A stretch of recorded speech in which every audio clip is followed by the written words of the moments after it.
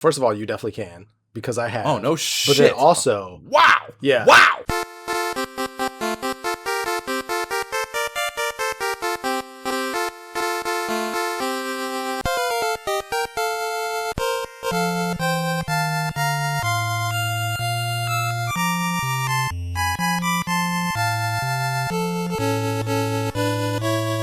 This is the Imperial Schools of Honor podcast. I am Josh Folan. And I am Jay Baxtron. And I am Nick. And we are going to be bullshitting about the formative years of console gaming as we revisit the periodicals that covered it again. We are embarking on yet another RPG side quest here today, which is a little thing we like to do here on this podcast where we incrementally fiddle with an old school RPG from beginning to the bitter end with the assistance of vintage game literature. This particular quest of the side variety will consist of a whole lot of micro-analysis of the 1992 Chunsoft-developed Enix-released third installment of the Dragon Warrior lineage for the Nintendo Entertainment System. Kinda, I guess I learned yesterday. For our literature of antiquity this time around, I searched high and low for a good strategy guide on this, but found nothing that checked the kind of boxes I'm after when we pair one of these old RPGs with a book full of fun lore and story and tips and tricks and what have you. The best I could find was a 2001 guide for the Game Boy Color remake, which much of the internet thinks is fairly one-to-one to the NES version of the game. But if you've been listening to this podcast for any length of time, of our like 175-ish episodes, you know I'm way too anal retentive about my retro gaming experiences to be perusing something from 2001 while I play an NES game for the first time in my life. So, fortuitously, the Explorer's Handbook, aka the Instruction Manual, is an 84-page zinger that, much like the Final Fantasy Manual, is mostly comprised of a detailed walkthrough. Around 75% of it is in that bucket, so like 60 pages. And I don't know how far that gets us into the game, because I've never played this before, but I gotta at least assume it gets us off to a pretty nice start. So we will begin with that. And then there's also a feature in the 27th issue of Nintendo Power, and we're only a couple issues away from that in our main timeline. Anyways, we will jump into that when it seems appropriate as we go, because it's kind of just like a little bit of a bullet point. It's not necessarily a walkthrough, I would say, but it does like bullet pointed tips about maybe shit that they think we would struggle with as players, or children players specifically, probably. I stole the link to the scans of such Imperial Schools of Honor in the show notes for the duration of the quest, should the need arise for your questing endeavors. And let us first begin with our emulation disclosure, so you know the tools with which we are undertaking our quest to defeat the Archfiend Baramos. Nick, how are you playing this game? I am emulating using Nestopia UE, same as with Zelda. I'm using the same 8-bit Pro Gamer controller, so. Nice. Word. Jay, how are you playing this game? And will I say it condescendingly throughout the duration of the quest? Like probably, but I don't even care, because I will not be talked down to by the man who talks about flat screen gamers versus VR living in the future. So, with that said, friends, I am playing the Dragon Quest III HD 2D remake on Xbox, and it is absolutely beautiful. Fortuitously came out just last year, so we always, like, if you listen to the pod, you know I'm always talking about looking out for a game that we've played and seeing, like, hey, is there a remake? Is there, like, a new version that I could play, too? Because I love, the previous games. And considering I love Dragon Warrior 1 and 2, playing retro on the NES, man, having this come out perfectly in time, it is beautiful. It's like, if you've ever seen Octopath Traveler and the way graphics are done there, like, very hyper-real, 2D, like, sparkling water in the background. It's like that, only done a bit better. So it's beautiful, and I love it. It's amazing. Cool. I don't know, Jay, if there's anything I've hated as much on this podcast. And I think the significance of that statement is that I have done however many episodes of this podcast that I've done with Jab, and I think that's where the significance of that statement lies. Well, I mean, obviously, you knew it was coming. I've talked about it over and over since we were talking about this game. Like, it's not even the same game. I will get into it as we go here. I've just gleaned from status updates you're not even playing the same video game. It is the same game. It's the same game. No, it's not. I promise. Well, we'll get into it. There's a couple extra spells, yes, but still. But it's not that they're... Well, again, we'll get there.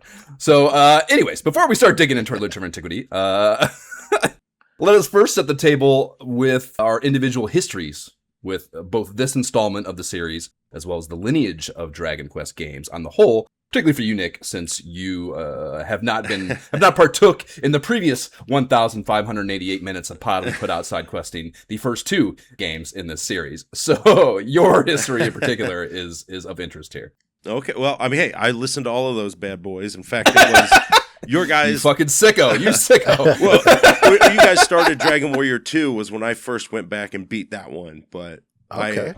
I owned the first Dragon Warrior as a child. I beat it. It was big time for me. My first like JRPG, and Nice. I mean, at the same time, me and my friend around the same time, had gotten into his older brother who was away at college, and we found his old D&D books, in particular the monster manuals, and we'd look, and they had all these weird stats, and we're like, what the hell is a hit point?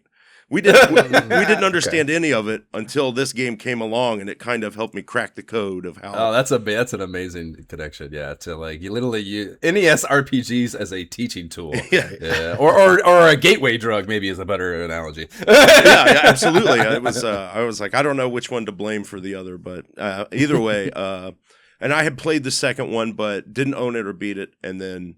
This one I did own, and upon looking back, I realized it came out so late where I was like, I had to get this after I got my Super Nintendo. So that kind of messed with my internal timeline where I was like, I remember being like, it definitely drops after. I mean, this comes out in, I think it's like April of 92. Yeah. So if you're an early SNES adopter, this is like way, Yeah, and this throwback. So I loved this game back then. This and the Final Fantasy both tugged at my heart in different directions, kind of as a young RPGer. So, I played through. I never actually beat it though until 2020, and during lockdown, it was one of my projects, and I was like, I got close though, but that's my story. With that first one, you said you had it. How did you go about attaining it? The way that is of internet NES lore, or some other more traditional means? I was already I remember the Nintendo Power giveaway, and I was already a subscriber, so I kind of missed out on that. And it was for my birthday. I'm guessing in '89. I remember going to I remember calling ahead. Do you guys have Super Mario Brothers 2? And they were like, yes. Okay. And I went there and I was like, hold it for me. And they didn't have it. And I was like, what? Like, I don't know if they lied or hid it. But I am not leaving here without an NES game, whatever the cost, whether it be emotional or financial.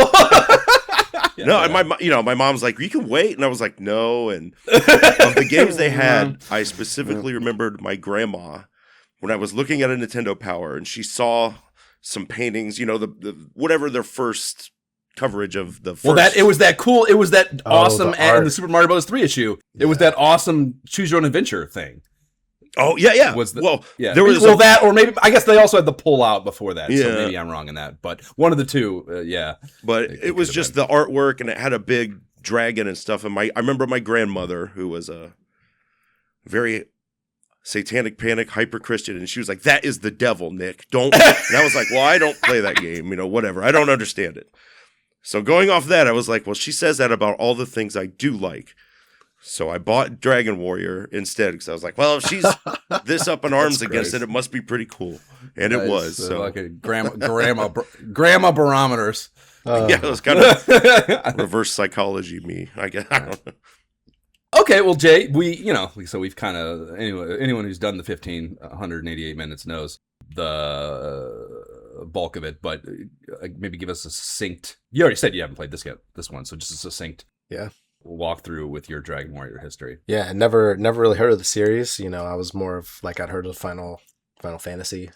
So that's crazy. Obviously, the podcast, namesake of the podcast, like, all right, we're gonna have to play this game eventually because I've never heard of it or played it, and loved the first one in its simplistic RPG format, and it really opened my eyes to like how RPGs work and how that through line is seen in current day RPGs that I would play. And so really enjoyed that. Obviously we played Dragon Warrior 2 as well. Same thing. Really enjoyed that one as well. And right after we finished it, it's funny, like they dropped like HD 2D remakes of 1 and 2 together. And I was like, oh man, like I'm not going to play through it all again. Like it was great. But so then when I saw the third one came out, I immediately bought it and said, well, whenever we get to that, I want to play it again just because the series is so good. And they came out with Dragon Warrior 11 a couple years ago. And, you know, I started playing that and it was cool, obviously a much newer game. And so being able to kind of bring the newer style to the third installment of this is super exciting. So here we are. I cannot wait. This is the one episode that I was telling my family, I've been waiting to talk about this game for so long. I can't wait till we talk about it so I can continue playing it. And I have never said that about our prior games. Like, let's go. The first one wouldn't be so bad to play that remake with, probably. I'm sure you could still knock it out probably in a fucking few days. But 2, cool. I could tell you, as a person trying to get those retro achievements for 2, and being in the kind of like last 20% area of that, it's like... that is a rough stretch there. Yeah, doing it for a second time within like, I don't know, a few year period is definitely going too far with the fucking Dragon Warrior 2 ship. Yeah, I wonder how quick it would be though if you're not taking notes and doing all that. You know, if you're just straight. Probably. I'm not. I'm saying I'm redoing it for retro achievements without. I'm just playing it's still it. just. But it's still fucking the grind of that last, third. I thought you were speaking hypothetically of what it would be like, not that you're actually. No. Like I said, I've been trying to. Remember I had told you the whole story about fucking up the one achievement and not getting it in hardcore mode, and now I can't get the whole Chivo set in hardcore because I like accidentally whatever the fuck it was turned off hardcore and got the achievement in softcore. So now I'm gonna have like a 99.7% master Dragon Warrior 2 thing on retro achievements. If I don't, which I'm going to because I'm sick, I'm going to email them and ask them. Can you please switch it over? Clearly, I'm not trying to cheat the system here. I have every other Chivo before and after this incredibly meaningless, like, spell acquisition achievement at, like, level 9 for the princess or something. Like, nope, start over again. So. No, fuck you. Yeah. Anyways. So, yeah, I had one as a child, too. I didn't get it, Nick, from the Nintendo Power shit either. A buddy of mine, who I probably did get it. So, the car I had probably did come from that. But... he definitely had a subscription to Nintendo Power, and he had Dragon Warrior, and he didn't like it. And I don't know if I bought it from him, or I don't think I would have traded anything. I didn't have anything I hated or anything for my NES collection, so I don't think I swapped carts with him. But somehow I got it from that kid, and yeah, played it into the fucking ground as a kid. Like, absolutely loved it. I remember, I think I might have bought that off of him. I don't think I've ever thought of that or said that on the pod. But I got that pull-out strategy guide from Nintendo Power 6 or whatever the fuck it is. I got that from him before I had the game. Like, I wanted to acquire that and buy that and have that. So I had that pull-out, but not even the issue. And I think, like, just pouring over that over and over and over again was probably what prompted me to initiating the transaction to get the game from him as well. And, yeah, it was, I didn't even have a slipcover for it. I had like a clamshell. That's what all his games he had in clamshell. So it was like the one game I had in this clamshell. It was like, it's a very unique memory as far as my NES collection goes. Both in experience and just the physical tactile shit of it. Right on. So yeah, played the shit out of that one. Jab had the second one, so we played that as a kid. I never beat it. The first time I finished that was when we side quested it a couple quests back. And I'll talk about it. I thought I'd played this game, just like fucked with it a little bit. Yeah. But the second I turned it on and that cinematic started, I've never seen this before. Yeah. Nice. All right, that's what I thought to myself anyways. So I don't know, like, because I do remember the Nintendo Power feature, and I'll talk about that too, but like that little fucking, the chart with the character attributes like plotted out, that infographic, which, as you might imagine, even as a child, piqued my interest a great deal. I remember that, and I think maybe just reading that feature, implanted this memory of having played the game incorrectly in me. I specifically remember that, like, was it like hexagonal? Right. Like they're pentagon. Yeah. Pentagons, I was obsessed too, because I was like, what a cool way to visualize. I don't know. I never saw that before. So we're obviously going to talk about it more at length, but yeah, that is seared into my memory. And then I'm guessing any like whatever, not that I remember like specific images from the game or anything, but like just the idea that I saw game play of it is probably just from screenshots in that feature is my best guess, you know. But yeah, whatever it is, minimal to none basically experience with the game. So I am venturing forth into this quest with no prior exposure, I would say. So that's our histories. Please rate and review the pod wherever you listen if you enjoy our shit, and or leave a comment on Spotify outlining how you feel we're doing in our effort to best the wicked Beremos. It helps us quest.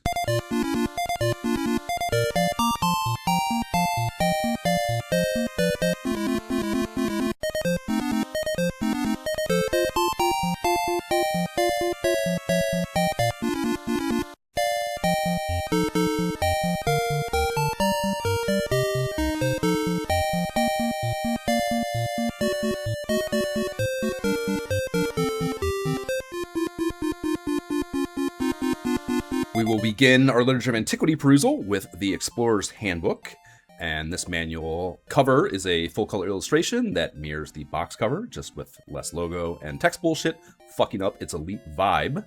It features a number of medieval weapons in a heap occupying the bottom third, numerous sword hilts, there's a double-sided axe, a pike, a chain, and what I'd presume to be a mace. There's a shield tossed in there.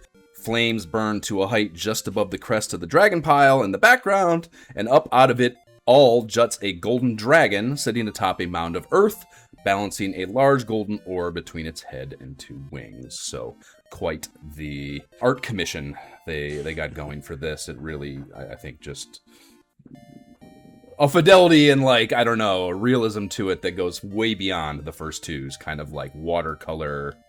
Oh yeah, whatever going on, you know, with those first two box covers. So big step up here. it looks great. Yeah, I love this. Yeah, Very Game of Thronesy. I appreciate it. I don't appreciate that, but I hear you. Title and treatment. They have a new one. I was watching some on HBO. I was trying to watch Rick and Morty actually on the HBO, and they were blasting fucking some sort of spin-off bullshit, right?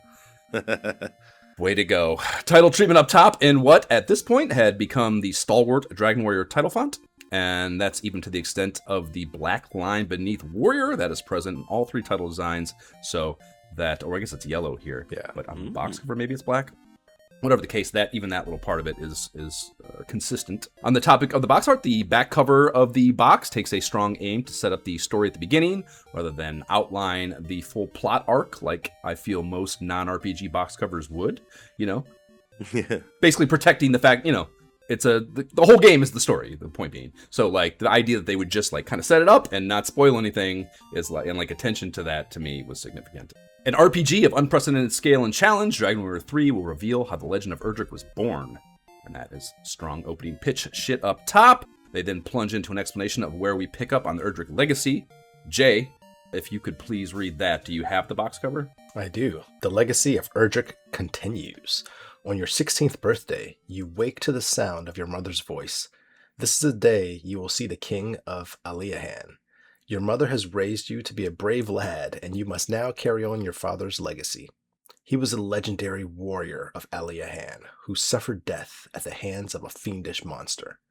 If not stopped, the archfiend Beremos will certainly destroy our world, the king says. Your challenge, your destiny, the destruction of Beremos. With the 3 allies of your choosing, you are set to embark on your quest to save the world from Beremos, your final enemy. Question mark? Like, Yeah, answer me. More like your final enemy? I'm pretty sure you guys are going to make like 8 more of these, guys. Relax with the final list.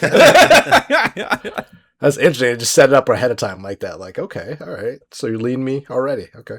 And lastly, there's a flex of what they feel makes the game one of unprecedented scale and challenge. If Nick, you could pick that up. 8 classes of characters to select from: hero, soldier, pilgrim, wizard, fighter, merchant, sage, and goof off.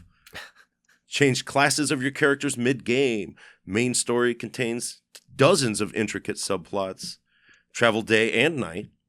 Gamble on monster battles at the fight rings. What? Select an expanded arsenal of weapons, armor, and spells. And visit over 40 castles, towns, villages, and shrines.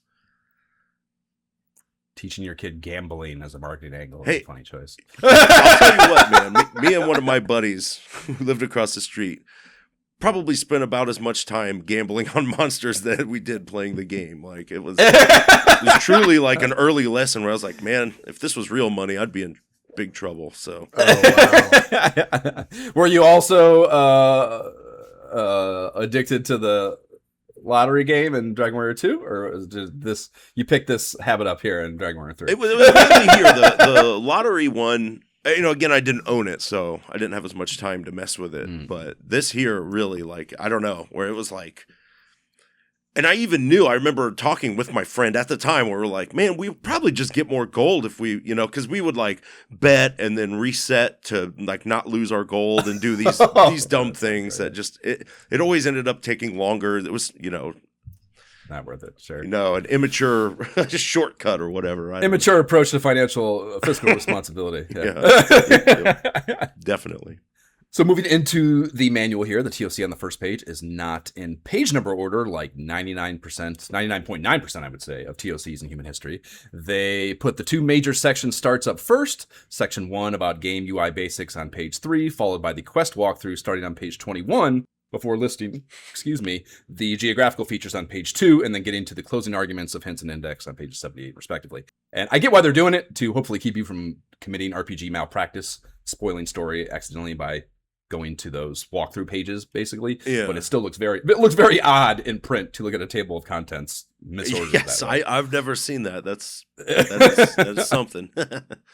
They take this precaution a step further by explaining to us how to enjoy Dragon Warrior 3 with the other 75% of this page.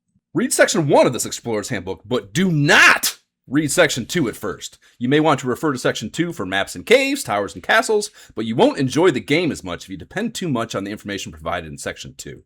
Section 1 explains the commands and the features of Dragon Warrior 3, with information about spells and items on Dragon Warrior 3 map poster. You should be able to start your quest. By gathering information from people, or animals, in the game, you should learn how to proceed. If you get stuck and can't figure out what to do, try remembering what you have heard and seen. Chances are there was a clue which will put you back on track. If you give up figuring out how to proceed, then refer to section 2 for hints. Use the clues in the ultimate hint section. Ultimate, not Ultima. We don't want to play Ultimate right now. We're playing Dragon Warrior. Hint section only as a last resort. Save your game periodically, especially before venturing into new territories or attempting things you are unsure about. And I don't know, again, just an extreme appreciation for like high effort to like, don't fuck this up for yourself. Do not ruin this. You can't get it back. Yeah. And you know, kids obviously are predisposed to like whatever. They're not thinking about all the fucking everything, you know. So they're just doing everything they can to kind of like, I don't know, maybe even say put fear into you. Sure. Which is maybe the only emotion that can get a child to not do the stupid thing. Maybe. Don't fuck yourself. You'll regret it forever. Page 2 is a legend of the various geographical features you will encounter throughout the quest. There are a great deal of things we've seen plenty in our Dragon Warrior 1 and 2 adventures, but they've added a number of things that we have not. On the overworld map terrain front, we have all our stalwarts and looking exactly as we remember them from both those first two games. We have traversable mountains, which look more like hills, and then craggy mountains that look like mountains and are not able to be navigated over. We also have the same poisonous swamp tiles to deal with. Bridges look the same. And I can't remember if the bushes shit was in DW2 or not, but they are no different in tradition, or rather than traditional grassland and or forest tiles in their function or whatever effect on you.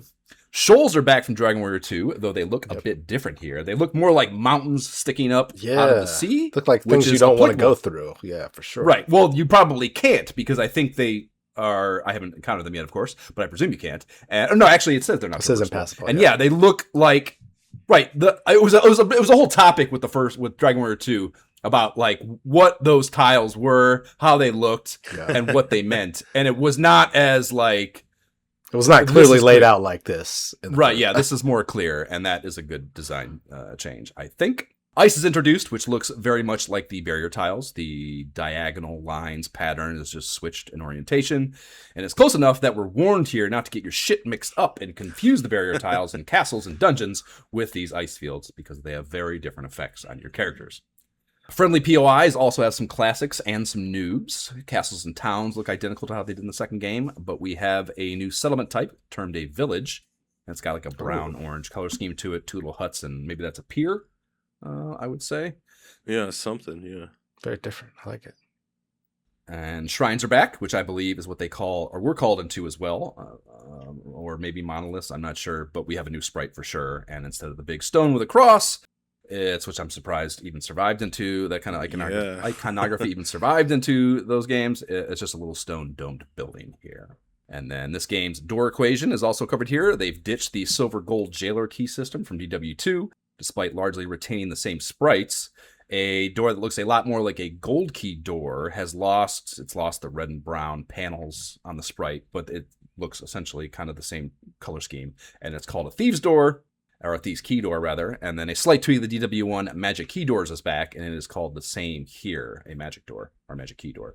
And there's a note that the magic key, they kind of like work, I don't know, backwards compatibility. The magic key opens both the magic door and the thieves key door, and then the last key, the final key door, or it looks like the jailer's key doors, like an actual jail door, but here it's called the final key, and then the final key can open all 3 doors, we are told, which is an interesting system, I guess. And I don't really see, I mean, I guess they're magical. That's how, various degrees of magic, and that's how they're able to achieve these things.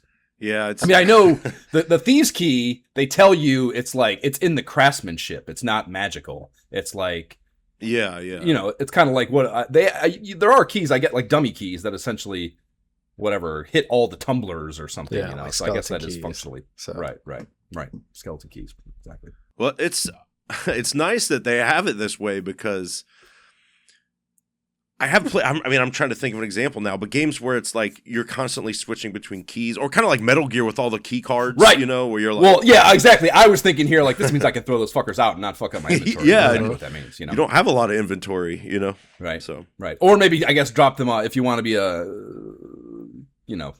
do the safe play. You also have the vault here. Yeah, and I imagine I haven't interacted with that yet, but I think it costs money to store things, which I of course don't want to spend on that quite yet. I don't have anything I need to store, but the idea that you have that is cool for sure. But it also just tells me that there's a lot of stuff to get. You know what I mean? Like, there's going to be a big, long adventure. Yeah, they probably did not do that effort purely out of convenience. It's probably they were like, you know what, this isn't working. Right.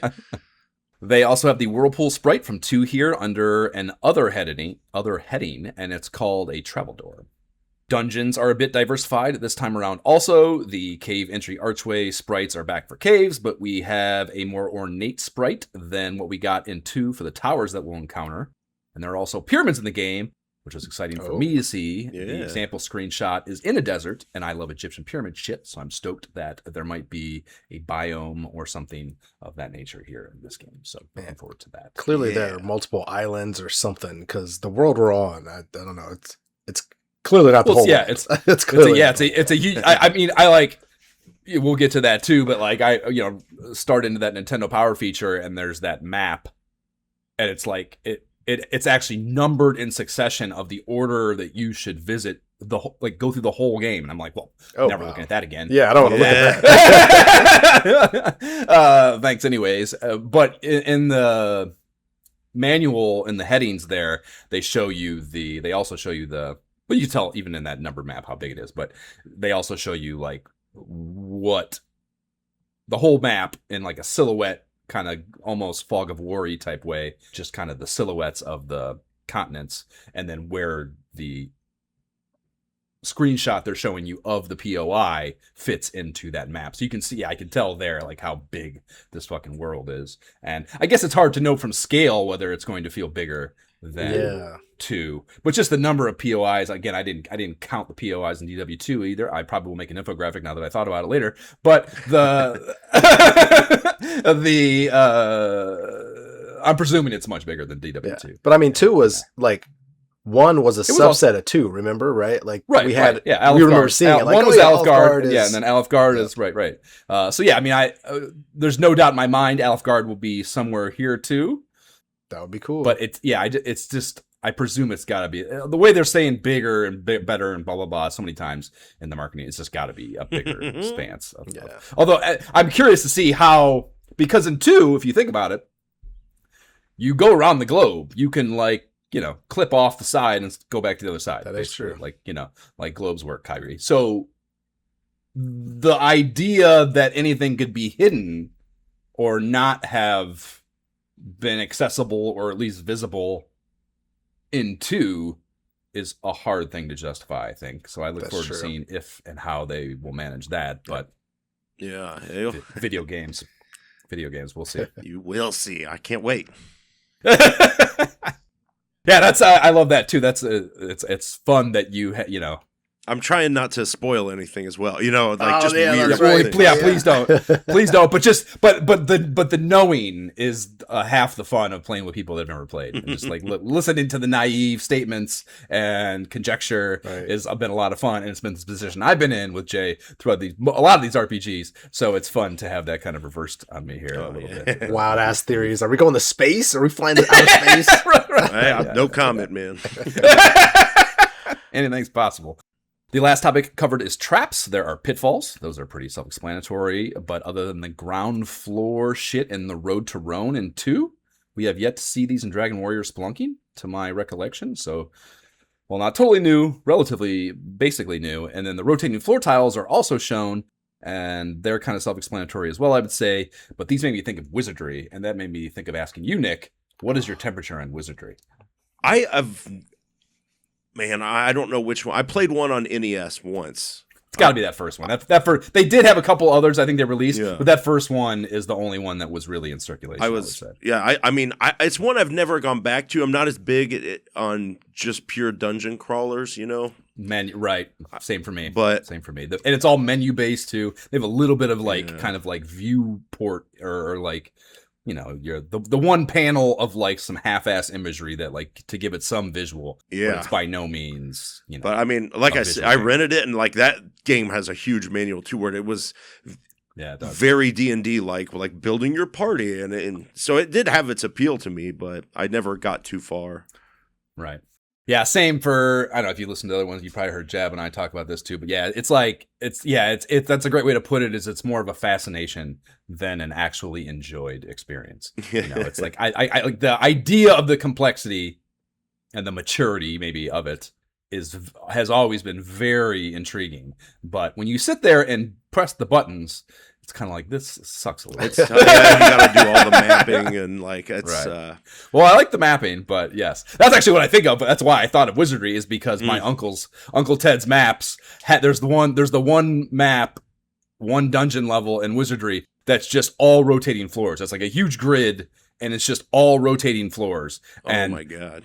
You gotta you have a compass, I think, or there is a way to navigate it. I can't recall what it is off the top of my head, but it's a fucking nightmare even to look at in graph paper map form, let alone to experience. I presume they will not be as intense here in their application. No, I don't think so. I honestly don't remember them, so I can't spoil that for you. Sorry.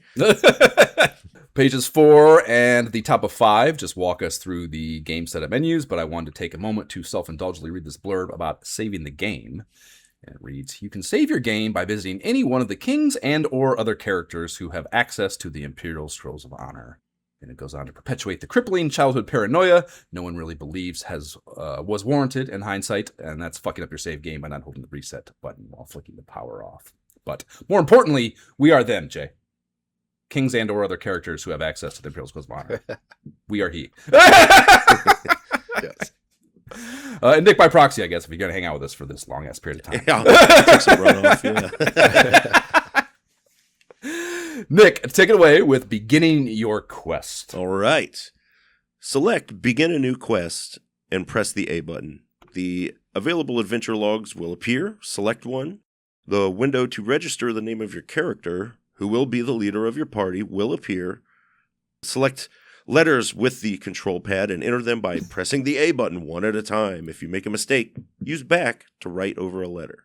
You can enter up to 8 letters and or marks, including a blank space, which is located below the capital V, but only the first 4 will be displayed during play. When you are finished entering the name, select End and press the A button. Then enter the sex of your character and the message speed. Your quest will begin momentarily. Pressing the B button at any time will let you restart the begin a new quest procedure.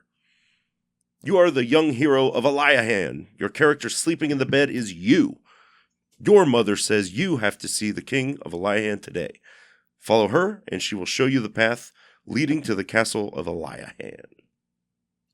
I wanted you to read that clinical thing, that clinical dissertation there, Nick, because I wanted to get into. It's always intriguing to me the naming limitations, and this is step one where I hated what you sent me yesterday, Jay. That you are not limited by that character constraint.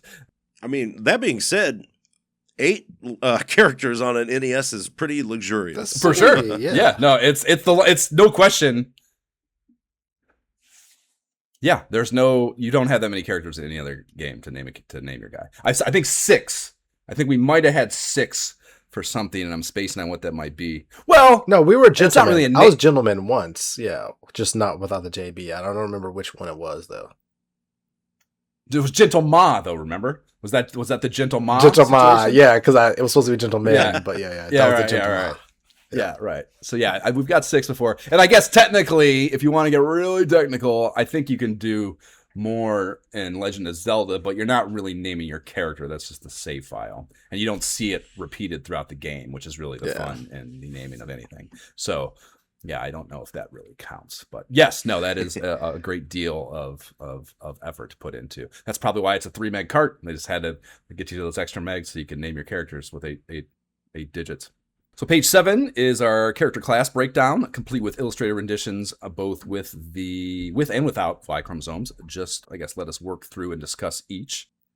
Jay, if you could tell us about our hero. The hero of Dragon Warrior 3. You can use weapons and armor well to fight enemies fiercely. You also have the ability to cast spells. Some of the spells which you learn will be exclusive to you. As expected. You would hope to see that. Why is that the only Why is that the only dude-only illustration? You can pick your sex. Yeah, well, yeah, I don't know. You know what's weird about this is if you choose a female for your hero, you still have the same sprite. And then some townspeople will comment on it. They'll be like, "Wait, you're a man or you're a girl?" Like, really? Yeah, it's shit. It's pretty strange, but it's a crazy little detail. Yeah, that is fucking weird. That is interesting. Well, that answers the question actually. So that's cool intel that I never would have guessed in a million years, Nick. So thank you for that. But yeah, that is weird. That's a recent discovery on my part. It was like, whoa, that's really cool. I mean, that's something that they clearly updated in my version because, like, the sprite. It doesn't tell you if it's male or female first. It's really just like spiky hair versus your hair like slick back. So I was like, that's weird. Why are they just giving me and the minute I chose the one with spiky hair, it was like, okay, this one is male. The other one is female. I was like, oh, okay. Huh. Basically the same sprite, essentially. You're just saying this is your hero. I thought you were going to tell me that they let you do them completely interchangeably is what I thought you were about to say. No. They just basically just made it a little more, but it's still kind of like, what? What are we doing here? Interesting. Yeah, I wonder what... I mean, like I said, that's interesting and fun, but I just can't... I mean, it's probably something... It's almost always hardware dependent. It's probably... They literally got right up against the 3 megs and they were like, we got to cut something. Yeah.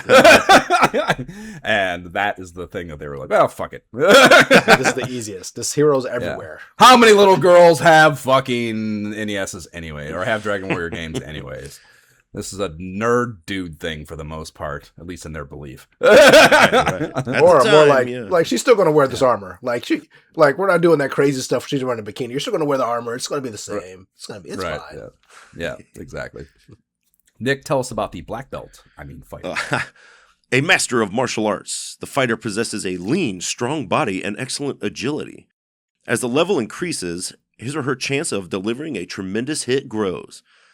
Being a master of martial arts, he or she can best fight barehanded. When equipped with ordinary weapons, his or her attack power may decrease. So these are our best ninja options in the game, and I read that, and RPGs make you make business decisions. But when I first read that, I was like, well, I'm definitely gonna have one of those, and I ended up not. I ended up not though because it didn't work. Yeah, it did not. just didn't work in my math, basically. At Same. least the math that I felt was important. But yeah, upon reading that at first, I was like, that's like such a comp to the black belt. I was like, I definitely want that. Sounds fun, you know. Yeah, they're very similar. I almost always use one of these, but I didn't this time. Okay. All right. Soldier is next, a fighting professional, and I love that sentence. But the soldier can be equipped with most weapons and armor, and since his or her growth rate is high, she will become quite powerful quickly. She is not agile, though, and cannot cast any spell. So this is our truest tank. Yeah. I would say. Which is weird, though. Sorry, go ahead. Oh, no, you go ahead, man. You're good. No, the lack of agility I get, but it is also weird that like my tank in practice is always, or soldier, is always like the last to swing. So in a lot of battles, he doesn't even fight. You know, like if because of the level, because I'm able to take him out. So that's an interesting. That's an interesting that's an interesting criticism actually. That like, I don't know, you could role play that though. I think it's easy to get to. Like the soldier is a fighting professional, and what does professionalism entail, Jay?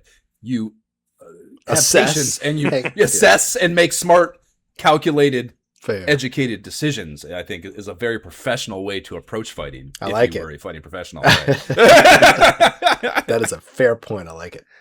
I really like this artwork too, because this was very informative of like the Dragon Warrior series. I guess Final Fantasy 2 and the many artworks and Nintendo Power that are associated. But the way the armor is drawn is like, that was like my default armor, the way I would draw as a kid.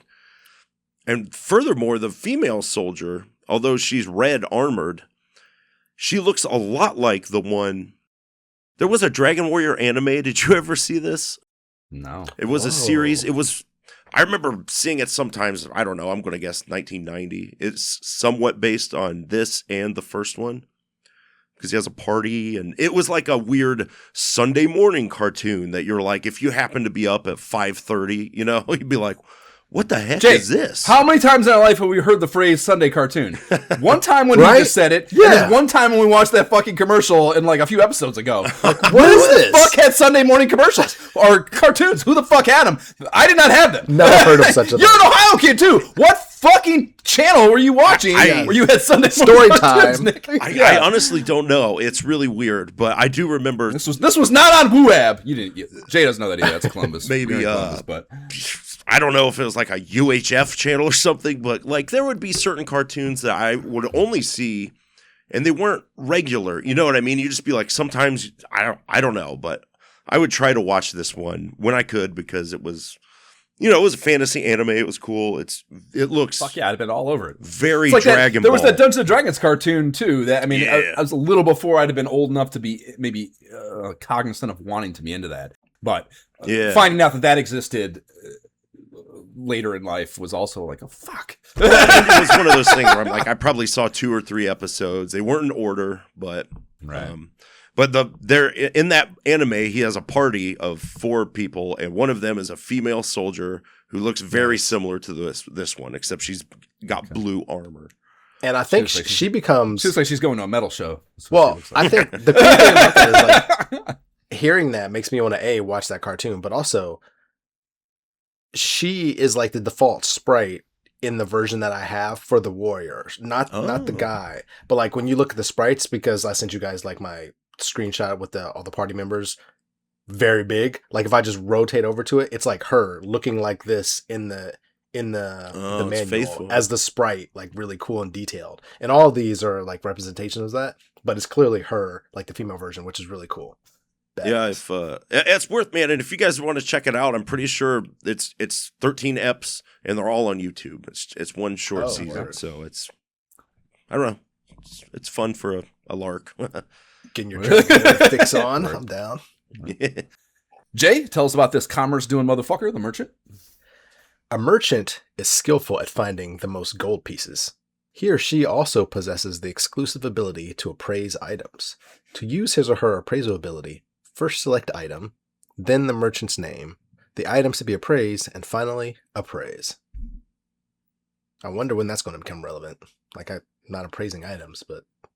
Yeah. I bet this merchant would love my Dr. Wiley's castle building economic analysis. Yes. On 2 episodes was my first thought. But also, I was only halfway through. I'm reading these in left to right, top to bottom order, like most human beings would. So I'm only halfway through my character breakdown as I'm reading this merchant description, and I could already tell the developers are giving me enough rope to hang myself with, basically. I read this and I was like, well, I'm gonna have one of these for fucking sure. Like these really highly specialized characters who are severely lacking the well-roundedness to make your early game at all a pleasant experience. Like that, it's like RPG crack for me to give me that level of control in my experience, you know? Like your recommended starter pack of, like, you go to that bar or you go to Louise's, right? And the pre-made characters they have, and then obviously the drunk dude at the table's telling you what to do and give you the suggestion. And like it's like a soldier, a pilgrim, and a wizard. It's like that's for bitches, Louise. Like, I don't know if you think I'm some kind of asshole, but I played Ultima. I did a side quest on Ultima 3. Like your shitty suggestion is not nearly punitive enough for me to have any fun. No, thank you. Thank you very much. I knew it. I was like, Josh is going to roll in here with a fighter, merchant, maybe a goof off, and we'll see how this goes. The merchants are actually pretty solid, like at least for like the first half of the game, because they get some like unique equipment only they can equip, and they're actually that is one thing. Yeah, that is one cool thing early games, Nick. Yeah, that's a good point. They're like, I don't know, towards the late game they start to run out of equipment, if I remember. Like that's specific to them, but they're solid. Yeah, I mean, whatever. I don't want to get into party competition yet, but yeah. Oh, sorry. Yeah. Well, I mean, it's not a fucking not yelling at you. I'm simply saying we'll get into more of it later. It's he's doing fine, basically. I guess maybe is all I want to say is like he's doing fine. It's not as much of a disaster as maybe I was worried it was going to be when I was having this thought going through the character breakdown here. Yeah. Nick, enlighten us on the matter of that aforementioned starter pack Reco Pilgrim. With the ability to cast mainly healing and indirect attack spells, a Pilgrim can back your party up greatly in battles. She also has relatively good strength and can be equipped with many weapons and armor. At higher levels, she will learn powerful attack spells too. Yes, sir. Sounds like a paladin comp in the parlance of D&D. Kind of, yeah. I find it interesting they chose Pilgrim. I was like, they didn't want to say priest or cleric, like.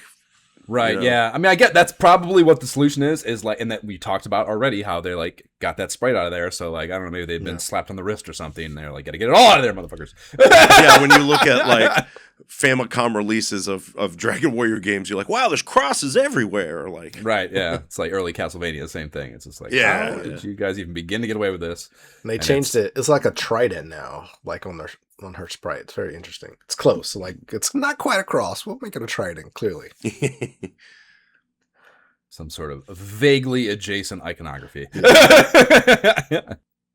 So goof off now. Without exaggeration, a useless living being to take along in your quest. The only redeeming quality, if any, is that his or her irresponsible and unpredictable actions and remarks will make you laugh. As Goof-Off's level increases, his or her uselessness will become more and more apparent. His or her luck is tremendous, however. And that, my gentlemen cohorts, is poetry to my ears. I have been playing these kind of games my whole life, and I know that for every yin, there is a yang in these games, and at least in design, if not practice, and that there will be a payoff of immeasurable value for the misery this fuck will inflict on me throughout the quest. And I will probably also laugh a great deal at the cruelty imposed upon me along the way because I'm a sick fuck. So also Goof Off was like guaranteed after reading that. And also I would say not going as horribly as it could. Or as I expected, maybe. Okay. But definitely also laughing. And that, again, is the most important thing. Jay, as a veteran of this podcast, would hope and expect, please walk us through the wizard. Yes, of course. A specialist of attack spells. Even at lower levels, the wizard can use very effective attack spells. However, he or she lacks strength, and his or her attack power and defense power are low compared to those of other characters in other classes. The wizard can be equipped with a limited number of weapons and armor.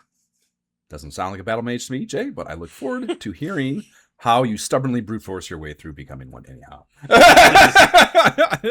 I look forward to my wizard becoming a sage here, and whenever that happens, apparently. Yeah, don't know anything about that. But Nick, close us out on such characters, please. The Sage is a super character. The Sage can learn all the spells of a pilgrim and a wizard. She can not only fight well, but can be equipped with many weapons and armor. No character can start as a Sage, however. The only way to become a Sage is to gain enough experience points and have a necessary class change. Oh. I'm assuming the wizard changes. Yeah, that would be my assumption. Maybe I'm wrong. I hope. I don't know.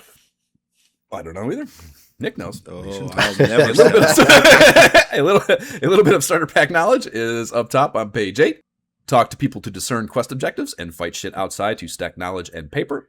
Then they blow through the various business models entrepreneurs employ throughout the kingdom of... Well, Alia, you said... Say it again for me, Nick.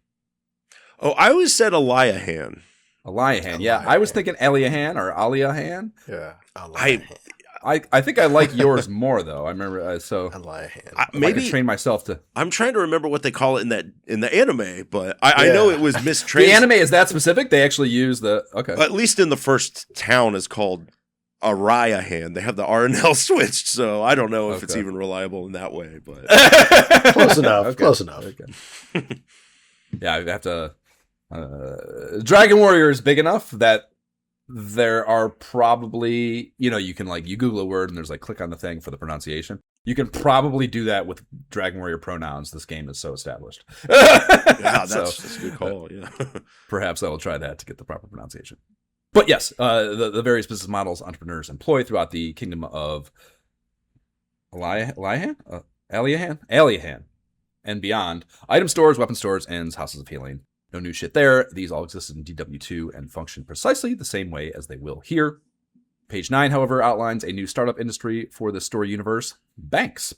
They are called vaults, not banks, because the executives haven't fully fleshed out the business model yet. You can store your gold there for free. We'll hold on to it here for you for free. You don't even got to sweat it. Just leave it here and go away. So they have that going on. We're not going to share any of the money we're going to make off your money. We call that interest here in the biz. But you don't worry about that. Just be happy you can come and get your money whenever you want.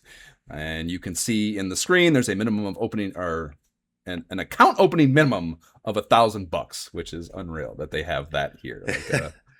An account minimum here at fucking Dragon Warrior 3 Banking. It made me chuckle out loud. It's I've never really used much vault stuff for your money. I mean, it's worth it because if you die, you won't lose. If you die, you don't lose. I presume that's what, which appeals to me for sure. But there's only the one vault, right? Yeah. So there's only one. Yeah, that's there's only back at Castle. Aliahan. So depending on if you want to, spend some of that, hard-earned gold on wyvern wings or, casting return, I guess, to zip around. Well, yeah, actually, we'll talk about that, too. They have changed the fast travel in this game immensely. So that is a great point as to whether or not that matters. And I guess I didn't think of that with this, having that as a criticism in my mind. But, another thing about the vault is it's they charge you money to withdraw your items. Oh, so really? Is that how it works? Yeah, but if it's a story, so you can put them in for free. Yeah, same thing. They're monetizing. I don't know. It's the incentive. They're not gonna. They are not mitigating the incentive to get the shit in their hands. Yeah, they make their money and they make the friction. Getting your shit back and that's funny to me, It's like a pawn shop. I don't remember. I don't remember the amount per item typically, but if it's a story item, it only costs 1 gold to get out. So, that's good. I'm trying to think. I don't think we've encountered any so far. So it's not the greatest thing, but I guess it's nice. I don't know. As an option, yeah. I mean, if you're especially me as a kid, too, being a conservative with this stuff, I probably, as a child, would have been fairly inclined. If I was saving for something big, Maybe not. I might do this now, thinking of this flowchart. But if you're saving for something real big, and you don't want to do the grind to get all the way there, and you want to go get some actual quest shit done, the idea that you would like bank your savings before you go do the dangerous thing, where you could get it halved, is presuming that's the math here. I guess I don't know that either, but that's how it usually is you get half when you die. So, that is pretty nice functionality to have at least available to you if you want to have that level of care. I will say though, okay, one of the things I do, I always store all my seeds in here. We've gotten a seed, I think, right? In the dungeon? Oh, yeah. Yeah. Oh, I didn't. I don't even know what you guys are Wait, talking about. you're talking about the things that like increase your agility or strength? Yeah. Those things, yeah. Yeah, I've gotten a couple of those. This, What the fuck? I don't even know. I don't know You if clearly this haven't done much grinding, Josh. I don't know if We'll this talk about, Jay. Not the case. More things to talk shit to you about. But we'll well, depending, it's kind of a weird thing. At least I know this is true for the NES version. I can't speak to the future versions, but the way the game calculates your stat gains, right? It compares at any given level for each class. It's like, here's where your stats should be. And if you're lower, you get stat bonuses. But if you're above, you just don't get anything. So there's a bunch of these seeds through the game that are, I don't know if they just didn't think about how this would work out, but they're not worth using because that'll just put off your next stat gain from leveling. Oh, man. So I always hoard them all till the very end. That's super smart. I never would have gleaned that from. But would that affect? I would have assumed it was just random number bullshit, Yeah, would that affect like? Because I don't know when we'll talk about it. Maybe during Tales of the Grind. But like if, for example, in the early example I mentioned about the warrior having low agility, right? Like if everybody else's agility is 21 plus and his agility is 15, if I get one of those seeds, like knowing that he's always low agility and that seed gives him +3 agility, like that doesn't really. You're saying that's changing the upgrade ability, or would it in that case? A little bit. It'll just nerf the gains, basically. Kind of. But if that's, so if I was going to get 3 agility next time, I just will get 0. Is that what you're saying? Kind of, but interesting. In this case, the warrior's agility might be so damn low that you would never get it anyways. There are some weird, but yeah. Are you saying what are the benchmarks of this? They're all super weird. There are some pretty extensive write-ups on game FAQs. This is where, back in the day, I was like, oh, weird. So it was kind of fascinating. Yeah, there was a point in my life. But I guess a blanket answer though, it is universal, not class specific. Yeah, these benchmarks, okay, and they're all So it gets weird, and there are certain like. I'm trying to think. There's this type of seed, I think, that raises your HP. And you don't want to no, it's your vitality one, because that ends up nerfing your hit points, because you actually only gain hit points when you gain vitality. So by using a seed, you're not gaining it at a level up. So you will get more vitality, but you won't get the accompanying HP boost. Ooh, man. I know it's weird. That being said, it probably would not. It's not going to lock you out of anything, or it's just a weird quirk. It'll just make your life shittier. That's like all RPGs. yeah, slightly, but not. It's not that bad. I don't know. Okay. Well, the banks will find some way to monetize this too. We just they haven't gotten to that yet. Yeah. Being a startup, they only have one location, Aliahan, but they are seeking venture capital to expand themselves. Please inquire within if you would like to invest in their undertaking. Page 10 covers the various statuses your characters can be inflicted with while adventuring around, and I just love the way they are presented. DE means the character is deceased, suggested remedy, and in addition to deceased, we have PO for poisoned. That's a tried and true DW staple. You need antidote either in medicinal herb form or via spellcasting to nix this. NM for the character's entire body is numb and immobile, and it slowly dissipates on its own, but a full moon herb will immediately fix the problem. There are also spellcasting solutions, we are told here. SL is for sleep, and only lasts the duration of the battle it occurs in, likely by way of enemy magic, but it can be fixed with spellcasting as well. And then lastly, CF is confused and disoriented, and it does not appear to be a spell remedy, but it ends with there does not appear to be a spell remedy, but it ends with the battle it occurs in as well. So they've diversified the conditions here a little bit, or expanded them, I should say, which is nice, of course, for fantasy role-playing shit. And the next, I think there was just, is there even stone? I know that's a Final Fantasy thing, right? I haven't seen DW. I think DW2 was just poisoned. Just poison and dead, sleep. obviously. Yeah. Oh, sleep, yeah. So the next 6 pages explain the various menu commands in both walkabout and battle modes. There's nothing in there worth discussing with the exception of the character attribute system, and you can peep game on in the status info screen, and one other little blurb. A lot of the shit is common RPG sense and not new to the DW series, but we have a few ones and mention-worthy nuances of old ones that I did want to hit on. Luck is introduced, and the way that math is described as being implemented is the higher your luck is, the better chance you have of getting away when running in battle, as well as evading enemies' magic spells. And they explicitly lay out the math for both attack and defense power here as well. AP is equal to the full, I'm inferring, sum of the character's strength plus the equipped weapons' attack power. And then DP, defensive power, is equal to half your agility attribute number plus the combined defensive power of your equipped armor, shield, and helmet.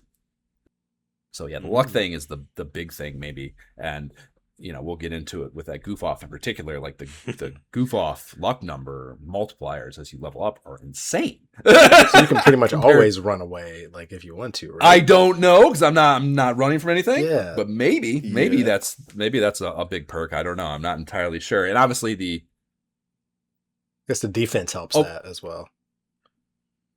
Your running ability? No, the defensive power, since that's half your character's agility, that means your goof off would have good defense. Well, agility and luck aren't the same thing. Agility is separate from luck. He has high luck. He does not have high agility. Oh, yeah, that's it. But the magic spell thing is interesting, too, because you do, even in this first, we'll of course get there in the grind and stuff, but, they're like that rabbit that casts the fucking spell, or sleep spell, horn, whatever, hair, or whatever it is. Early on, that's very scary, and it can be very effective. And like literally, I mean, it's not a party wipe, but it's a conscious party wipe. Yeah. Sometimes, and they'll all of them will get fucking put to sleep, and then it'll just be the goof off that doesn't get put to sleep. And then we'll get into the functionality of why that leads to funny dialogue boxes. But yeah, the goof off can stay awake often in these situations where everyone else is getting put to sleep. And that was interesting to, I guess, experience, and just kind of a nuance that you certainly aren't thinking of when you're picking the goof off as a character, that's going to be the only one awake when everyone else gets put to sleep. So that's kind of fun. The one other bit and bob I wanted to highlight was the parry battle command, which is explained to reduce damage inflicted by enemies by about 1/2. So fucking kind of like half-assed fucking explanation there. But Lorik disciple Liam Kirstein, who is quite the Dragon Quest warrior aficionado and hosts the Slime Time podcast, which isn't 100% DQ focused, but it's pretty damn close. He was very adamant about the advantages of utilizing this on the Facebook page when we first get into this game. And he laid out that there are some goofy, buggy things about the menu system's implementation of it. So you're familiar with this, then maybe you can, I don't exactly understand everything he said, but the two things were, the first was the first position character has their parry command bumped off the menu by the spell command. And I was assuming this is why your character order is the way it is, Nick, but the only workaround to that is putting a character without spells in that first position to reclaim parrying as an option. So that's how you get the workaround there. But if you have your hero first, you're not going to be able to parry with them, basically. It's weird. I have yet to even think to want to use parry. I always want to do offense, but I get that maybe in certain situations it could become appealing. And he also said the other glitchy thing he mentioned was your last position character can't do it, but I didn't understand what he meant. He said something about like you can't go, something about not being able to go back, or it didn't make sense to me. Again, there's something to do with the last character though that also either nixes or fucks it up somehow or another. So basically your first and last characters have to be considered when thinking about the advantages of the parry command, I guess, or wanting to use it. Yeah, there's this weird error in the game where when you select parry for any character, it immediately applies the parry bonus. Okay, so if it's like your first character, you choose parry, and now you're doing the second character. You can go back. You go back, okay. and you'll still have the parry. I did not glean this from the fucking explanation at all. So you can do that basically. You can like parry, back, and then your first 3 heroes or characters will all get the benefit of a parry. But since you can't, the last character you can't back to it, so they can never do it. I don't think I could do that. I think that's too. I think that I feel bad about that. Yeah, it's something. I mean, I've played around with it. I've used it in the past. It is kind of, and I don't think it's absolutely necessary. But if you ever find yourself in a real tough fight, real pickle, you could be like, let's bust out the old parries. But the parry on its own is a fine. If you're about to die or have nothing better to do. Yeah, that's it. Yeah, that is a really because you can get in a situation certainly where if you can just get out of the fight, you're fine. As long as that character's still alive, you can obviously heal without the constraint of turns. So that's probably the most useful purpose for it is a character near death, and you just want him to. Or either because of the person with the revives, whatever it might be, If you're trying to make your grinding more effective, like my wizard, he does shit for damage anyways, so he's not going to influence the battle. Just stay alive. Yeah, that's a good point. Save his hit points. The goof off might be a person that I should be just pairing with as well, because I always use them as like a whatever. That's also grindy stuff, I guess. But yeah, that's an interesting point too. Just a character that isn't contributing anyways. Why not just keep them alive? Like you're like, I'm not going to waste a spell on this dumb battle, but I might as well. Right. If this saves me 5 hit points, I don't got to heal. Right. We now have a day-night cycle. First time for that in the series. Nick, if you could please learn us up about that. All right. In Dragon Warrior 3, the passage of time has a profound effect. For example, you may find certain people only during the day and others only during the night. What people say might change depending on when you talk to them too. It is recommended that you visit the same place during day as well as during the night. Only while moving in the field will time pass. When you are in safe places, such as castles and towns, or while you're standing in a field, time will not pass. That's good to know. You can kind of stand still and just hold on for a second. I need to reason, and it's not going to continue on. Yeah. The universe will stop and start at my convenience. Yeah, that's exactly what I want. I love day-night cycle. I love it in game. I love exploring towns at night, even though it's nothing, but it feels like I'm sneaking around. I don't know, but right. Well, yeah. I mean, it adds just a whole layer of immersion. That is obviously immeasurably more lifelike, of course. And yeah, townsfolk chatter. We'll talk about them, but there's a super fun one even in Aliahan. There's a really fun application of this little stupid thing, and how it affects gameplay, and maybe even that might have been even done as again, sure, kids, even if they read the manual, it's not fucking eternal, whatever. But just to really in a defined way put it in your sights that these things change. It's different when it's at night, and to consider that in your problem solving trees moving forward. I feel like it was a little bit of a starter pack. And I gotta say, I think the only other game I had played before this with a day and night cycle was Castlevania 2. So Simon's Quest. So I gotta give them credit for being for not having it change while you're in the town. Because nothing sucks of being like, I'm going to go buy this new sword, and then it would turn night right before you get there. Right. At least in the old, they did it right here, I think. Tough, yeah. I mean, Ultima had it. I can't remember it doing anything of fucking substance. It did have, I can't even think. Yeah, did it? I don't even know if the map, I don't even know if there was a visual change. You just had the, well, was there day night or was it just moons? Maybe there wasn't. Yeah, there's definitely the moons. Right, because the moon gate bullshit. So maybe, I'm overstepping how much of there was one in that. But whatever the case, good. And I love the king. I love the king here is fuck off, come back during office hours, bro. That's fucking a great functionality, Yeah, it's fun. Well, it's I think the first thing that I found is it's cool. The first time I went into a town at night and kind of just I've done grinding and kind of went there and I wanted to buy something. it completely slipped my mind that like I couldn't go buy something. So I went there and it's like, sorry, we're closed. It's like, oh shit, might as well go to the inn and take a nap. Like it just add that extra level of RPG element, you know? Yeah, I like it. For sure. Agreed. And yeah, and they even, but also as a matter of convenience, which again, I think there's a lot of, you know, it's only been a few years, 2 or 3 years, but I feel a great deal more consideration for quality of life and less friction on dumb shit here in this game relative to the first two. But this is an instance of it where you have these, you know, at the bottom here, lists off the 4 ways to reverse day and night. So basically just giving you control over these things. And even outside, well, I guess staying at the end is one of them. But even with that first town, you can always go to your mom's house and, you know, change it if you need to, you know. So yeah, they just give you a little bit of control over it. And that was one of the things about Ultima 3.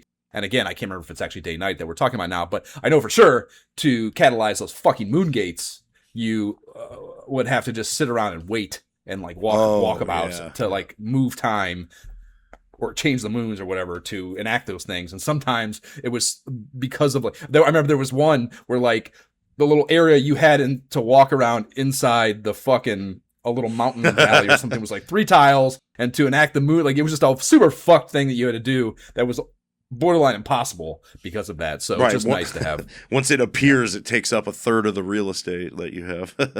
Right. It's interesting too that some enemies only come out after dark too. That's a cool functionality of this as well. That there's actually like it makes perfect sense. Yeah, and it's just more nuanced than I would expect maybe of an NES RPG. It's nice for grinding purposes too. Where you're like, well, let's get that encounter rate up, baby. Right. Last 3 pages are titled More About Fighting. Here, they provide a half dozen strategies to help you in battle. And we'll just alternate through these. Jay, if you could start us off, please. Watch out for enemies' special attack. Some enemies have the special ability to inflict damage on you in addition to their ordinary attack habits. Their special attack abilities are listed below. The magic spell, Stop Spell, cannot block these special attacks, which is good to know because I would absolutely have tried that without looking at this table. Right. Definitely good information to know. Nick, if you can handle divide the task. During the fight, divide the task of defeating the enemies. While the hero, the soldier, and the fighter are attacking the enemies, the pilgrim should concentrate on backing them up with healing and defensive magic spells. For example, to heal the ally with low HP using heal more, heal all, etc., cause a group of enemies to flee with expel, and increase allies' agility with speed up. The wizard who can use attack spells, which work on a group of enemies or all enemies, should specialize in attacking a group of enemies. The soldier and the fighter who cannot use spells should be assigned to attack an individual enemy.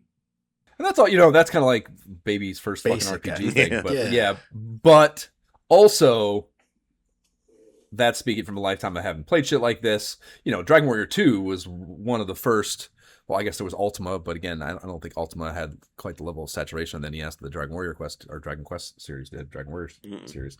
So, you know, just it's early in like the idea of divide and conquer, and like that's one of the things I enjoy most. Even like, you know, Jab and I have talked about this on our fucking brains are wired this way. Like, just finding the 100% most optimal math, you know, and like the fewest number of turns and just the fewest number of button depressions to achieve like the little engineering problem that you have in front of you, you know, and that's what this is an embodiment of, you know. So while it may seem basic, I think it is something to put in front of kids' eyes at this time.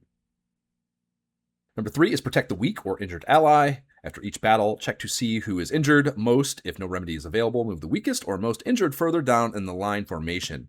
The closer one is to the front, the more damage he or she will receive in battle, which also kind of just, you know, it's become part of the vernacular, but new concept here, I think, too. So definitely something to think about and keep in mind as playing the game or while playing the game. I do think it's weird how they've because they've talked about this in a couple places, but they say the more damage you'll receive, which could sound like to somebody who doesn't know, like you're actually taking more damage per hit, not you're getting more hits. Right. You know? Well, yeah, I would definitely assume that too. But in either application, it's better. Yeah, it all ends up the same way. Yeah. Jay, if you could tell us about the agility of your allies and enemies. In each round, the order of Each round, the order of turn taken by participants depends on their agility. You must assess the agility of each participant. For example, even if you intend to use a medical herb on an injured ally, the quicker enemy may attack the ally, defeating him or her before the medical herb is administered. Likewise, not assessing the agility of your allies can result in inefficient maneuvers.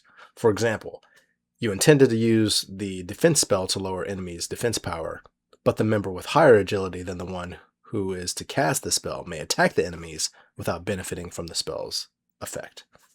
That's tough. I mean, misjudging like what we don't have a basis. I mean, you're just going off sprites, and I guess like if you're really paying close attention to past behavior, but I don't know how you're supposed to.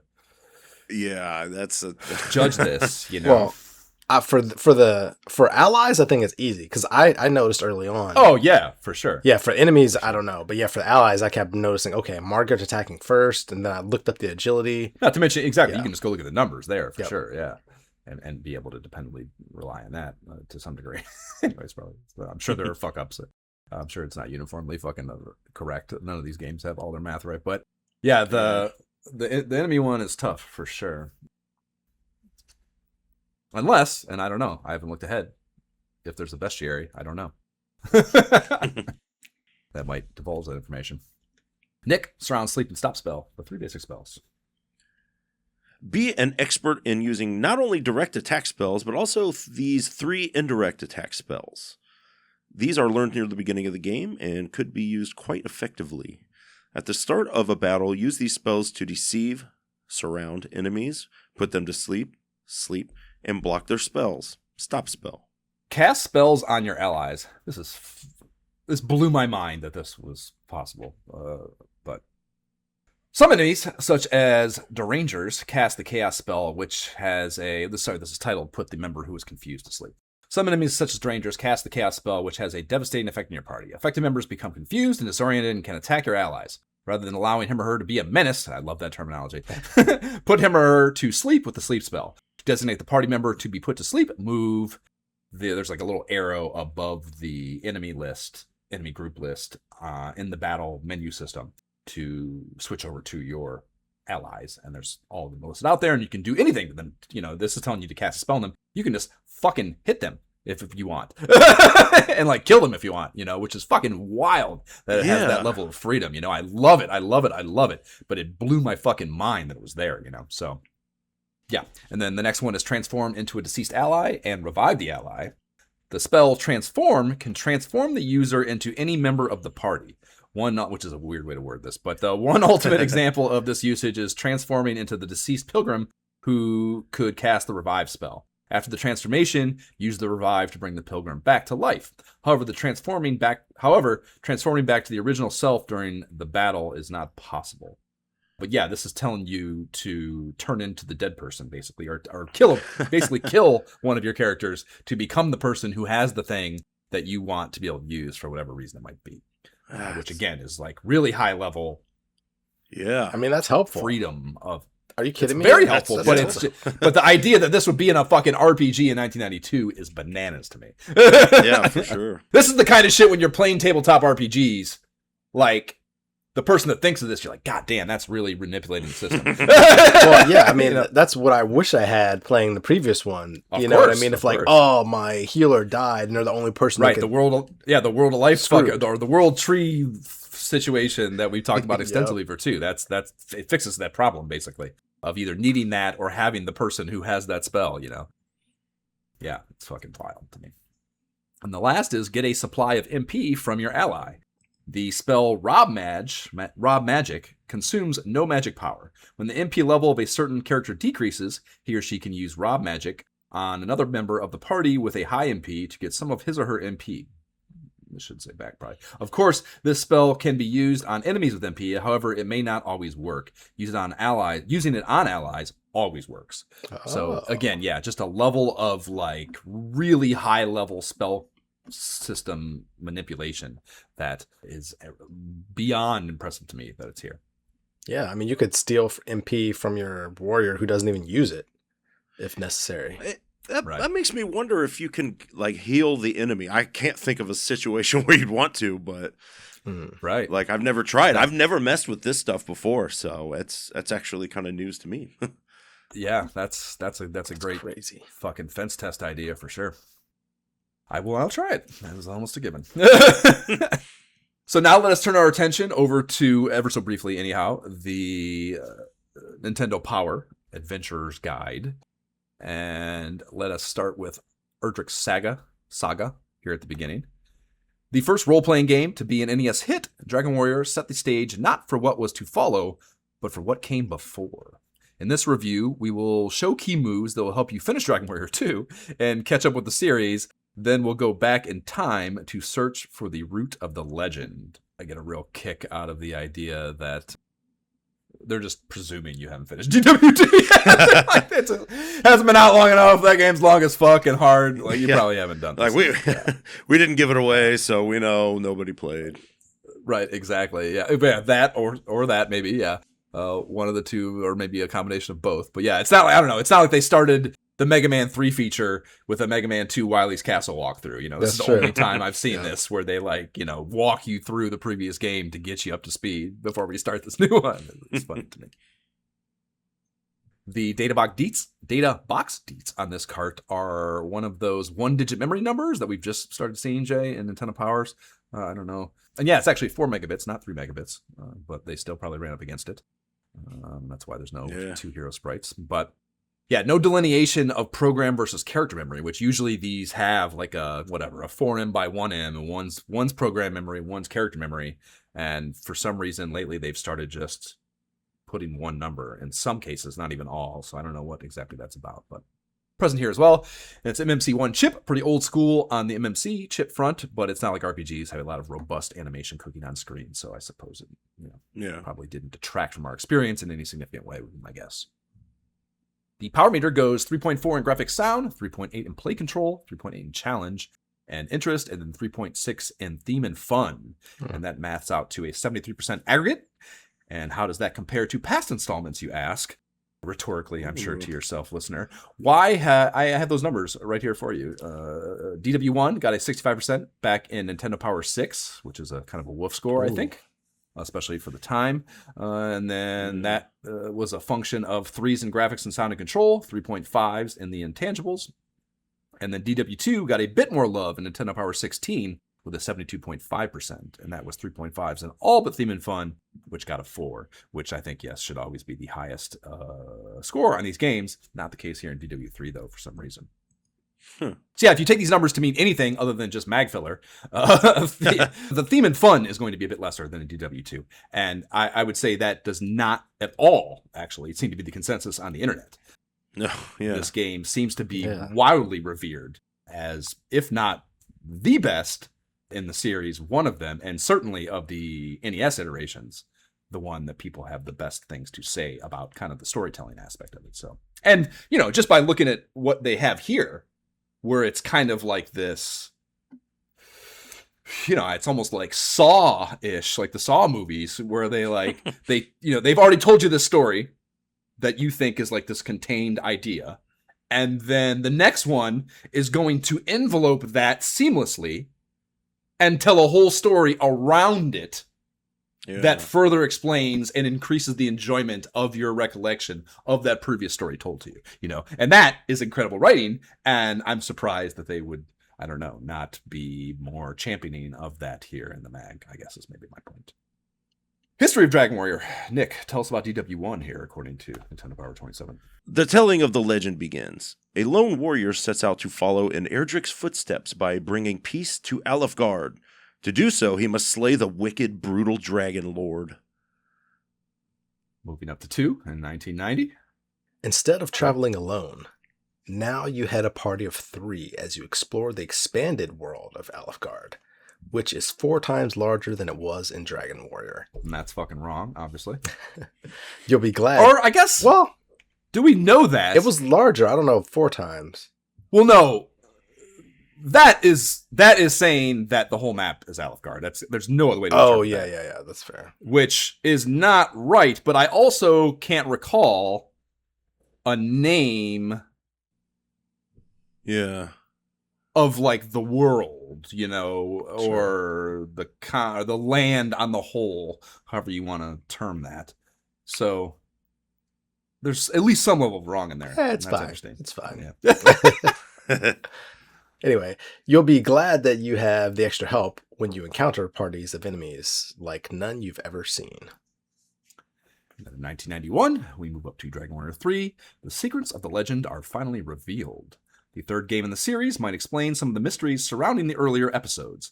This time, you head a party of 4, some of which can be beneficial class changes, or some of which can make beneficial class changes during your quest, and you can learn more spells than ever.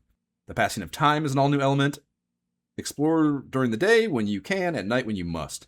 You will explore by ship as you did in Dragon Warrior 2, but this time you will also have to fly high aboard a huge bird to reach remote places. So yes, I mentioned earlier with this map on page 30, the caption for this reads, the overworld map in DW3 is vast and varied. You can wander around at will, but to follow the most direct path to your journeys in, go to the map's numbered locations in the sequence indicated. And I do not want to do a paint-by-number RPG. Fuck you. Nintendo Power. Like I said, I hate that they added that here right in the beginning of, you know, they're usually so much more considerate of that kind of thing too, of, you know, not, at least not the whole game. Yeah. Giving you the whole flowchart, you know. Yeah. So, a little disappointed in them for that. Come on. That's how we left. Howie left, that's why. Now shit's, they're just fucking it's off the rails over there. Once Howie left in 20, or before issue 25, you know, here we are 3 issues later, and they're just it's giving away the game. Yeah, they've already ran into the ground. Gale's already ran into the fucking into the bedrock. How the mighty have fallen. Right, yeah. I did want to pick apart and talk about, yes, that party member checklist over on page 31 before I started my playthrough, though. And yeah, man, this image just fucking beyond seared into my memory. Just so distinctly, it's kind of fucking wild to me how, I don't know, clear of a memory it was the second I flipped to it. It says, weigh the advantages of each and select your party members carefully. The dotted lines on the diagram below show how much growth characters can make in the different skill areas. Try to put together a winning combination.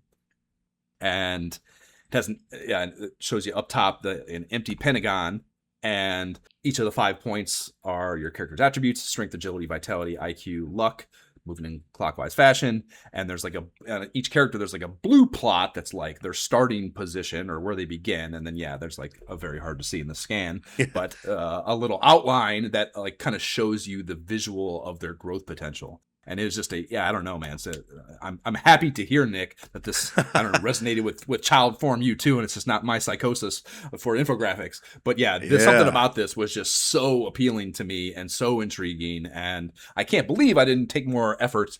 I mean, I guess it was the time too. If I wasn't quite to the Genesis yet, I was certainly emotionally getting there, and for whatever reason or another, this did not, even having the first 2 games at home, I did not seek out and acquiring this, but I certainly remember looking at the Nintendo Power and this being a very intriguing thing to me, and just loving kind of how it, I don't know, gives you, I don't know, the visual element is so cool. It was just so unique, at least at the time. I don't know, and I would briefly try to come up with a way that I could draw a little pentagram for my characters and other things, and it was not worth it.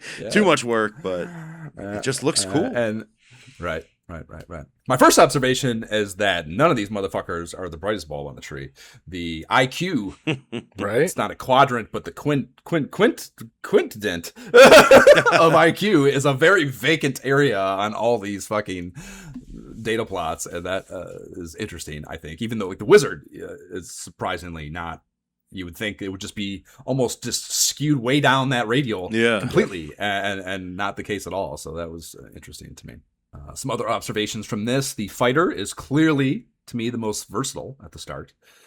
The only thing it's lacking is that aforementioned IQ, and the growth potential is rather minimal, though. And depending how much stock you put in Nintendo Power's editorial team, there is a not significant agility regression suggested in their diagrams. They actually, the growth thing suggests that they're going to lose agility over the course of, I don't know, their development, which is the only instance of that in all these plots. So weird. That, kind of lends it to maybe being an error, that it's the only case. And also I would just struggle to see that especially for that character too. I mean, that is again, that's the ninja. Yeah, And the idea that it'll become less agile doesn't make a lot of sense. Yeah, it doesn't seem to track. I don't, from my memories, anyways. Although they did call the pilgrim the priest here, so maybe they are just smoking something up there in Nintendo. Yeah, well, we just covered it. Fucking Howie's gone. Yep. Fucking, and they just can't get right over there now. Yeah. One other thing too, the goof off is very easily discernible as deficient in most everything at the start. They do have one consolation was they do have a semi-reasonable amount of growth to them, like at least area wise. It doesn't really get too far down the radial on any of them, but there is like a decent little patch of growth potential there with them. And yeah, reading this, I was like looking at this, and obviously it's so extreme. It's the only time you have an attribute actually touching the endpoint on the radial. Yeah. So like, I'm looking at that and I'm thinking like, how much is luck going to play into my experience? Because I'm still, I'm not at all sold on what my fucking party composition is going to be. So again, that's why I'm looking at this as like the idea of a visual representation of it helps me make these decisions much better. And I'm looking at this like, man, that is like really appealing if luck is going to have a heavy input into my experience. You know what I mean? So yeah, I mean, if it only factors into running and spells working on you, like I was thinking to myself, like, yeah, if that is the only way it's going to benefit me, especially again, taking into consideration, like as you're always doing with these, hopefully taking into consideration, how do you like to play these games? I'm not going to run. I'm always wanting to take the grind, even if I'm fucking on a quest, unless I'm like going to do something that is incredibly long and hard. And I'm, for whatever reason, deciding specifically in that instance to not fight everything. That's kind of how I'm always playing. So running is not going to be at all appealing to me, really, at least in theory, but whatever, so kind of oscillating here.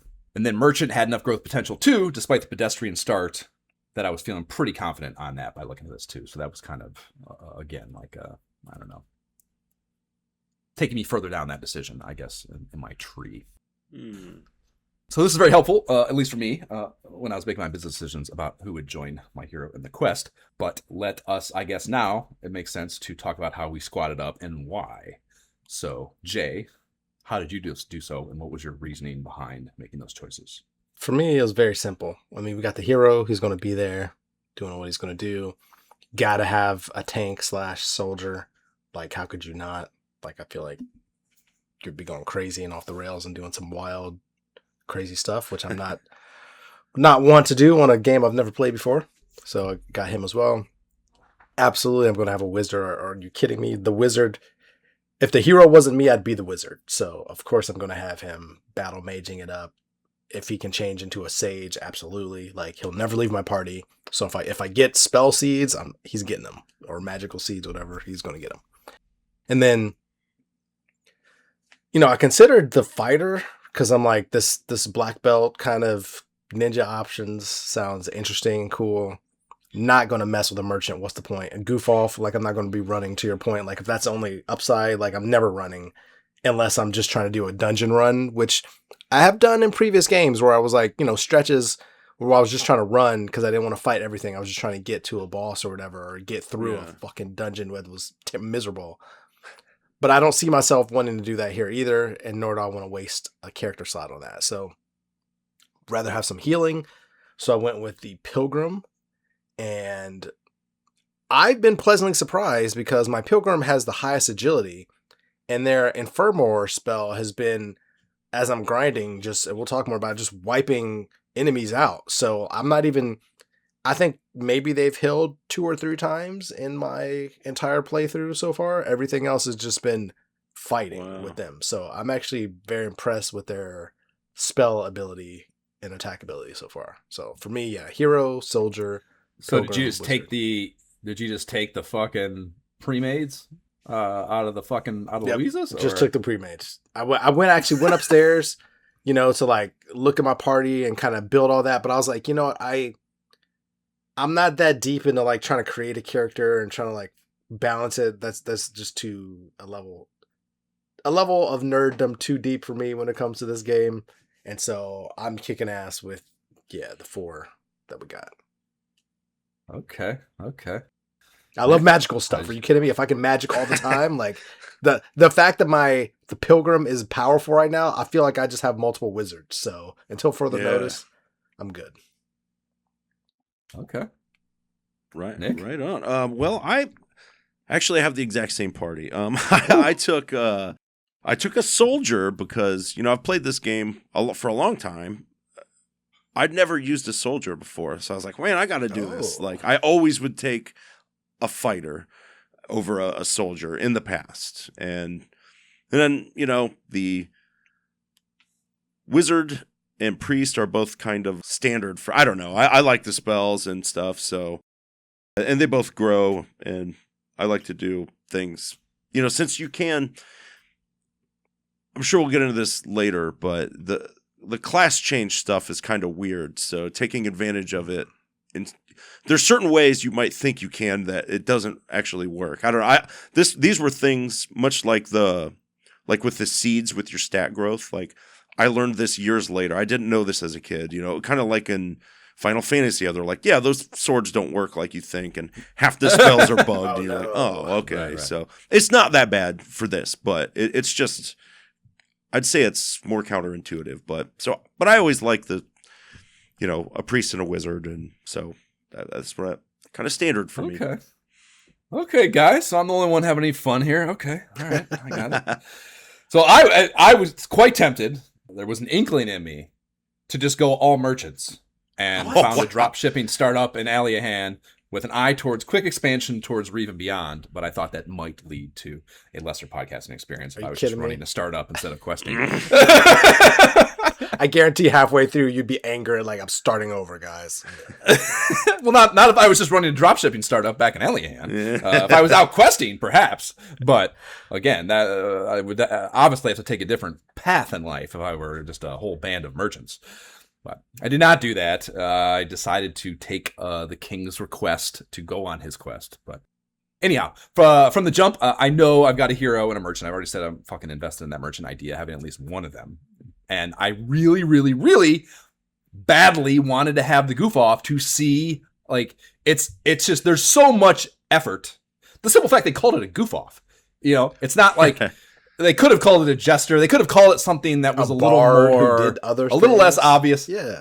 Well, a little less obvious and a little more story world themed, I guess, is maybe the best way to say it, But they didn't. They called it a goof off. They're constantly barraging you in the game's fucking the manual, and then you get into the game and there's assholes telling you upstairs at Louise's, like, do not take one of these. They are fucking useless. And someone telling me that much to not do something, like, they're lying to me. Someone is lying to me. Someone is not telling me the whole story. They're trying to fucking take advantage of me. And there's a reason why I do want to take one of these fucking things. So that was my logic up to this point and had me badly, badly wanting to take one.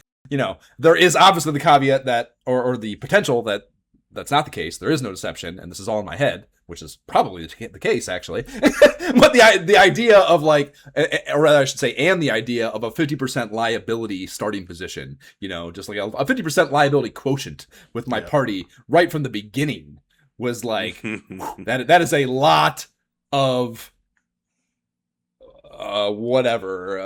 friction, difficulty, whatever, to just, like, willingly dump on myself from the beginning. So there was fucking a lot of concern about doing so, but I was so fucking tempted. And whatever I was going to do, so I had this merchant, and I knew I was going to have some liability, So as, like, kind of my whatever hedge to that, I also went priest thinking, or pilgrim, I should say, thinking I want to be able to prop up the merchant with that healing and buffing, function for sure, no matter what I do with that last spot. So I was pretty dead set on going with, those three being locked in: a hero, a pilgrim, and a merchant. And then the last one, I kicked it around a fucking ton, and I ended up doing the goof off. I just fucking said, fuck it. And, like, let's see what happens. And honestly, the big thing was, also realizing, like, my presumption was that I would not be able to change these just, like, interchangeably as you can with Ultima at any point in the quest. Like, yes, I knew that, like, I understood that the Sage is like, you have to switch into it, but I assumed that, like, I did not assume that it was just universal. One, you can just get and remove and add characters at will, and then two, that change thing, well, I guess I don't know this, but I'm assuming...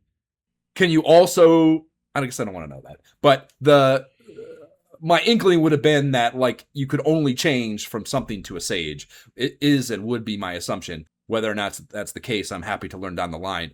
But either way, learning that I could just...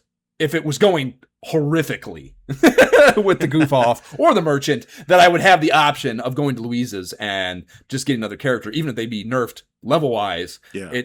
The idea that I had that freedom was kind of like the thing that pushed me over the edge. And I was just like, fuck it, let's try it, see how bad it is, and see what fucking happens. So come on, goof off, get your silly ass over here. We're going questing.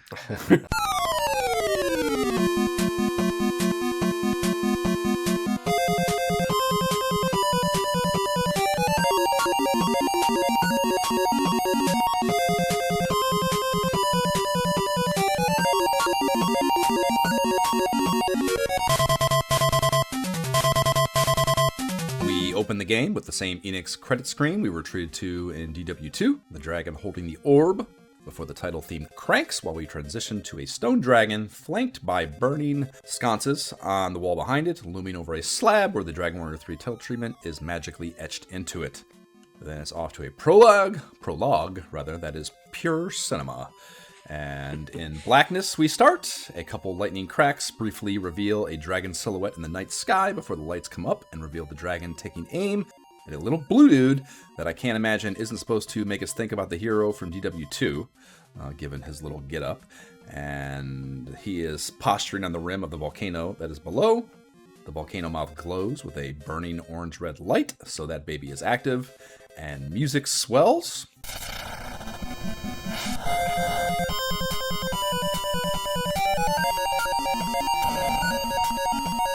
The dragon swoops a time or two, the hero nimbly avoids before the dragon pops off some fire breath once, twice, that the hero fends off with a shield. Another swoop from the dragon, and this time the hero mounts an offensive and successfully. He lops off one of the dragon's wings, which falls to the ground and keeps flopping around despite its disembodied status. And this brings the dragon fluttering to the volcano rim, where the hero wastes no time prior to plunging his sword deep into the chest of the dragon. The dragon wails in agony before lurching both the hero and itself into the mouth of the volcano and away from our captivated eyes. And from there we go back to the stone slab title screen, where we'll sit in silence until you gather your gumption and set forth on the adventure. So yes, now we name our dudes and we get our feet wet in the game. Upon hitting start, you are presented with the usual as far as DW menus go, and we want to start a new game. And the first thing they want you to do is name your dude, even though you haven't even met them yet. And I think that's really, well, that's asking a lot, I would say. But yes, they have added real estate, 8 characters, fucking wild. So I said, fuck it, tacked a Sir onto my Todd, Ooh. Sir Todd. Yeah, getting really aristocratic with Todd this time around. And Jay, you did not have to pinch words, so it's just Gentleman JB. Yes, Gentleman JB. Yep, of course. Mince words, I should say. Nice. Nick, how are you rolling? I'm Ninja Car again. Oh, that's right. Yeah, lovely. Nice. It's a lovely name. Lovely name. After you put in the name, we go to blackout, and dialogue pops up in a dialogue box that reads, "It was Sir Todd's 16th birthday. Wake up, dear. Wake up, Sir Todd." Cut to your hero lying in a bed in a sparsely decorated room, a woman standing over them. "Wake up, Sir Todd. It's morning. Today is a very important day. This is the first time that you, Sir Todd, shall go to the castle. I have raised you as a brave young lad for this very day." She then scurries over to the stairwell and waits for you to get your lazy ass out of bed and follow her. Doing so will reveal your sprite looks a lot like the volcano enthusiast from the prologue cinematic, so there's a striking similarity there. So come with your mother. When you approach her, and you automatically join her side and then follow her to the castle approach out in the town. And if you go straight, you'll come to the castle. Remember your she says next. If you go straight, you'll come to the castle. Remember your manners in front of the king. All right, be on your way now. And then you resume control of your sprite and must proceed to the north. If you try to go back the direction you came with her, she scolds you. She says, "What's the matter, Sir Todd? Go and meet the king." So you walk down this little sandy path a bit and then hit a castle sprite nested on a small patch of land surrounded by a nice little moat. You walk inside there, and inside the castle theme plays.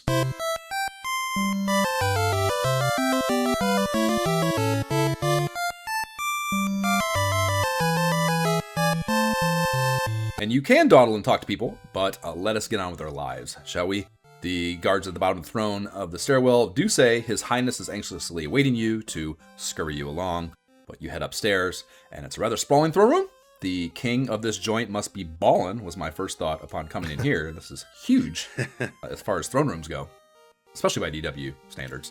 Usually they are a very tight little deal. There are a number of his minions ruminating about, and I figured their patter would change after talking to the king, so I did think it was probably relevant to speak to them before talking to him. So I went around to see what these confidants had to say. The Walmart greeter says, "When you return from your travels, have the results of your labors recorded in the Imperial Schools of Honor.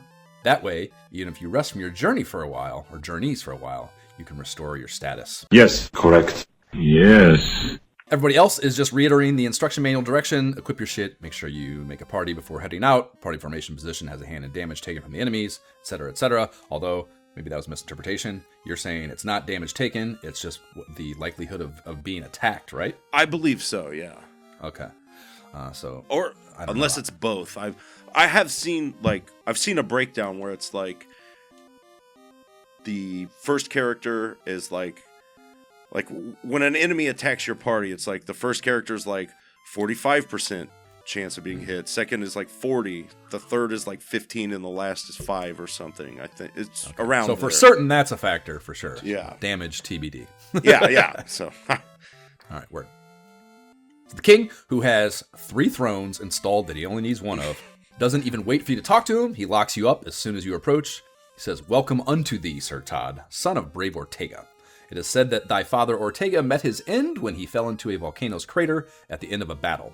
We do hereby accept your position to follow in the footsteps of your brave father." And I don't recall saying that, but whatever you say, brother. You're the king. If you say I said it, then I guess I said it. Thy enemy shall be the Archfiend Baramos. The name of the Archfiend Baramos is yet unknown in the kingdom of men. If things remain unchanged, before long, the world will be destroyed by the Archfiend. And bro, if you say Archfiend to me one more time, like stop saying Archfiend. Stop saying that fucking word. That's excessive usage. Baramos must be defeated. Seek companions at the local eatery and start your quest. The narrator interjects to inform us that Sir Todd receives money for his party, and then the king closes shit out with a farewell until we meet again once more, Sir Todd. So I like that the king does not acknowledge that that you are given this money, right? Which to me reads as him just silently like beckoning some minion over, like just give him the money, without even having to say it. And that's a nice little role play in my mind for sure. Some stooge coming over to do that. And then he turns you loose, go forth and conquer. So if you were just to get it out of the way, if you return to him while playing the game, you just get his patter, that goes as such. It reads, "Welcome, our brave hero of Aliahan," is his opener, and then he doles out the XP situation for each of your characters, of course. And he asks if you'd like to inscribe your results of your journeys on the Imperial Schools of Honor. And then if you say yes, he says, "I surely made a record of it." And I also just like that. That stuck with me and we said, "I surely made a record of it" for years after. Yeah, I surely did it. That's a very distinct and unique piece of copywriting that I enjoy a great deal. And then he closes out with a, "Well, what about it? Are you about to continue your journey?" And if you say yes, it gets you a, "Well, be off with you then." And then saying no returns a, "Well then, why not rest for a while?" And yeah, you know what really sucks, guys? And I don't know if you knew this. This is a easily missed thing, I think, probably playing this game, no matter how many times you might. The supposed king of Aliahan here has no name in the game's lore at all. He's just the king of Aliahan. Yeah. He has, I don't know, how boring is that? Maybe he's not notable. I don't know. we don't know the rest of the story. Maybe yeah, he's that's really true. not that That's true. important. I mean, King Lorik, Jay, even the pussy that he is, hiding in that hovel near Tantagel, or at least one of his whatever successors, would probably still talk shit about a king that does not have a royal surname to champion. It's pretty bad situation, I think. And I had to look that up, of course, and I did not know this after having played 2 games with him mentioned, and obviously creating a podcast and sustaining a podcast for years that is kind of built around the existence of this individual, this fictional individual. But King Lorik is actually named King Lorik the 16th. And I felt a bit of shame to not know that was that we 16th. are constantly referencing the 16th in a lineage of Loriks on the pod here and did not know that. So We need to fun little get some new Cracker Jack t-shirts. facts. 16 King Lorik 16th, yeah. Why haven't we? That's a design we need. King Lorik, fucking it's something about fucking recording the Yeah, that's definitely a Coming t-shirt soon. design that Coming soon. needs to fucking happen. So back out into the town, the castle town theme jams, and your mom is nowhere to be seen. The town is bustling in normal fashion, though, much to see and do. So that gold allotment that the king gave us, beckoned as minion to drop into our pockets, was a piddly 50 gold, and in this economy, that does not go far. It is 6 medical herbs or 2 wings of wyvern, and that kind of means you're not going on a shopping spree for sure, so you might as well heed the reco to stop in and see Louisa at her place. So you come in here, the vault is located in here as well, so she's, I don't know, whatever. That's, again, I think a testament to the startup nature of the bank business is that they don't even have their own joint, that they're just like working out of a closet in the fucking at Louisa's, there's a drunk sword and shield swinging fucker here sitting at the table as well, and he has his 2 cents about what your party composition should be in between hiccups if you want it. And he says, if you're going to take anyone along, you'd best take a soldier, a pilgrim, and a wizard. Hiccup!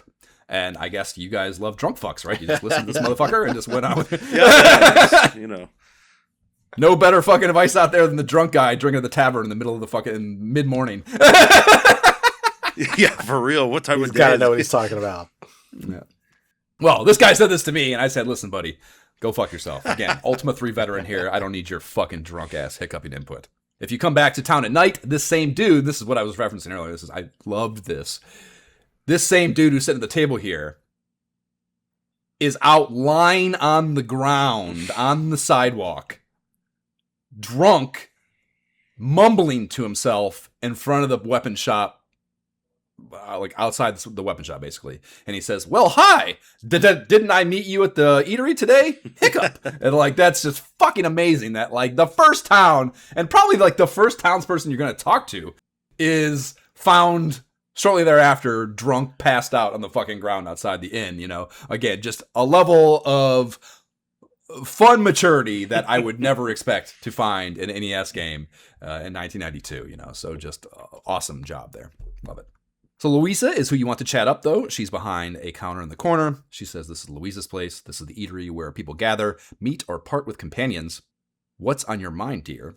And Louisa is a wild one. She doesn't even use an Oxford comma in that sentence there. She just wants you to figure out whether those items are thematically intertwined in any way, shape, or form on your own without any level of guidance. And the option set she then presents is add member, leave member, see list. And if you select leave, she says part with someone. With who? What do you mean? Sir Todd is alone. So she's speaking about you in third person. That's fun. And then see list. First she asks, if you select that, she first asks if you'd like to ISOH up. I guess just in case you fuck something up while you're, I don't know, looking at the inventory of characters. And I think actually in application, what it really was them to give you, again, a kind of quality of life improvement for saving without having to go through the whole rigmarole of going to the king up in the castle, walking up that walkway, going upstairs, walking through that fucking massive ass throne room. You can just come here, see list, save, and what, Jay, how do they make this easier? Do you have to just click save in a menu? You have to go to a fucking someone probably, right? No, you still have to go to the save places. Okay. That's the funny thing about this. It's unlike some other games that we've played where you can kind of just save state whenever. I'm still like I'm bound. Like I can't really, like there are automatic save states, but I don't trust them because the one time I tried to do that, it was like earlier than I wanted it. So I'm always just either going to the priest and saving or there, like right here. Okay. Kind of thing. she says, after you do the saving, she says, whose information do you want to see? And then pulls up a list of the prefab characters that are here. And I'm curious whether these names change from game to game or if this is uniform. But in my game, there was Glennard, the soldier, Matthias, the wizzy, and then Petrus, the pilgrim. Is that, Nick, you're playing the old school version. Is that the name of your characters? Or No, mine were, I think Aiden was the fighter and Elucidus was the wizard. And Sartris was the okay, so priest. they changed those. That's great. Yeah, I think it's randomly generated, which is fun. I like that. That's great. Yeah, I mean, Dragon Warrior 2 had that with like the 2 characters too. Like that switched up every time you played. There was like a finite number for sure, and there was no question some that popped up more than others because there are names like Peta for the Prince of Moonbrook, Yeah, or Princess of Moonbrook rather. That just I feel like was like 95% of the time that was her name whenever I played the game.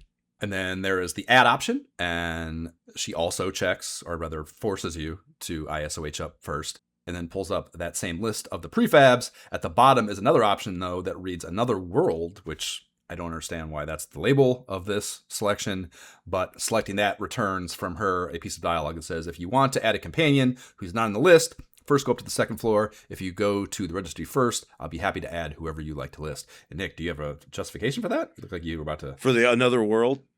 I was trying to remember, actually, because I'm like, it might be when if you try to, like a character dies and then you want to get them out and you don't, I don't know if that's even possible. I honestly don't remember. So Interesting. Okay. yeah, sorry. My guess is that that's some level of just, I don't know, a poor translation or something. Because, I can't. Unless, again, I mean, when you do, after you go upstairs, you make characters, which I, of course, did. Mm-hmm. Or I imagine when you're selecting the prefabs, too, same thing. But when you do add characters, she, like, yells back to, like, the waiting room or, like, I don't know, as if they're all just, like, hanging out in a room in the back or something. Because she yells, like, the character's name with an exclamation and then says, Sir Todd is calling you. So, or your hero. So... that suggests that they're all waiting somewhere nearby or something, so like Another World, is that, I don't know, does that mean like the room? What, I don't know what, my best guess, I guess I should say, is that it was just like alluding to the holding room or the waiting space. Maybe, man, I'm trying to remember. Yeah. I was curious when I was like, oh yeah, what is that? Like, I don't recall. When in doubt, just a fuck up is a pretty good guess with a 8-bit video game. Upstairs has in vibes to it, some small rooms and another larger dining hall. There's a couple dudes milling around along with a cat up here, and one of the dudes is a barbarian type. He says, goof-offs are really useless.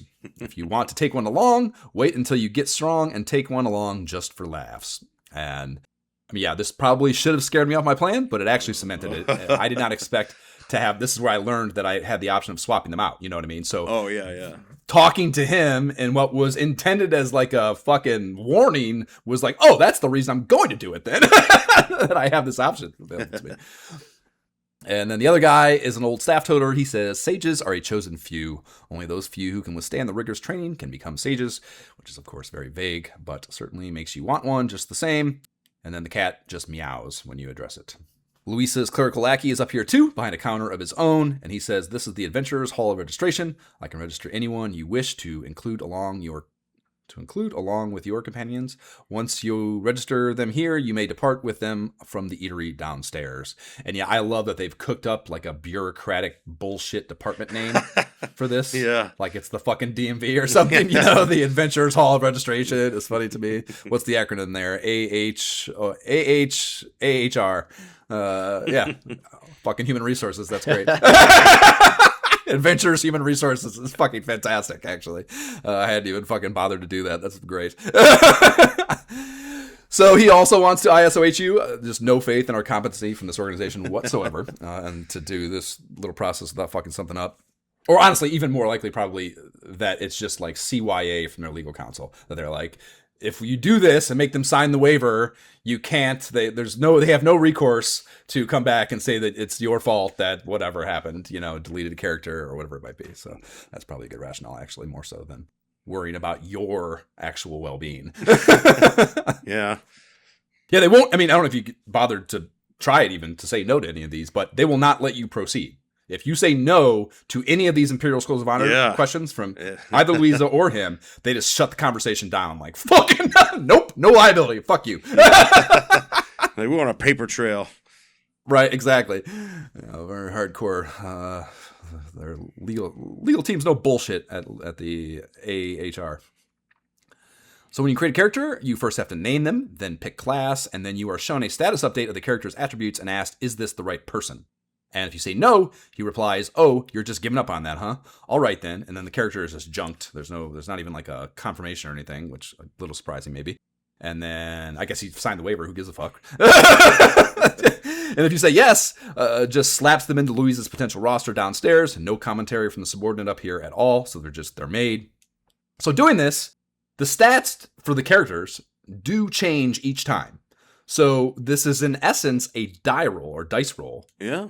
That you can repeat over and over until you get an attribute build that you like, which you said you haven't played enough wizard. That's a big thing about wizardry is like you're trying to roll for the ninjas and shit. And like you can just hit it. It actually lets you, there's like an option to just roll this. You can just keep rolling until you get a build that you like. And that's kind of what this is. But the rigmarole of doing it here fucking sucks because you have to name the character first.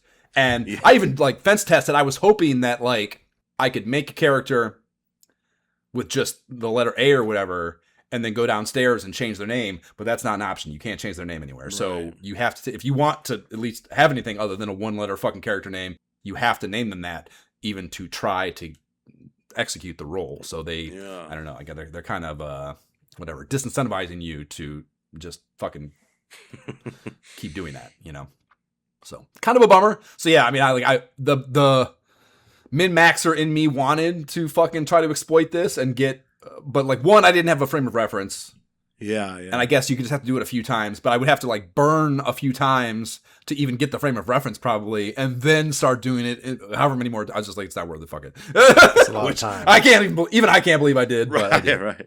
You get like starter pack equipment too, so I guess it's less of a concern maybe that the fucking king went cheap on you with only 50 gold. It's essentially just like get you a few, like an herb or two and maybe a wing wyvern just to get you started on that front. You don't need to buy weaponry and armor to get started at least.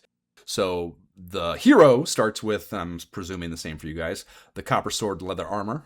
Adam Smith, which, let's go through the names too. We didn't do that. So my merchant, I named Adam Smith. Okay. The finance guys in the room will appreciate that. He started at first the Todd. Yeah, let's compare this. Well, you guys probably didn't make record of your starting stats, did you? No, not at all. Fuck.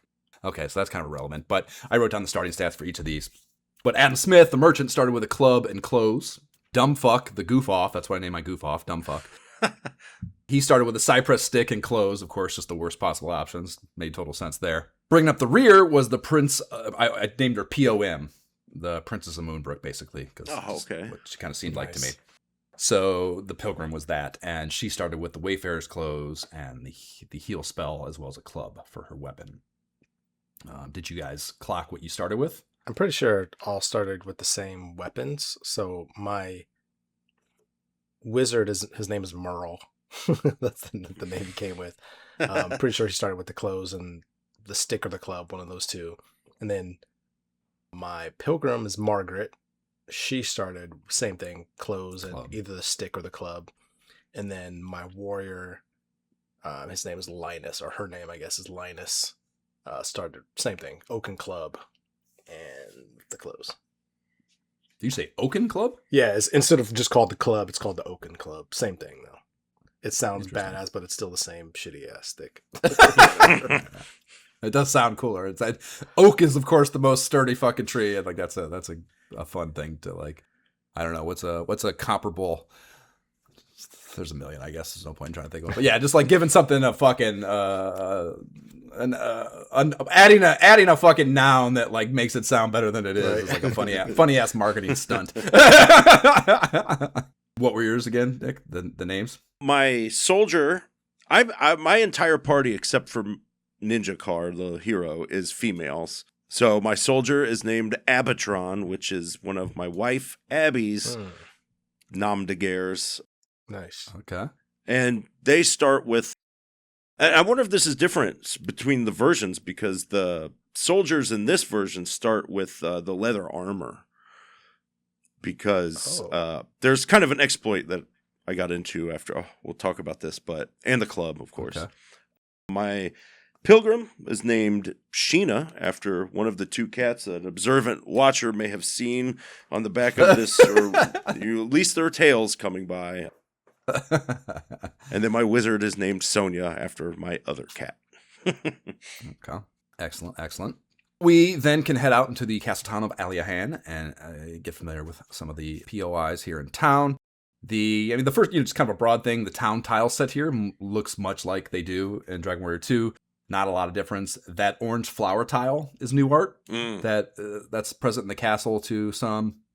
And then the well in the southeast corner is also a new sprite that was not present in Dragon Warrior 2, I'm rather certain of. But other than that, pretty similar color palette and tile palette that we had into. So Townsville Chatter Time. First one, TM. The Walmart greeter outside of Louise's place says, "This is the castle town of Aliahan. If you go north, you'll come to the village of Reeve." So, POI noted on that. An old staff toter near her says, "Aliahan once reigned over the entire world. Then came a war in which many lost their lives. At that time, the travel door connecting across the ocean was closed off." So, gatekeeping. Noted. If you head back into your mom's pad, she is back upstairs in your bedroom. At least I guess that's your bedroom. I don't know. It's kind of maybe whatever. Maybe you sleep in the same room. It's very of the time. She says, "Welcome back, Sir Todd, my dear. You must be exhausted. Sit down and rest. Your friends should come in and rest too." And then it fades to black and the classic DW in Diddy chimes. "Good morning. Time to get up and go, Sir Todd. And you ain't got to go spelunking, but you can't stay here." And if you talk to her right away after waking up without moving, she gets pretty mom on your ass, but it's backwards. And I would love to know, I guess, whether this remained true in the remake, and if you've ever even noticed it, Nick. But again, if you talk to her right away, and this is without moving, because if you move, I'm pretty sure it just redoes the end cycle thing. But if you don't move, she says, "What wrong?" And that is the syntax incorrect. She says, "What wrong? Sir Todd, is the life of adventurer too tough? Are you going to get up and go?" Oh. And if you say no, she says, "That's right. The blood of Ortega runs through your veins. Come on then. It's your time to go, like your fine, brave father." And I'm wondering there if she means by fine, brave father, like he's fine. Like that's why she banged him when you exist. I'm curious whether that's what she means there. But the yes answer is, "As your mother, I'd like you to stay with me always, Sir Todd. But there comes a day when children must part with their parents." And then she closes out that same fine, brave father bit. Oh. So those clearly, I don't know if, I'm talking fast here and it's a lot of information, but those are backwards, I think. Yeah. If no answer should be yes and vice versa. Like the thing about the little momming up, like it should be an answer to you saying, "No, I don't want to go." Like, "Yes, I want you to stay here too, but you got to get off your ass." Right. Yeah. That's cool. So they fucked that up, but it is fun. It is fun dialogue, even if backwards. So more important than dialogue syntax analysis, this functions the same as an in does. Full HP and MP replenishment when you do this thing, and it's free. So it's kind of like a little bit of somewhat of a one-to-one. They've done this in each of the three games now. In Tantajo Castle, in the first one, there was the old wizard dude at the desk in the southeast corner of the castle that you could go to and replenish your MP whenever you want, and that in turn allowed you to use heal, and at least once you got the heal spell, get back to square one, full capacity statistics without spending any money. And then 2, I can't remember exactly what it was, but there was something the same thing. You found there was someone that replenished your MP, and you could do the same thing basically. So that I think is kind of a one-to-one of that. Yeah. So thank you for confirming that, because I haven't actually been back to home yet. Like I was going to go back home to talk to her. Like, oh yeah, it did say I had to visit home, but I haven't been back to my home yet. But I wondered if I could go home and heal, like if it would function that way. So that's kind of. And it even if you come back at night, she's waiting in the. This is so cool too. It's just like it's such a small thing, but she's waiting in the doorway for you. She's not even upstairs, so she's waiting in the doorway, worried. And she says, "Oh, you're back late. I'm glad you're safe and sound. Go upstairs and rest now." And then it's the same. You get the same in ditty, and you wake up in the morning just like you would if you came during the day. So just a really fun. That's cool. Thing. And there's even, so we'll talk about it here in a second, but there's even another allusion to this, that she's out there waiting for you, and it's not just like her tile in a different, or her sprite in a different place. there's even another kind of comment on the fact that your mom is waiting for you, you know. So just super cool and really fun, I think. And then you would have noticed him in the opening prologue shit where you're going to meet the king for the first time, but there's an old dude wandering around the room, the other bedroom upstairs at her house, and this is Papaw, and he says, your father, Ortega, was a great hero, and my son. So it's your dad's dad is here at the pad with her. Back outside, a blue dude on the east side of town says, if you walk along the ocean from the castle, you'll come to a cave on the promontory. And I definitely had to Google that fucking word. I've never seen that word in my entire fucking life. And the definition of that is a raised high point of land or rock that projects outward into a body of water, such as a sea or lake, or extends over a lower lying area. It functions as a prominent cape, headland, or cliff. And a much simpler distillation of that is it's an elevated peninsula is all it is. But I'd never seen the word in my life. And they use, again, it's almost like that fucking Archfiend thing. Like, it gets said to you so much. It's like, it's too obtuse and unknown and unfamiliar word to be used as frequently as it's used. I guess whatever, you could justify anything. Like if you're like, when you go to some obscure ass place, like the fucking, whatever it might be, a big landmark in that area is going to have its own specific name, and everyone's going to call it the same thing. And even if it's not something that maybe universally would be known or well versed in, because it's just circulating in this little bubble, maybe it gets propagated enough to be used as much as it is in this game. But hilarious to me how frequently you read the word promontory in this fucking game. I definitely was the first time I ever saw it as well. I was like, oh, okay, I'll add that one to the quiver. Yeah. I can't. Yeah, how many times, Jay, do you think that'll work its way into our main quest line now that I know it? So many times. Promontory, yeah. Never again will we have a peninsula that's not a promontory, or an elevated peninsula, I should say. And that's the thing. If you actually, on the map, there's nothing that suggests it's elevated in any way, shape, or form on the map. So I don't even need that, actually. I can just call anything promontory and just assume that it's elevated, even if I don't have any verification that's the case. Especially with 8-bit architecture. Absolutely. That's what it's right. what it's meant to be. Another chick over by him says, when I'm here in town, the idea that the Archfiend will destroy the world seems impossible. She only said it once. There's an adventurer milling about in the HOH. He said, the House of Healing. He says, Elihan is a continent surrounded by the sea, but I hear there are bigger continents beyond the sea. Oh. And the staff told us about the gatekeeping. We got it. Thanks, bro. Another adventurer is paparazziing around in the weapon and armor shop, the lobby of it, and he says, are you the son of Brave Ortega? Your father was a great man.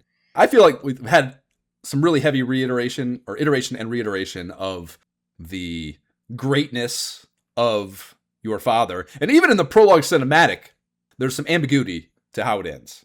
You know what I mean? Mm-hmm. Like, yes, we do see him cut the thing off and plunge the sword. So that's valiant for sure. He's up there fighting him at all. That's very honorable in the event that that all actually happened. But I don't know. They keep saying how great he is, and we don't have any verification of it. And I'm waiting for the other shoe to drop on that, basically. Like, I want there to be like this like undercurrent of whatever deception in his reputation is kind of where I'd love for that storyline to go. And maybe that's just wishful thinking, but I feel like that's wishful thinking. I feel like it's going to be way more simple. Like, yep, probably he's the hero of legend. But I look forward to finding out. Stop trying to take my fun away, Jay. I'm trying to have fun over here. There's an old man posted up at the well in the southeast with a pop quiz for us. He says, hast thou seen the island floating to the west of the castle? That's weird terminology too, to say it's floating. Like, yeah. It's like an archaic understanding of what islands are. Yeah. Like that it's not connected to the earth, that it is just a floating piece of land in the water. That's kind of funny. If you say yes, he says, that which you see rising up on that island is the Tower of Najima. If you say no, he says, you should see it as soon as you go outside. A blue guy is bouncing at the door outside of what I presumed was some kind of really dope-ass VIP spot on the east side of town. He says, if you go out of town and walk for a long time, by and by, you'll reach the edge of night. Like, what is that, a fucking metaphor, man? Like, what the hell does that, what the fuck does that mean? My best guess is he's just saying that it's like, he's doing a half-assed job. Again, maybe just an archaic understanding of how the fucking planet travels around the sun. You know, like the idea that like, that even that day and night isn't even a function of the sun's existence. Like that, like there's some magical thing that turns at night and the sun goes away. It's kind of what that implies to me, you know? So that was funny to me. But at night, you can head right inside here. He's not at the door. And you find that it's not a dope-ass VIP spot. It's just where this dude lives with his wife in this little hovel upstairs. And you go up there, and it's just the two of them talking shit to you about what business could you have in my house at this time of night. And that's his vibe. Like, what are you doing here? Like, this is my house, and my wife's here. Fuck off. And then the wife gets really shitty. She condescendingly asks a rhetorical, won't your mommy be worried if you don't go home? So again, she's alluding to I think your mom standing outside the door, outside the house on the other side of town, and fuck these people for one, but two, cool environmental storytelling, I think, or the best effort towards it in a rather small town with a few number of people. So. And then there are a couple of base heads that lock themselves in their rooms upstairs at the inn. We'll get to them later once we have the key to unlock their door and just barge right the fuck in. I'm sure they have riveting things to say. While we're doing a sweep of this zip code, we might as well finish off our castle folk chatter on the first floor of the actual castle too, I thought. So heading in there is an old man just passing the day away at the koi pond in the southwest corner. He says, they say that the key made by the thief Bekor can easily open all doors with simple locks. And then there's a really antsy guard pacing around right by him with some more on this very elaborate storyline. He says, the thief Bekor, who once wreaked havoc on this town or in this town, is now in jail. Ha, ha, ha. So I think that sets a pretty clear objective to bust, at least I thought, to bust Bekor out of the clink and get his key is kind of what that suggests. Either way, it definitely suggests you need to go talk to Bekor, which is good to do. There's a couple girls screaming about the princess and bitching about not being able to go to the farmer's market or whatever because of the archfiend on the north side of the castle there. So just your typical castle living aristocratic influencer chicks with nothing to really worry about in life. And then a blue dude you have to wrap all the way around the floor plan to get to has a heater for us. He says, rumor has it that you can go to the cave on the promontory or go from the cave on the promontory to the Tower of Najima. So logistics recon here. Thank you very much, blue person. That is helpful. And then down in the dungeon, you find a guard telling you that you'll have to chat through the bars if you want to talk to either of the incarcerated gentlemen. And the prisoner champing at the bit by his cell door that you can talk to without any trouble at all says, blasted, that blasted old man in the Tower of Najima. He stole a key from me, Bekor. And yes, that sounds like something for our quest logs, dear Lorik disciples. The other prisoner, a barbarian persuasion, is one of those walkabout fucks that you have to wait around forever for them to cruise by the door so they're within reach to talk to. And you basically have better odds of winning the fucking lottery, I think, than the random number generator of their movement determination getting over to your ass. Of course, I'm a psychopath, and I stood there and waited the whole fucking 8 minutes or whatever it was for him to do so. And he says, anyway, you don't have the key to open the jail. Get away from here. So just a fucking dagger turn, RPG, 8-bit dagger turn. Wasted that part of your life, can't get it back, fuck you. And yeah, you can bet your ass and come back here and laying the hammer down on your unhelpful ass once I have the key that opens your door, motherfucker. So that's it for now. There are others here in the castle, but they're also behind locked doors that we will have to wait until we do our key walkabout our key tour, I should say, to find out what they have to say. If you try to enter the castle after dark too, just like the manual says, like the guards are waiting at the door and they just tell you to fuck off. You cannot come in. So they don't even want you snooping around at night. Yes, sir. The castle at all, not even just the upstairs part, which is pretty fun, I think. So now on to our first DW3 doing commerce. Back in the castle town outside, there's a tool shop just outside your mom's house. Classic DW merchant sprite. Does not look like my merchant, Adam Smith. It's the green kind of whatever get up that they had in 2 and 1. And he's selling 3 things. He has the 2 street-grade herbs, medical for sexual healing at 8G, and then antidote for poison problems at 10G, and then he has Wings of Wyvern at 25G. And the Wings of Wyvern market has really went in the shitter since we last delved into DW waters. Those have sold for 70 to 80 gold historically in this story universe in the past. Wow. So have you guys used one of these yet? Well, Nick, you know this. Jay, have you used one of these yet? Or even honestly, even the spell, even the return spell. Okay. Yeah, definitely. So, yeah, I mean, stop the fucking when I first used, it was the return spell, not this, but when I first used that, and you could just pick the place you want to go, like a normal ass fast travel in an RPG, I was floored that was in the game. I could not fucking believe it. I was so surprised pleasantly so. Yeah. Of course. So, yeah, just a little menu pops up, and it just lists every town that you've been to, and you can just go to them freely at will, So, amazing. Fucking amazing. I was shook. But that makes it even more insane that this 2.0 version of those sells for essentially a third of the historical cost of this item. Yeah, man, that's the Dragon Warrior universe. Like, yeah, I don't know, the bottom fell out. Over mass produced. So someone was one of the merchants must have come up with mass production and decreased the variable costs on the business model, and now we're just living a life of convenience here, and whatever this place Fly is called. wherever you want to these days. Right. Yeah. Yeah, fucking Spirit Airlines has not been shut down in whatever Universe Valley hand. Tool Shop still doubles the pawn shop. You do all your reselling here, no matter the kind of equipment, or rather item or equipment that it is. So this raises one of my favorite RPG SideQuest comparison questions. What is the secondary market like in this economy? Some of the sellback data that I've logged early in the game here, you get 22 for the club, that costs 30 new, 3 for the stick, 5 new, 7 for the clothes, 10 new, 52 for Wayfarer's clothes, that's 70 new. And then how you really figure out the exact number is getting to your first $100 or 100 gold thing, which is the copper sword, which resells for 75 gold. So 75% is the resale value. How does that compare to? It's great. It's not the best we've ever had, but it's super fucking close. So the DW2 resale value was 75%, so matches that. The first Dragon Warrior was 50%, so it jumped 50. To 25% going from that. Yeah, the first two.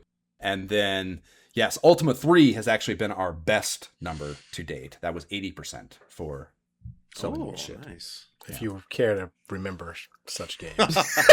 Right. And then, yeah, Final Fantasy was the only other one, and that was also 50% along with Dragon Warrior 1. I kind of feel like all these numbers are taking it easy on gamers, though. Like, if you, like a used car getting you 50% when you sold it back, you'd be thrilled, Yeah.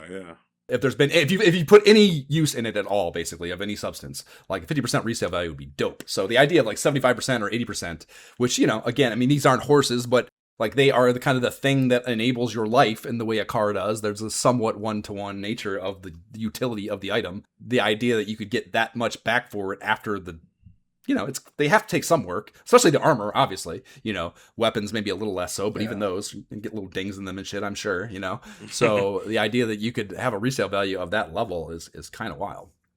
Yeah, like when I bought a 2010 Mustang when I drove out from New York to LA in 18, right? And it was like a rather low mileage thing, but I drove it across the country and then drove it for like 3 years and some change before I got a new one in early 22. It was like late COVID, so like the car market was still all fucked up. So like I wasn't even gonna buy a car. I went in there because like there was something goofy about my fuel intake or something, and I was like, well, I'll just stop in and like price it out in case I have to get a new car. And I sat there, and when the guy walked out, he didn't even drive it. He walked out and just looked at my car, parked with, and it had like a ding in the fucking back quarter panel. But he offered me like 75% of what I paid for it in 2018. And I was like, let's start talking about a new car.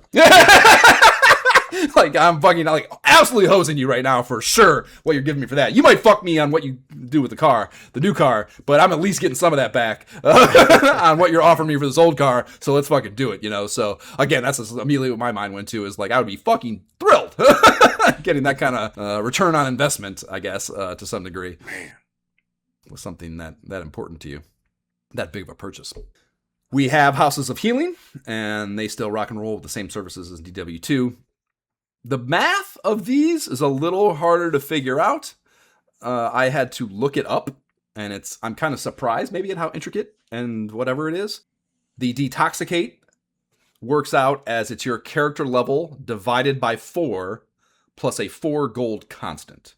So like it was changing on me early on. I was like, how can there be this much? It was like 5 gold, 6 gold, 7 gold. So yeah, it divides your character level by 4 and then it just adds 4 gold to that number.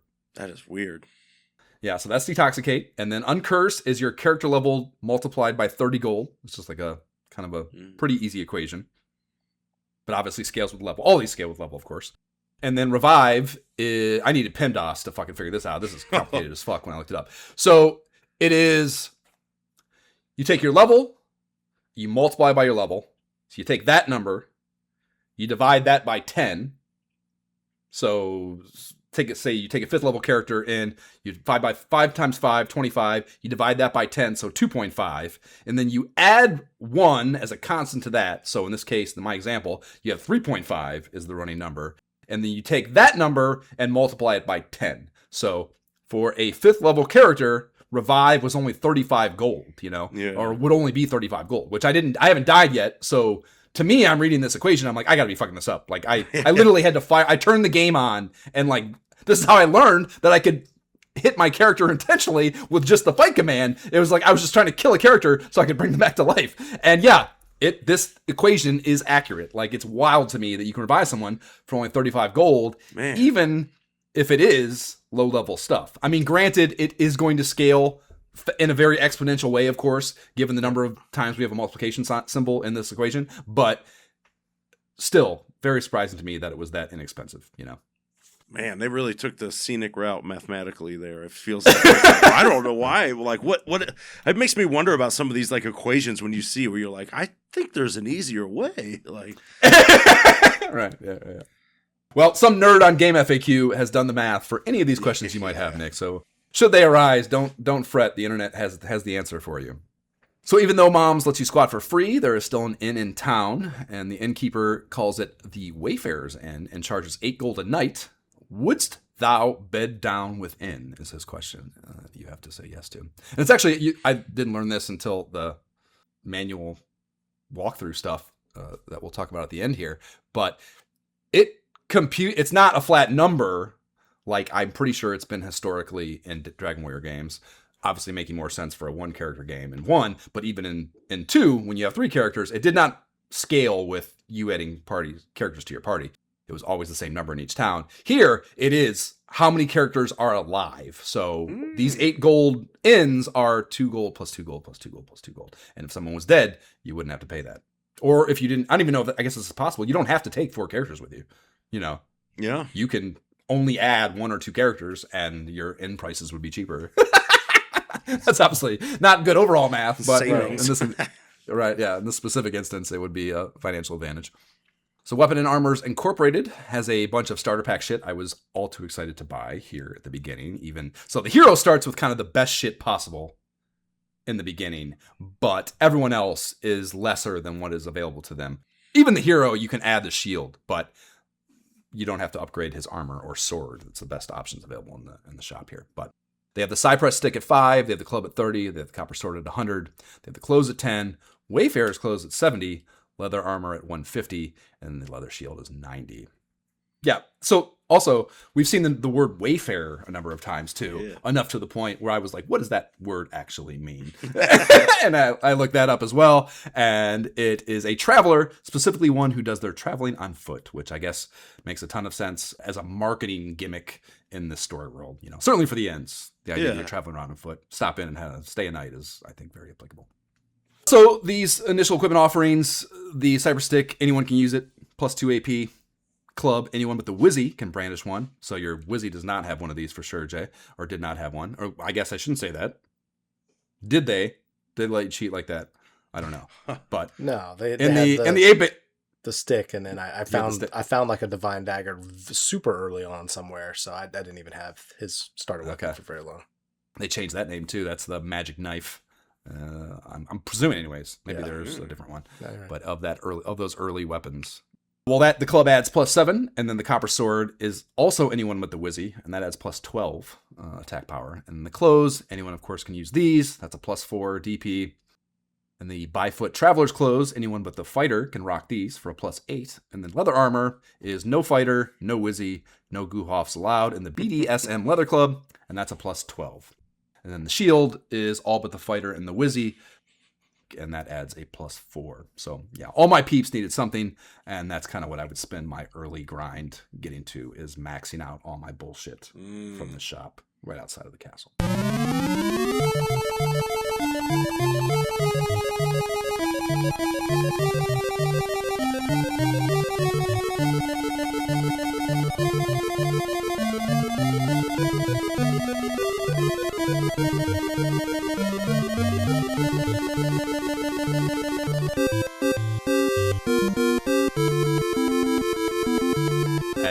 step foot out of the town, the overworld theme cranks. As we are first shown, the region Castle Aliahan lies nestled in. As foretold by the one cane toter in town, we can see a tower to the west, presumably Najima. And then the castle is on a relatively small patch of land running out of a dense mountain range to the east and down into the sea where the tower is located, or at least the river that runs from it. And once we get the cojones to adventure more than a few baby steps from Mom's house, we will spot a bridge to the north spanning the river that separates us from that tower. And it didn't take long to find some slimes and get a little taste of that battle theme music. Those and black ravens are the only inhabitants of this immediate castle area. And the battle mechanics work mostly the same as EW2. Same menu hierarchy and format, same look to all the monsters, placement, UI, kind of everything. The transition to the battle screen from the map is different. Only the most astute and observant adventurers will notice this, but it's a 4-blade radial wipe to the black screen where the menus and enemy sprites pop up. And DW1 didn't even go to black, actually. It like kept the overworld map there behind you and did this reverse whirlpool deal to bring up the sprite work of the enemy. And then DW2 had a kind of like a black square originating center mass and growing to the corner. So it was kind of like an emulation of the first game, but getting to a black screen. And this one's a little bit more of a traditional kind of transition feel to it. Menu text and outlines turn green when someone has low health now, instead of that much harder to discern cream color in DW2. So that was a welcome addition. The copy when you kill all the enemies is you have vanquished your foes, and that's pretty hot. And then your foes suddenly mount an attack is the new copywriting for your enemies rolling advantage at the start of a battle. Also hot, but they don't all necessarily get a turn, and I thought that was interesting because in DW2, the whole, if they get advantage, all the enemies get a crack. But here, it can just be a select few of them as opposed to all, which of course makes a lot more sense. It makes me feel like there's actually someone behind the behind the Dungeon Master screen rolling dice as opposed to just random ass whatever, which is kind of nice. So I'm playing the fucking thing here, and just like some of the nuances of character classes, in my specific case, Adam Smith, I'm fighting battles, and then at the end of the battle, there's like an extra little piece of dialogue, often, if not every time, close to, that'll say, Adam Smith, like it'll tell you the golden experience you get for the party, and then another little blurb will pop up, and it'll say, Adam Smith gets, 1 or 2 or 3 gold also, in addition to that amount that the party got. Yeah. So I'm gathering that is just a merchant-specific perk where you just get more gold because you're a merchant and you're better at, whatever. It's just a numbers way of manifesting his aptitude financially, which is pretty cool. Pretty cool. And I'm presuming that it is a scaling thing that increases as the amount of gold that you're getting from enemies increases. So over the course of the game, this will continue to have relevance and not just be this little minor ass number that it is here in the beginning. But that's cool. Give you some benefit to have the merchant there. Make a little more cash. Definitely. Okay. 100%. Okay. So yeah, and honestly, he was leveling up quite fast too. Like he's still, I think, if I recall correctly, the furthest leveled up. So like his growth speed seems to be higher than that, at least early on here, of my other characters. Certainly more than my hero, no question. By a couple levels, actually. Yeah. So that was kind of nice, too. And whatever, that's... I was so worried about, like, the nerfing that I was doing to myself. It's nice to see the progression happening fast with them. And, again, not really... it's not like he's a liability by any length. He's hitting... He doesn't do the exact same damage as the Pilgrim, and he's pretty close to the Pilgrim, actually. Not up with the hero, maxed on with the same weaponry, but... does all right. Okay. And they have the same level up queue here that they've done in the first 2 games. And I've always talked about, Jay, I said this a million times in the first 2, like, I love their recognition of these, I don't know, assets they've created for themselves and understanding that they're great, they shouldn't change them, and they are part of the experience for them to be exactly the same every fucking time. And I'm sure they are in the remake, and I'm sure they are, and I'm almost certain I recall them being the case, some of these constants in even Dragon Warrior 11, that was not a remake, that's like a brand new game that came out a few years ago, and they still understood and understand the value of these things to keep them the same, and it's really cool, I think. So the other party thing is dumbfuck, my goof off, is so like I get into a battle and like immediately see what they're talking about. So like his very first attack, he misses. So like immediately it's like, he's deficient. And it's just, I don't know, great omen, I guess. But that's actually like, he did at least swing, right? So the goof off, it's fucking amazing. The goof off, and you get the prompt during the battle just the same. Like you go through and he's got fight, parry, whatever. He doesn't have spells, so it's always parry no matter where he's at. I should put him first, maybe. I don't know. But so you pick like attack. It's not like they just take that away from you and he does stupid shit. Mm-hmm. You're still telling him to do stuff. So you give him a directive of some kind, and then you get into the flow of the battle itself. And sometimes, and it's not, I don't know. If I'm spitballing here, I'm sure there's exact math I could have looked up. I guess I don't really want to know. But I'd say probably somewhere between a third and half of the time. Instead of attacking like he's been told to do, it'll just say some wacky ass thing. Like, the first one I saw was dumb fuck is assessing the situation. Instead of he doesn't attack, it just says he's assessing the situation and he does nothing.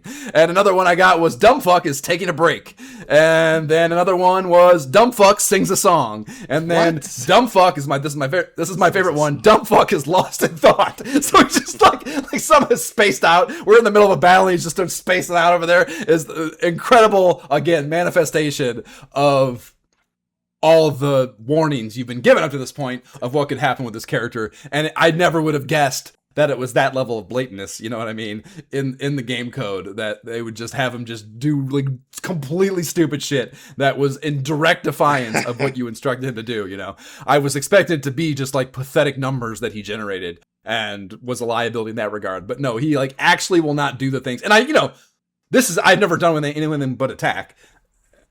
I presume this can also happen if you assign him the task of like using a heal potion or using a medical herb or whatever it might be that might be more immediately relevant and critical that they execute for you, in a battle where their effort is more needed than just grinding out here outside of Reeve or whatever it might be, So yeah, pretty fucking fun way to implement how this character is a liability. I thought a really good and fun job, but it only makes me more certain that there's some reason to have this fucker around. There's an impressive, there's an impressive variety of them too. I was looking at the table the other day where it was much larger than I thought. Now, I think there's even a very few that are mildly beneficial, where it's like he healed you for 4 points or something. Oh, that's what. Now all my worries out the window. That it's actually a potential of something good could happen out of that, and not just hilarious little quips. It's mostly quips, though.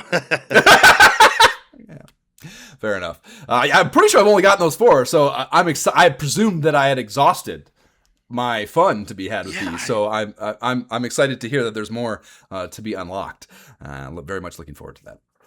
So, obviously we all know the hero stuff. There's nothing really to talk about there. They function pretty normally. The Pilgrim is also pretty straightforward, has a heal spell. I'm doing that a lot. And she's, it's a cleric equivalent. So she's doing pretty good damage.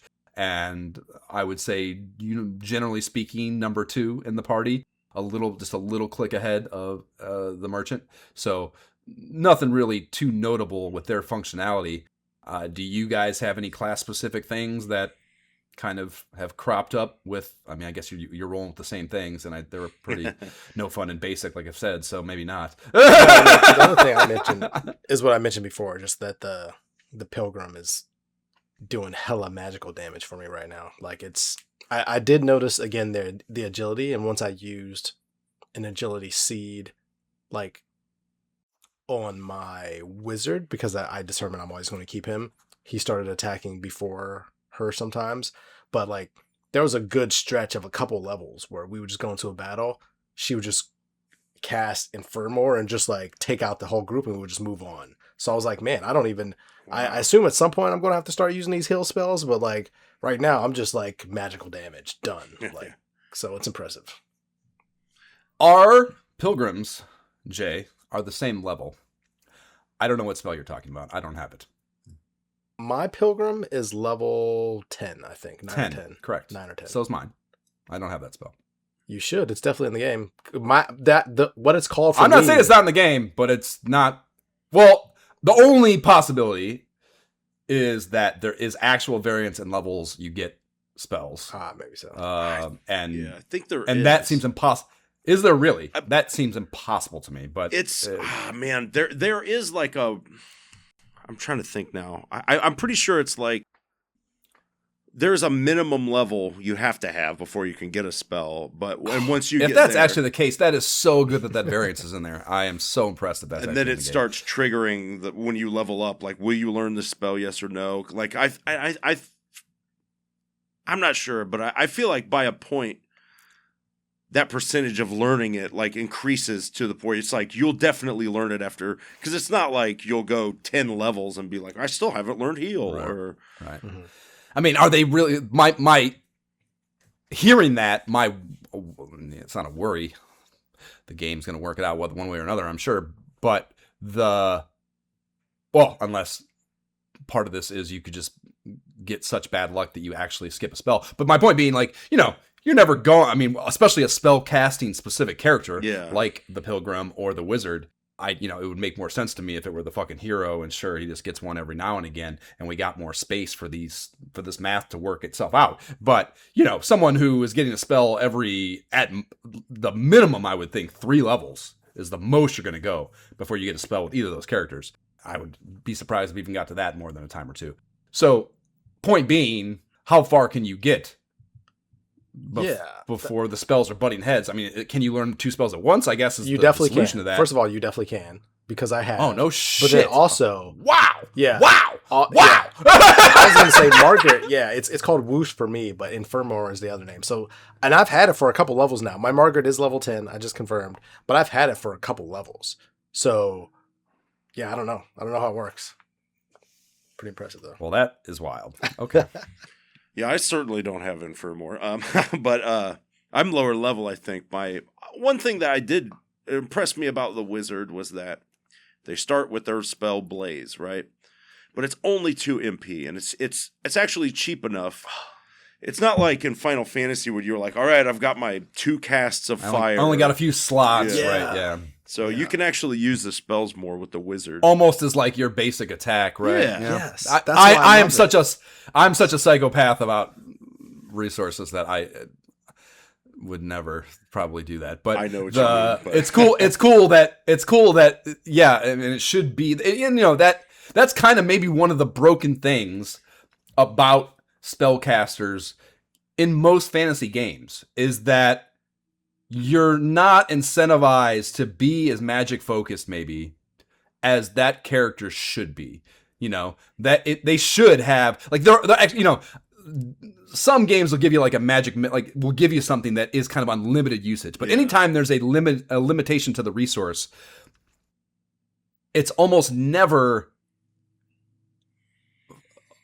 It almost never has enough freedom to be what you're describing as like your basic attack that you would just use anytime they have a turn that you're just like not doing anything special with. You know what I mean?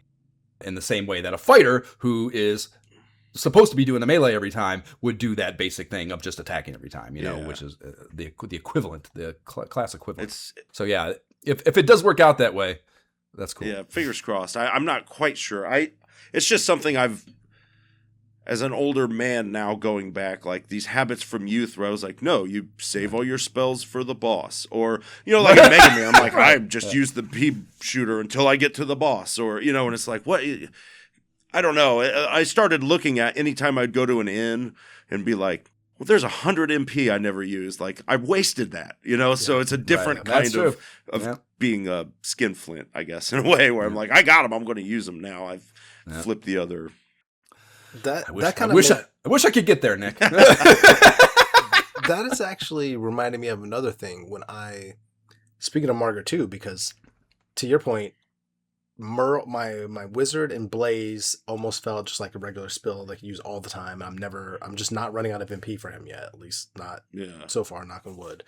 And then anytime with my Pilgrim, because they would use, Infirmor regularly, often. So that's draining a lot MP much, much quicker.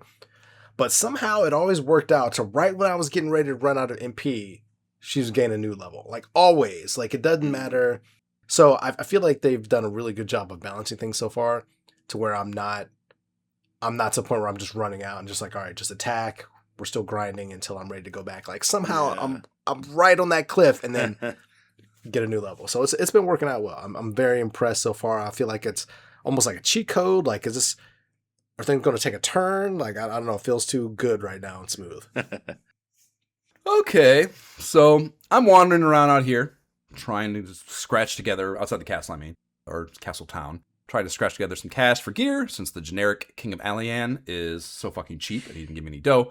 And I clocked the whole, I know it's going to change tonight, or is supposed to, but I don't have any inkling as to how it's going to go, right? So I'm wandering around here fighting, and I'm not even sure if it was like, if it had already happened a time or two, because they're subtle enough where maybe if you're not really paying attention, one could happen and you not even notice. But I noticed the whole color palette on the map gets just a hair darker, but not like quite nighttime dark, And the game incrementally conveys time passage. And 100, there's just no question that no RPG that we've encountered has done that, where there's a gradient to time passage. It's always a binary day or night thing. Yeah. And that is, again, just a nuance and a level of detail and whatever that is fucking great. And I love that they included, and it even allows you to like, it creates more of like, if you're letting it impact you emotionally in this way anyways, I don't think early on it's that big of a deal, of course, but if you're a kid and it's hitting you in a way that like, I need to worry about night and I don't want to be outside wandering around when it is such, you can see it getting closer to that and adding the weight of like the day passing by in an emotional way, as opposed to just, it's all of a sudden night, I got to run back to town, Yeah. And that is a cool, again, environmental storytelling. Really, really great. Love it, love it, love it. And yeah, I'd say, I mean, I tried to count it multiple times, and you're getting fights. I'm doing other notes for other shit. I was never able to nail down exactly how many phases there are. I would guess about 6 to the day as far as actual little clicks along the thing. And then nighttime is like technically just one look, like nighttime, but there is a dusk and a dawn phase that when you go into town, the towns treat as nighttime. So if you go during either of those phases on either side of the night and you go into town, everyone behaves like it's the middle of the night, as far as where they're located, whether the shop is open, whatever it might be. So pretty cool and fun, I think. I love it, yeah. So eventually, build up enough gumption and or statistics to cross that bridge and work your way up to the village of Reeve. We have another set of townsfolk chatter to work through. We come in here and we know we're in the village of Reeve because, like any good 8-bit RPG, we have a Walmart greeter. And the governance of this village has chosen a cute little blue-haired girl to handle this responsibility, which is rarely a bad choice with client-facing HR decisions. And then a barbarian ruffian is milling around closer to her than I think security personnel should be okay with. He says, when you walk outside of town, you may encounter things in some suspicious places. It's not good enough to look at them from a distance. Get up real close. And he is almost surely referring to that very conspicuous bush tile in the forest immediately to the southeast. Upstairs at the inn here is a little boy sitting in a bed saying some really bummer shit. He says, scorch a lot of monsters, okay? They did in my mama and papa, whimper, whimper. And for me at least, this has not paid off yet. I'm curious to see if this storyline has one, but I have not found it yet if it does. There is a blue vest cat standing next to a boulder on the southeast corner of town. He says, heave-ho! Ugh! No way. It's too heavy. It won't budge. You, however, as the hero, and a guy of Herculean strength, can push it however you see fit, all over town if you choose, to which, as soon as you push it and then talk to him, whether it's 1 space or 40, he exclaims, wow, that strength of yours will come in handy someday. And there's gotta be something to do with this fucking rock. I haven't found it yet. I don't want to know what it is if you guys have, but have you found a solution for it? Is there something to do with it? No. I never found anything with this rock, but it's not the only rock in the game. So it's okay. So that makes more sense that it might not have a utility, that it just teaches you. That's what I was thinking. This is for something to remember from later. I push it all over fucking town because I'm, me. So like you can actually push it into the pond even. Like I pushed it all the way up, and like you can push it into the pond and it disappears. So like, Oh wow. that's even an option. There's the horse up there. I was thinking maybe it had something to do with the horse. I was like trying to fuck with the horse in it. And then there's obviously the locked doors too. So I was thinking maybe once I can get into these buildings, there's something where it'll, come in the back door of sorts to relevance. But yeah, I wasn't able to figure out anything to do with it other than to make him change his patter. Mm. You can do it at night too. It's there at night. The guy's gone, but you can do it at night too. So I was thinking maybe also like come back at night. There's a way something's different, but no, nothing Like, that I was able to find. Push it in front of someone's door and stick them inside. Just do pranks with it. Yeah, that'd be great. Well, if I'm gonna try that now. There's a there's a horse with his head in the bushes outside the locked building in the northeast corner. Like I said, if you talk to it, it says "neh." In the house next to the tool shop, or maybe that's the inn. Up on the north side of town, there's a dude in a room. And he says, "Did you obtain the thief's key?" And if you say yes, he says, "I'm glad about that." If you say no, he says, "I hear there is a cave in the forest south of this village that connects to the Tower of Najima." He sticks around after dark and says it's the exact same shit for you. So they thought this important enough that they shouldn't change anything. It should always be available to you. So doing commerce here, we have a tool shop that has all the Aliahan offerings at the same pricing, but adds fairy water at 20 gold and then a turban for 160 bills.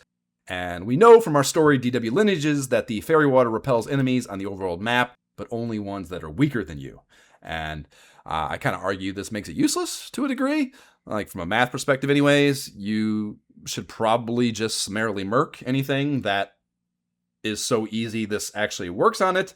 I guess there is like a little bit of a, again, if you're going on a long journey, and you either just don't want to dick around with the fucking the nuisance of that shit, then sure, I'll listen to that. And I guess there's like a little bit of a, attrition thing of like, if it's an enemy who's just weaker than you, then maybe they can get a little bit of attrition in, and you don't want that. But generally speaking, I never even think about engaging this. I certainly would never buy it. Like I would, Yeah. It's really not going to come up for me until I get to the repel spell for sure. At least historically. I guess I don't have that yet in this game, but Right. normally I would wait for that before I even think about engaging this function. The turban, however, this is what you were talking about earlier, I presume, Nick. The turban is a very nice specialty helmet for the merchant and goof off only. So I'm like the perfect player for this fucking the existence of this thing. And yeah, it's an 8 defensive power edition, and that's 4 times that of the leather helmet, which is otherwise the best those characters would be relegated to, other than, I'm sure there's late game stuff that's more specialized, but early game shit, it's by far a big addition, defensive power wise, to those characters. And I luckily, because I of course didn't, I was playing a little bit before I bothered to check the inventory of the tool shop, not expecting there to be something like highly specific and cool in here in the second village. Right. So I luckily I hadn't burned a bunch of money on fucking leather helmets already that I didn't need to buy, thankfully, before I found this, but that certainly could have happened. And then the inn is 8 gold a night as well, just like in Aliahan, which isn't too bad if you don't want to go all the way back to Mom's Pad, I guess. And I still did more often than not, though, even before I had my return spell. Never. So I can't wean that out of me. I always go to my mom's. If I'm on this island, I am going. Right, yeah, I'm not going to spend the 8 gold, you cheap fuck. I'm saving for my min-maxing here. I need that 8 gold. And then our HOH is spreading their iconography and propaganda here just the same as back in Aliahan as well. The weapons and armor hut brings a bunch of new heat. We have the magic knife at 200. We have the thorn whip at 320. The chain sickle at 550. The training suit at 80. The leather helmet at 80. And they also carry the leather shield and armor we saw in Aliahan, so you can complete your BDSM ensemble. The magic knife is a 14 attack point addition. Anyone can use this, but it's aimed at wizards, obviously, who can't use shit else but the cypress stick here early on. So you said you didn't even have to fucking buy this? You got this as like a... Yeah, I got it. I don't even wear like a drop somewhere. So I was like, oh, this is cool. So I'd use that for pretty most of the fun time. and opportune. Dope. Yeah. The thorn whip is a plus 18 attack power, and only the priest, the wizard, and the fighter cannot use it. I don't know any reason to buy this, though, other than being too lazy to do some grinding work, because everyone but the wizard, so actually more characters, can use the sickle, which has plus 6 attack power. Exactly. So to me, it's completely insane to buy this. I don't see why you would. And then, like I just said, the chain sickle is plus 6 more, everyone with the Wizzy. And then the training suit is a plus 10 DP, and this is a consolation option for the fighter and the goof off, since they can't rock leather armor. Yeah. So it's only 2 clicks below the 12 defensive power of the leather armor, and it's almost half the price at 80 gold. So that's a pretty good deal, I would say. And then the leather helmet is 2 DP. Anyone with the fighter can rock that. So yeah, I definitely had like a little bit of stupidity, and you know, one of the like funnest things, maybe just because of the number of times I've played the first game, Nick, but one of the funnest things about DW1 is that choice between waiting to get the copper sword or scoring the club, and you know, kind of essentially burning that money early game grinding when you're just getting 1 or 2 gold from the fucking slimes. Oof, you know, yeah. making that business decision is part of the early game dumb fun. And I definitely in this case did ground all the way up right outside the castle before I crossed the bridge and found all this stuff, and basically had to burn some situations where I like bought the copper sword and probably shouldn't have bothered doing that and just waited for the sickle and blah blah blah. So. Had a little bit of that, but there's not a ton overlap, I would say. The weapon thing is probably about it, you know. Yeah. It was such a generous resale value. I'm a little more willing to, like, instead of skipping up, it's like the grind in between. It's like you'll have this slightly stronger weapon. I don't know. It's mildly, but it depends on how. Yeah, they definitely nerfed the impact of that with the 75%. I agree. Yep. I concur. So that's it for municipalities. We just have a couple of quest POIs remaining on our little stint here. We have the cave on the promontory. And it's pretty hard not to find this on your way to Reeve. It's just a wee bit south of the path directly west of the first bridge you encounter. So it's not like you have to wander much to find this thing. And is indeed on a little point jutting down into the water. Just fine dandy calling it our new spelling bee word, promontory. And inside has a lot of brown vibes going on. Walls and ground appear to be soilish. Some pebbles strewn about the cave floor. Very reminiscent of the cave look. But there is a new cave theme. Enemies on the 2 floors of this are very basic bitch. We just have slimes, black ravens, and horned rabbits. So kind of the easiest set of enemies that we find outside in the overworld. And you can cop some loot crate garbage if you wander.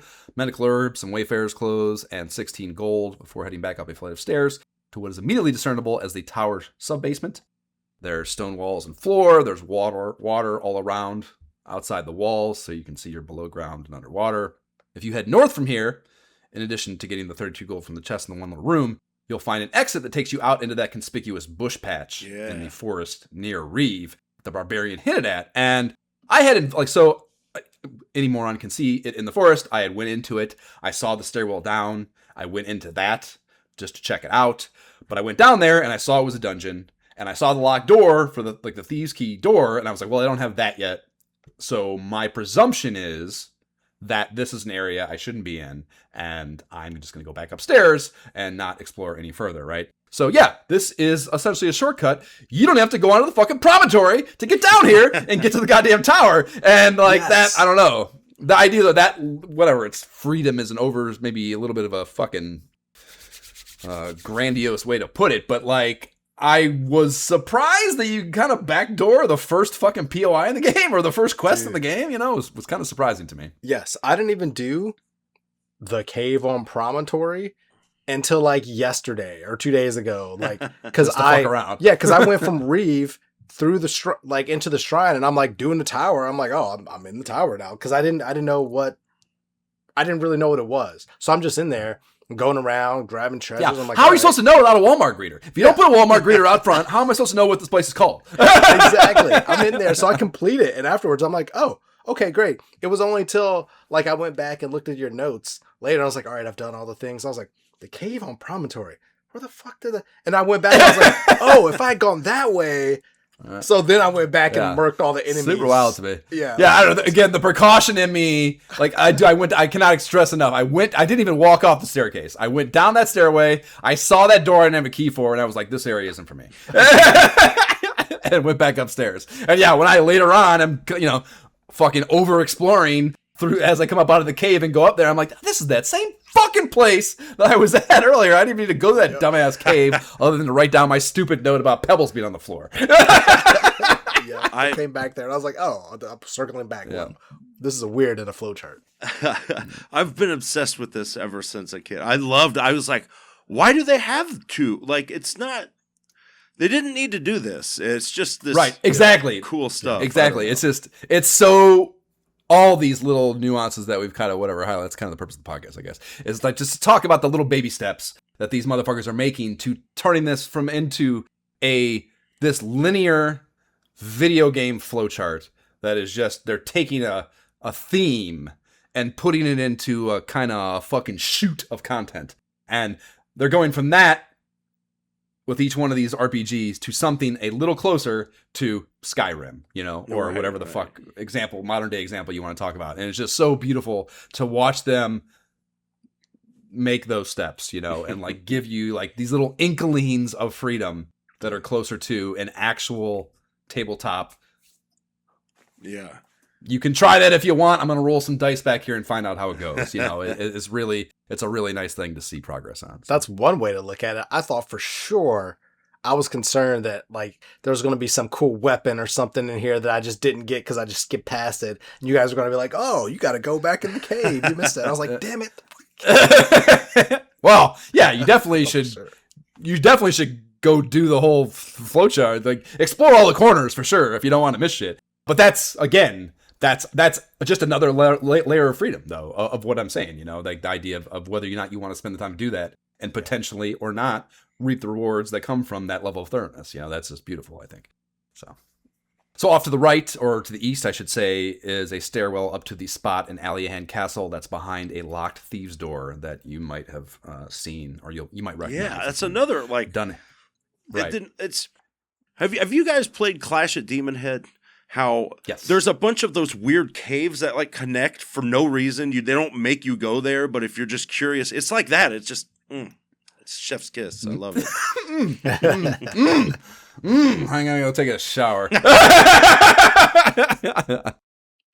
The central room of this sub-basement of sorts has some pillars that are highly suggestive. The stairwell there is the one you seek, and heading up that indeed takes you to the first floor of Najima. Notwithstanding any absent fucking Walmart greeters. So you walk in here, or you come up here, and it feels very open-air architecture, and there is a dedicated tower theme.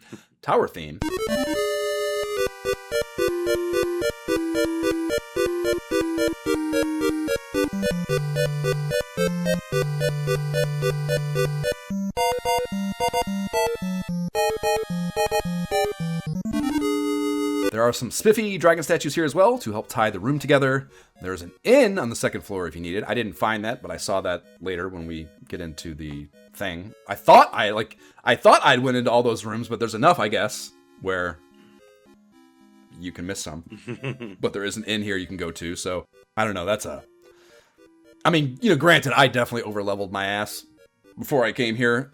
Not even with the intent of like I'm grinding to prepare myself for the quest. It's just I need to get all those I need to get the gold for that shit. So in doing that, I got to way excessive leveling before coming here. So that's part of the reason why I would even think of an inn in here. But I don't know. It's still crazy to me, I think, because again, the enemies never really scale to even the best grinding area here east of Reeve. So it's just extreme decision, I guess. Well, very baby gloves. I think it was good because it depends on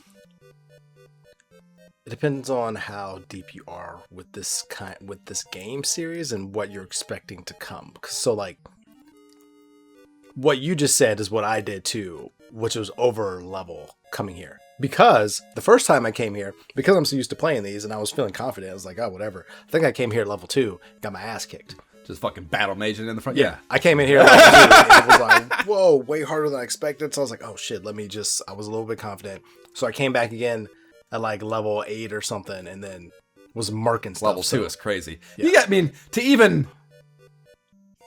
I wouldn't even cross that bridge at level 2. Well, I'll get into my grind, but I think I was at like level 6, maybe? Well, I enjoy grinding in the game, and I do enjoy that, but like there was something about I don't know, maybe it's just because it was a new game and I've been wanting to play this game since it came out and we finished 2. So I was like, oh, I'm so excited. So I'm just walking around, like, exploring, like, not grinding. Like, I'm fighting everything I see, but I end up getting to, like, Reeve before I've grinded. So I'm just kind of just, oh, let me just go to the next thing. Let me just go to the next thing. Maybe I'll grind at the tower. That was my first thought. I was like, maybe I'll just grind while I'm there. And then I got my ass kicked and came back like 5 levels later. And it was a whole different situation. So then when I got to the end, it was like, sure, I'll use it just to top off. But I'm pretty sure I'm okay right now. But it was a cool, like, if you came How much there does it early- cost? Do you remember? Is it a 2? Oh, It's got to be I don't 2 remember. gold. I think it was the same. It was because it was like 8. At that point, I was thinking everything's 8, at least for now. So Okay. Well, whether you stop at the inn on the way or not, you're working your way up to the 3rd floor, where you'll find that old man who hornswoggled Bakor, the prisoner in the clink at Aliahan. And this guy says, "So you have come, Sir Todd. I dreamed that I gave you this key. So I give you the thief's key. Do you accept it?" And you actually have to answer him to this question, or answer this question. And if you say no, he says, "I see. Even my dreams sometimes don't come true." You say yes. "Well then, be off with you, Sir Todd. I'll go back to my dreaming." And yeah, I don't think the people that made this game understood that "be off with you" has a negative connotation. right, it's definitely not The good, king but says it it's- to you. This guy says it to you. Like, "Be off with you" is not. Yeah, it's not fucking. I don't. I thought I was your At least hero. I don't. Yeah, I guess I don't know. Clearly I wasn't alive in whatever time period on Earth you would want to equate this to, and surely words meant different things and whatever. But yeah, it seems to me like it's always been a little bit dismissive, regardless of the period it might be used in. Hey, So, and you live in LA. We know Hollywood is real life, and like it's always used negatively in the movie. So it's got right, exactly. So, I mean, I don't know what fucking debate we could have here. But you want to say, even if you say no, it just goes out. You have to say yes to him again. When you go back, there's no penalty for fucking with him here. So eventually, you hopefully, anyways, pick the right thing and get Thief's Key. And so we hadn't talked about it yet, but the appraisal skill that the merchant has is kind of cool in a lot of ways. I'll get into the specifics of it, but he gives you patter for each item. And in the case of the key, his like assessment of it is, "This is a nice piece of work, isn't it? I doubt even the shopkeepers could put a price on this." And I'm assuming he just says that about all quest items, Yeah. that, priceless. right, precisely. I just thought it was fun though. And he also thinks it does not look especially cursed. Yeah. When you use the appraise skill, which took me a while because it is kind of buried in the menus, but he tells you first, like, what kind of item it is. So if it's like a weapon or a piece of armor, or if it's a item, or maybe if it's a quest item, he says something different, whatever. But he like tells you what kind of item it is. And then he tells you how much it would sell for in the tool shops. So he obviously that's the appraisal function of it, or kind of maybe the more classical application of the word appraisal. Then he also tells you whether it's cursed, and the way he communicates it not being cursed, he says it doesn't look especially cursed. So there's not even he's sure. CY. Yeah, he's CYA in a little bit too, which I thought was funny. I'm not making any guarantees. This fucking Dragon Warrior community thing. I don't know, but I don't think, in my expertise, you should always talk to a lawyer. That's what I say. I say it all the time. I fucking line producing, I do all the legal work in a lot of cases for a lot of films, and I've done it a lot of times. I've seen most shit, but I haven't seen all shit. And I always say, I'm going to say this at the top, and I need you to fucking nod your head and make a verbal acknowledgement, you should get a lawyer. So when shit does go sideways, and it doesn't happen a lot, but it's happened before, something I might not be quite right on, or, they have a lawyer that asks a question that fucking doesn't work out well. I always said at the top, you should have done this instead and spent the money. You're taking the cheap thing. Understand that. So I kind of felt like that's what he's doing with that. But anyways, yeah, he can tell you whether or not it's cursed, and that's pretty fucking cool too. And it's an unexpected level of aptitude with this appraisal feature that I did not expect, which is nice. That suggests there are some cursed items later that you might not know about and might just use, and then 100%. I mean, shit. even in past games there have been. Yeah. Even the first game had the necklace and the belt, and there were multiple things in the second thing too. That's fucking that whole deal with the sword in the fucking Cave to Roan that I found, that whole intricate ass thing. So yeah, that's always been a thing in Dragon Warrior for sure. So yeah, I expect that there's probably a lot of them rather in this game. So very nice. if you don't have Mike's RPG Center to refer to. Yes. So you have to walk your ass back out of the tower after the key show is over, or you can jump out the window or off the fucking ledge, or however you want to describe that, off the tower, which should be to your death. But it's not. That's what I did. But it's not. Yeah, and yeah, exactly. Yes. Me too. And like, it's amazing to me that this story world has programmed me to want to try that. Yes. Even without, because in the second game they give you like the comfort buffer of the cloak of wind to like you can float down. You don't get that here. There's nothing to suggest you're gonna live. But I'm like, fuck it, I don't want to walk. Yeah, Fuck it, there's something about it. Just says, let me just try it. Like this was like I was able to do this. Let me just see. Yeah, sure enough. Yeah, and even in they tell you in the manual, the walkthrough, they tell you to do it, and they offer no explanation, no thematic explanation as to why you might be able to survive this decision. It's just like, I don't know, video game shit, dude. Fuck it, you'll be fine. Yeah, really fucking cool. So that's how you get out optimally, and then you can return spell or use the Wings of Wyvern to get home. Yeah. If not, you do have to go back into the tower and go down through the basement and go one of those avenues. You have the key now, so you could just go straight to... In fact, yeah, you could jump out, go inside the lobby here, and then just go straight down and over to the castle directly from here, even without the spell. So there are plenty of options as far as getting the fuck back to civilization.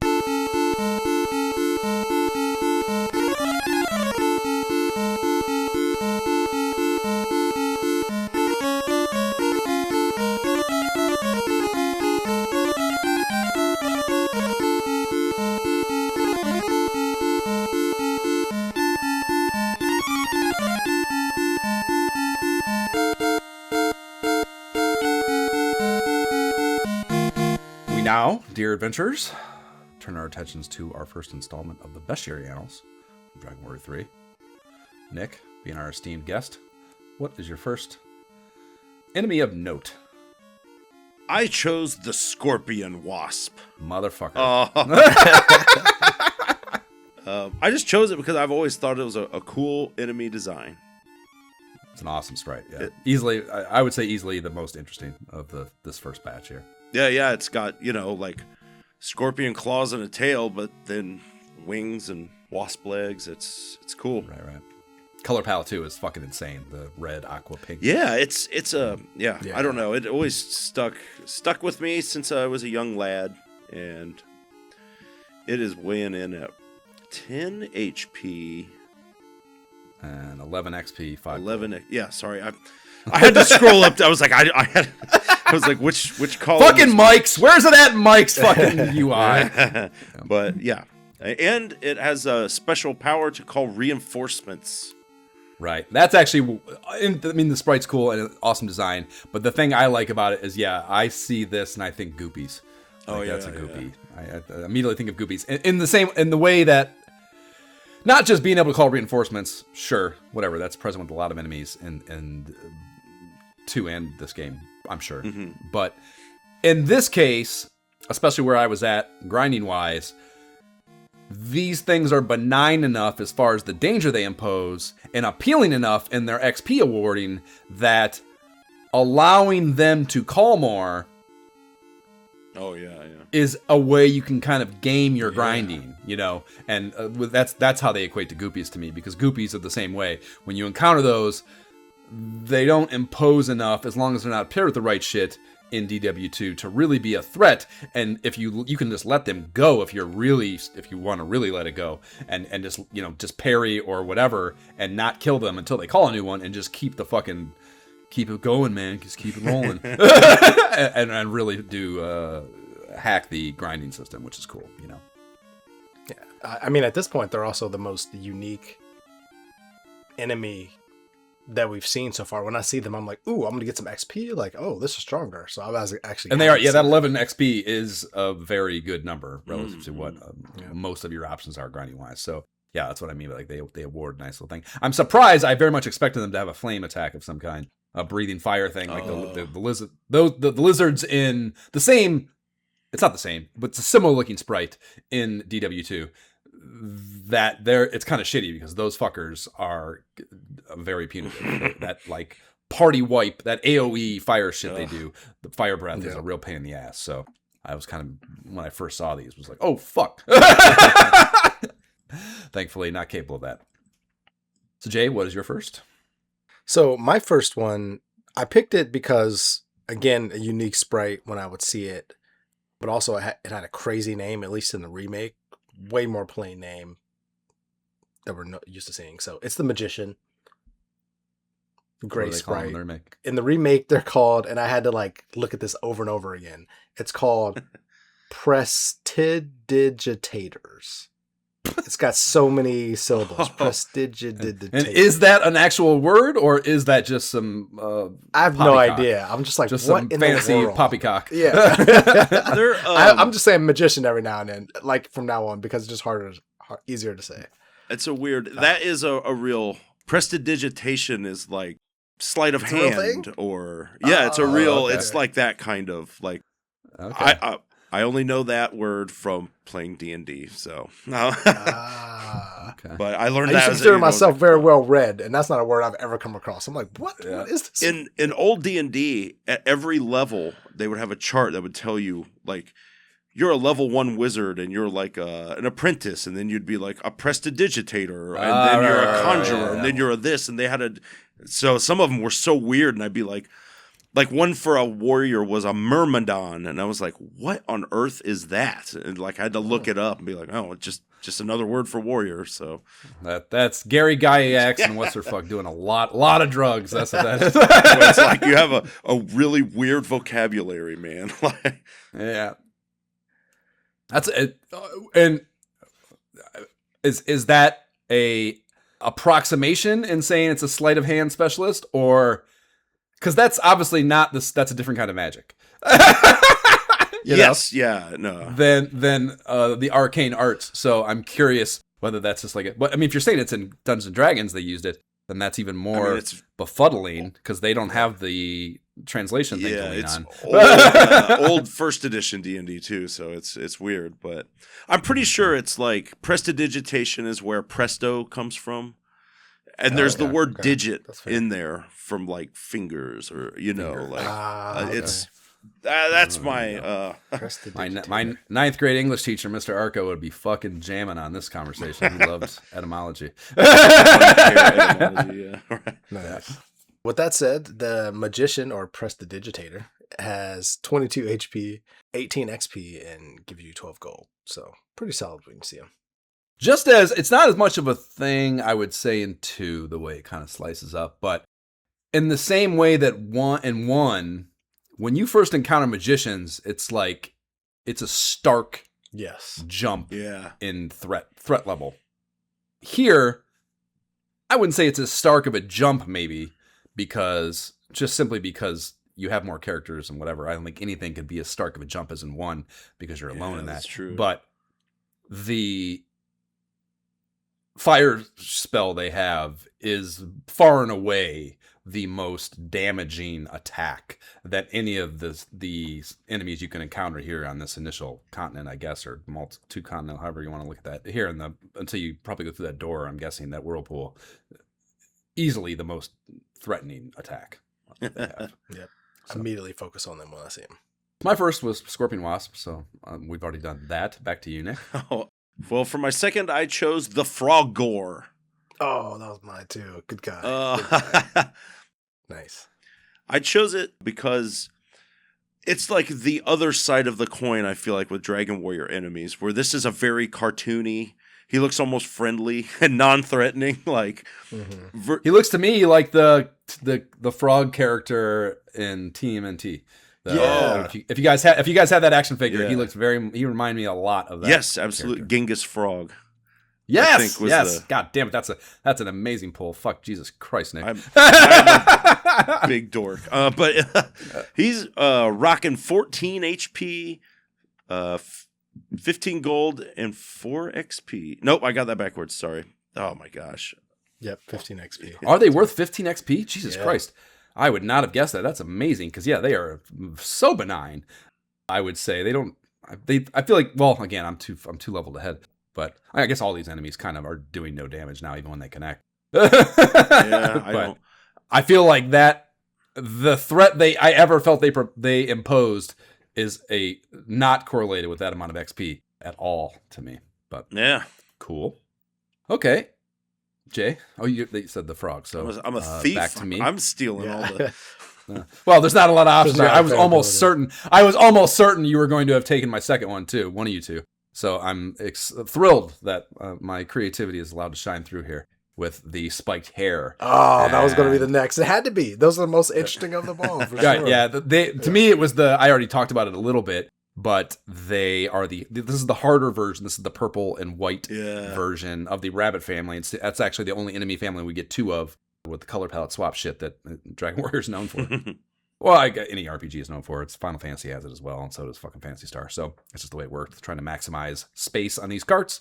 But this is the second of those 2. The Horned Rabbit is the predominantly white one that is more benign. And the reason I chose them is because, like I said, these are the fuckers that put you to sleep. And that's like a quasi full party wipe that, you know, if you're early enough in your leveling here, is a very scary thing to have happen to you.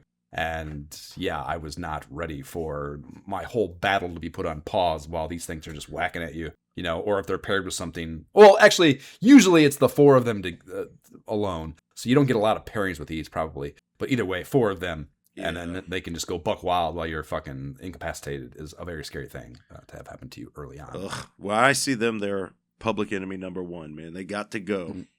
Yeah, the sleep shit's got to go for sure. They don't really look like rabbits, I don't think. The sprites here, I guess maybe I'd be curious to hear whether the remake does a better job of making them look like rabbits, but they look very considerably more fantastical of some creature than a rabbit does here in the sprite work on the 8-bit version. By the numbers, these have 18 HP, so again, not a small. I don't think any of the other enemies we've talked about had that much. And then they're worth shit. They're worth 5 XP, which sucks, and then 10 gold. So again, high risk, low reward, and those are always of note and annoying to me. Now we turn our attention to our Tales of the Grind. Jay, how did you grind after you learned that level 2 would not be sufficient to conquer the Tower of Najima? Yeah, So I just went around and honestly just went around the whole map. So I would loop around. I pretty much centralized myself around Reeve. So I would just loop, like if you're seeing it in the screenshot watching on YouTube, like I just kind of looped around Reeve, went into the trees and just kind of circled around there and stayed. And then probably until I got to like level 5 or so. And then I just started going around the whole island. I just went all the way over as far as I could to try to see like how deep can I go? What's the deepest enemy I can fight? But pretty much, yeah, I stayed around Reeve, and then once I went over there and went into the mountains and realized like there isn't anything here that's even like deeper, that's heavier, I just kind of stay there and fought, really. Yeah, that little patch of hills or mountains, I guess technically, before the bottleneck is like the sweet spot, I think, for grinding here in the early game. Yeah. There's no like separate segments like there are in the other games, at least so far, where you're easily like, okay, when I cross this, the enemies are farther. So it was kind of just like, all right, I'm just fence testing and kind of just, yeah. So it was kind of just nice too, because I felt like I was exploring and grinding at the same time, just testing the boundaries of the play space while leveling up. So it's pretty chill, actually. Pretty chill grind. Nick, what about you? How did you? Well, actually, before we get off there, what was your? So you didn't have it wasn't multi-stage. It was just you kind of grinded and then went and did the quest shit. There wasn't like multiple stages of grind, I presume. So what was your party ratio when you went to? When I went into the tower, not the cave, the tower. The tower. So yeah, I'm probably like 9 or 10 now. So I probably went into the tower at like 7. So I went in there. Like I said, I went in there at like level 2, and I was like, oh, not enough. Can't grind here. Can't do anything yet. And came back at like 7-ish, and then was wiping things, and then just still kind of grinded a little bit around there, and was like, all right, I think I'm good here. So I didn't want to advance past then, but because everything started dying so easily at that point. Like I went from all right, this is a struggle to, and Margaret was using her whoosh Infernals like on everybody to the point where I was getting bored. Like, all right, I need to I'm gonna switch up her agility just so I can like make her stop using magic just to like fight or something. But yeah, things got a little tougher. But yeah, I'm ready to take on another challenge. Okay. Nick, how do you, especially as what is the seasoned vet approach to early stage Well, level I advancement? wanted to try something different this time because it's something I was always kind of aware of, but never took advantage of because of laziness. And like many games where, kind of like Ultima, you're registering your party, right? Well, I was like, I mean, this is something I knew of since a kid, but just make a bunch of soldiers and sell all their armor. And so I was like, I'm going to do that. So I went and I did it until it wouldn't let me register any more characters. You can only have 11 in there. And I ended up with I'm surprised it fits 11 in that fucking menu. the 3 prefabs count as part of that 11. So you really can only make 8. And so then I was like, well, I'm going to make 8. But 3 of those have to be mine because it won't. And the weird thing is it won't let you delete an old person unless you try to register a new one, which is kind of a weird thing. But here's what happened. I got almost 1,000 gold. It took me about 20 minutes because you have to save every time you fart. I don't know. They make you. Right. So it took forever. And it was like, see, I got these 3 guys and I went and sold it and blah, blah, blah. And so I finally get done and I'm like, wow, I got all this money. I can't wait to spend it all. I actually did spend it. And I still had like 400 gold left. I was like, I can't wait to go to the next town. And then I look at my info and I was like, oh my God, I forgot that there is this weird thing that can happen. If you fill up all of the registration slots, your hero will instantly learn like the first 8 spells. What? Yeah, but Wild. I don't know if this works in a newer version, but you won't learn the heal. It skips that, and you won't learn return ever. Ever? Oh, Wow. So I was like, Brutal. and I was like, I need that return. So I did it all I had to start over. So I was like, damn it, I'm not going to do it all again. Does no one how do you say that? Does no one else learn the spell of return? I think a wizard, maybe, but The I was wizard like, does, if he I guess does the same one, yeah.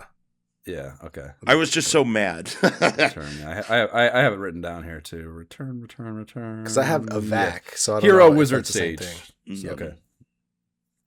But I wasn't planning on doing that stuff because you got all these weird spells like Iron Eyes and all these where I was like, oh, wow. I remember reading about this a long ago, enough that I totally forgot. So I was like, What a wacky glitch. crap. So I started over again. And this time I was like, I'm not going to do all the soldiers, but I will loot that other party of the prefab guys. So I took all their equipment and sold it to get a little boost monetarily. Okay. And then And did that get you out of at least through the Aliahan weapon and armor? yeah, I needs? bought like I upgraded my soldier to a copper sword and I got some like shields and minor stuff, and some of it, like you can kind of shift it down because it's like if you steal that guy's leather armor, you can give that to your pilgrim and then give the pilgrim's wayfarer clothes to the so. Right. And then I leveled up. I actually went to the tower. I just kind of went around. I started off around Aliahan, and then I went across the bridge to the forest there. Then I was hanging around Reeve. And I crossed the bridge when I got to level 2. And then when I got to level 3 is when I went to Reeve. So when I got to, and I ground around there and then went to the tower at level 4. So I wasn't quite as high, but it was still pretty doable. Like, not too bad. Did you stay at the end? I thought about it, but I was so I didn't need to. I was like, wow, I've only used 1 heal, and my guys were almost full, so I was fine. It was pretty easy, and I think I got to level 5 by the time I finished the tower. All said, I keep track of this. All of my grinding took me about 27 minutes. Oh man, I love the idea of fucking starting to stopwatch. That Well, sounds versus about fantastic. 40 minutes. That sounds like a great infographic. It's something I habitually do now when I grind time. when I do RPGs, because I'm always curious. I'm like, it's not just how much of is the grinding. I'm like, what proportion of gameplay is it? You know, because like the first one is like 50 to 60% grinding. You know, but here. Oh yeah, like, man! I would love that. That is a fantastic infographic. The fucking overlay of like percentage of grinding time needed to gameplay enjoyed is fucking. That's a fantastic statistic. So, yeah, so I ground for, like I said, 27 minutes out of about 40 minutes. I don't know.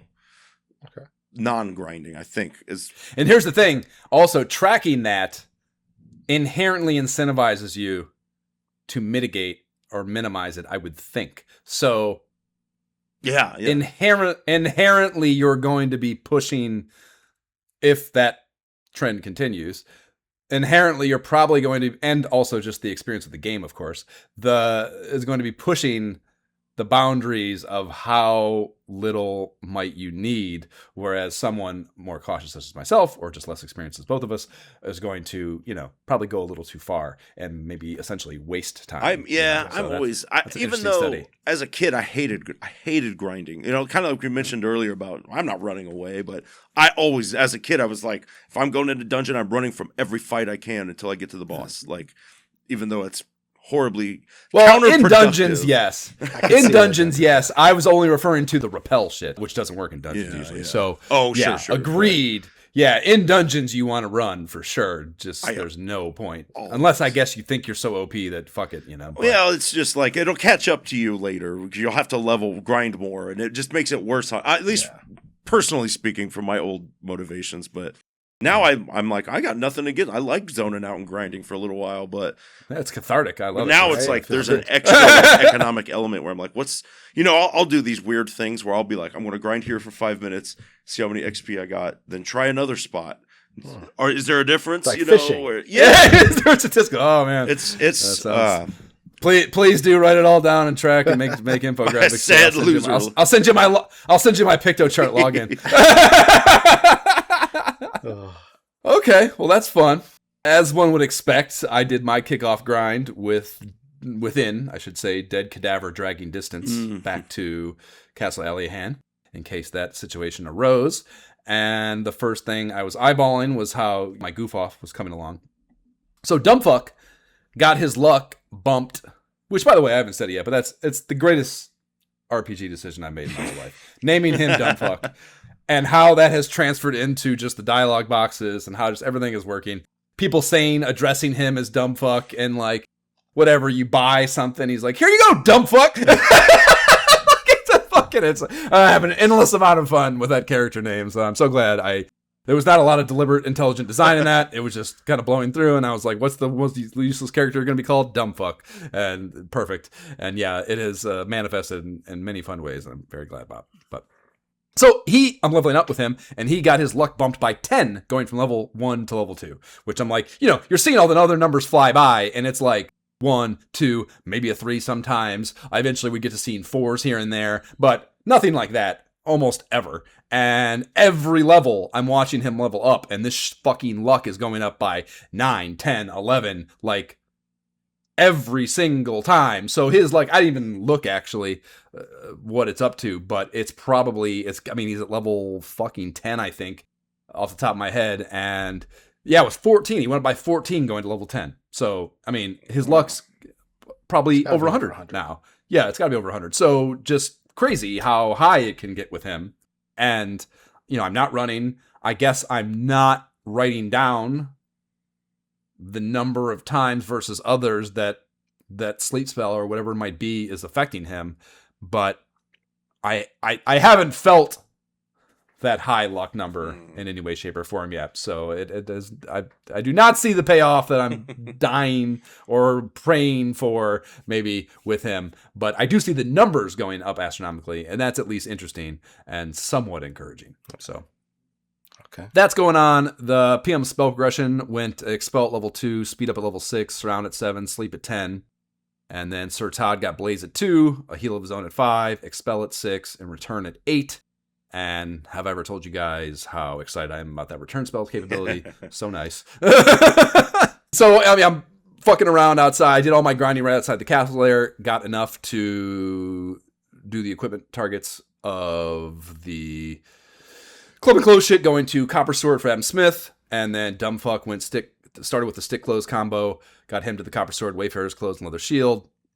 And once I got him, again, just talking about kind of his, I don't know, not ineptitude. Like, once I got him a sword, he could one-shot a slime. So I was like, well, that's not useless at all. And kind of, sorry, this was Dumbfuck, I mean. Once I got him a sword in his hand, he could kill enemies. It wasn't like he was like totally fucking inept, you know? So that, to me, again, was like not as bad as that barbarian told me, basically, right. You know? And then I would, get him the Wayfarer's Clothes as a hand-me-down from the POM, save some dough there. That's kind of nice. POM would get all the best shit too. Was pleased actually at the Pilgrim, because usually the cleric characters in these games have limitations in their weaponry for like religious reasons and shit. They can't use bladed weapons or whatever it might fucking be. Even if it doesn't say that explicitly, that's usually kind of how it works out. But the Pilgrim doesn't really seem to have any weaponry limitations. I would get her to the sickle, just like everyone but the goof off by the end of my grinding, you know. So that was pretty nice. And I was at a 4.665 ratio before I even crossed that bridge to go into wow, okay. the next thing. So I think that's further than you're at now, right, Nick? Yeah, I think fucking weirdo. Maximum caution. So once I hit Reeve, I decided I was going to take the time to get everybody the sickle that I mentioned, and either a leather helm or turban, just like a good little RPGer before heading to the cave. And I did all that grinding over in that mountain range there, just to kind of the mouth of the bottleneck. My ratio before heading to the fucking tower was 8, 10, 10, 9. Woof, man. Yeah. Kicking butt. It was the one concession I decided. So I was like, the plan was to get everyone a sickle, right? And like, that's 550. And like, it was, in the scheme, not a small amount of grinding to do that. And actually, I was wrong. He could have gotten the goof off can get it. So again, like not as nerfed as you would think, but I was like, he's probably going to just be fucking staring off into space or something half the time in the tower. Anyways, like why spend the time to that 550 to go from the sword to the sickle? Even though it is twice as much, like it's going to be halved anyways by the number of times it actually gets applied. Blah, blah, blah. The math isn't good. Not doing that. So that was the grind. Arcane Teachings. So we got the heal spell we talked about that restores some HP. That's a hero pilgrim sage deal. Tends to be 20, I would say, as far as the actual number, but they don't tell you that on mics, so I don't know the exact die roll or anything. Yeah. Expel is a 2 MP deal, and that's a hero pilgrim sage. Makes enemies in one group disappear, but you don't get any experience points. So fuck that. I mean, I guess if you're in a pinch, and you just need to get out of there. But I feel like it's probably not going to work on enemies where you're in that situation anyway. Does this work on, like, does it only work on undead, or does it work on all enemies?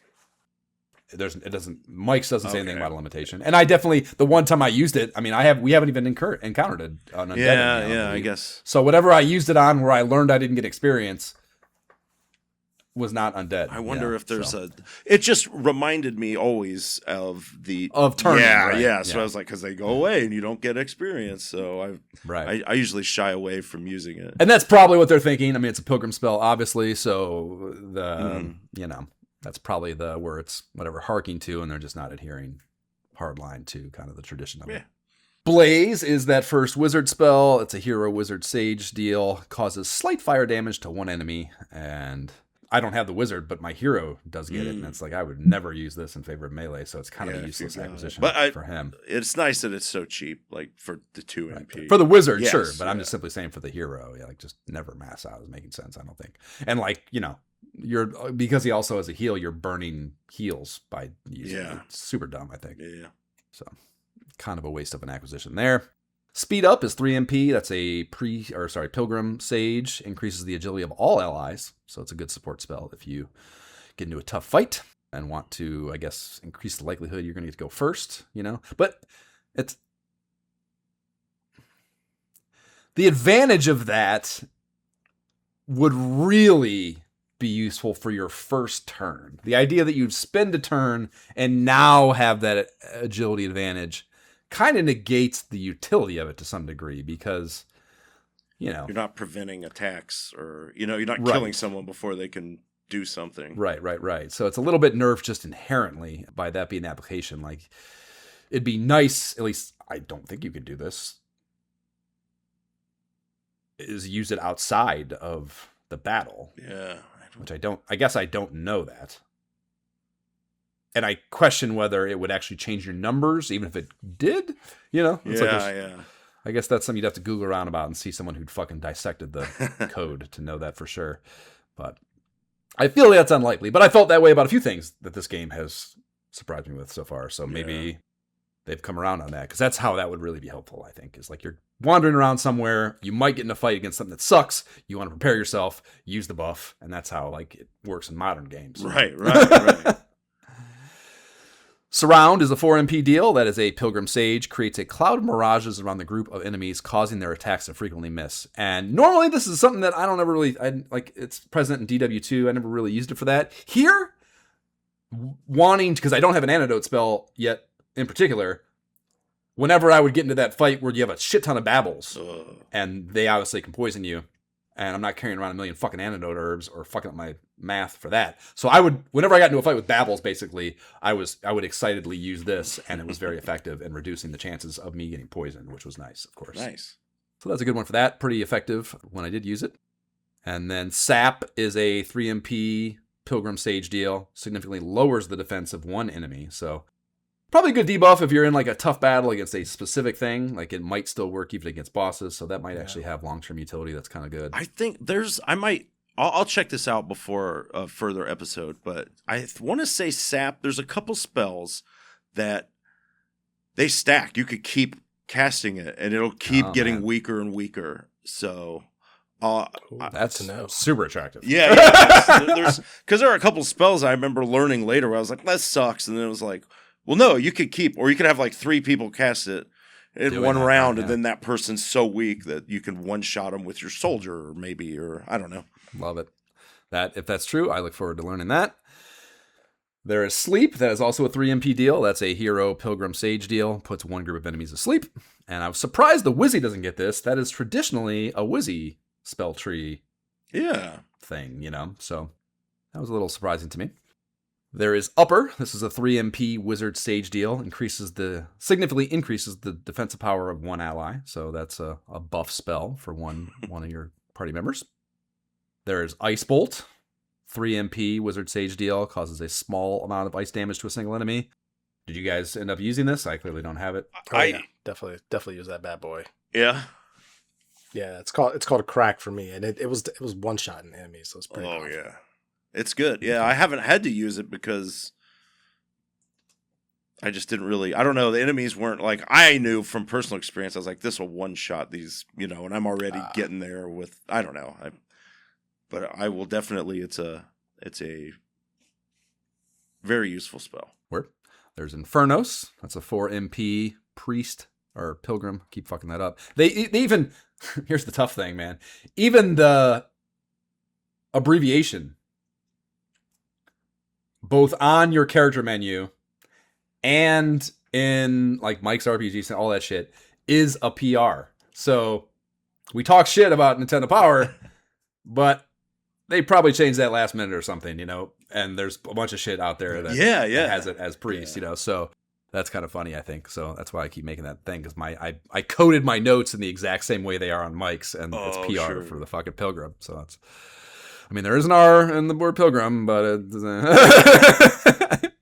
So this causes a small amount of fire damage to one group of enemies. So it's an AoE deal, not an individual. And so yeah, so this is the situation. This is the first time, Jay, I'm looking at our fucking status updates here, and this isn't even a hero spell. So are you sure your hero has it? Infirmore? Infernos. Oh, Infernos? Yeah, it's my hero. Yeah. It's called Sizz for my hero. But yeah, he definitely has it, because I only wrote down the stuff he has. See, Mike's RPG Center does not even say that it's just a Pilgrim Sage spell. And mine is also at level 9, and I don't have it.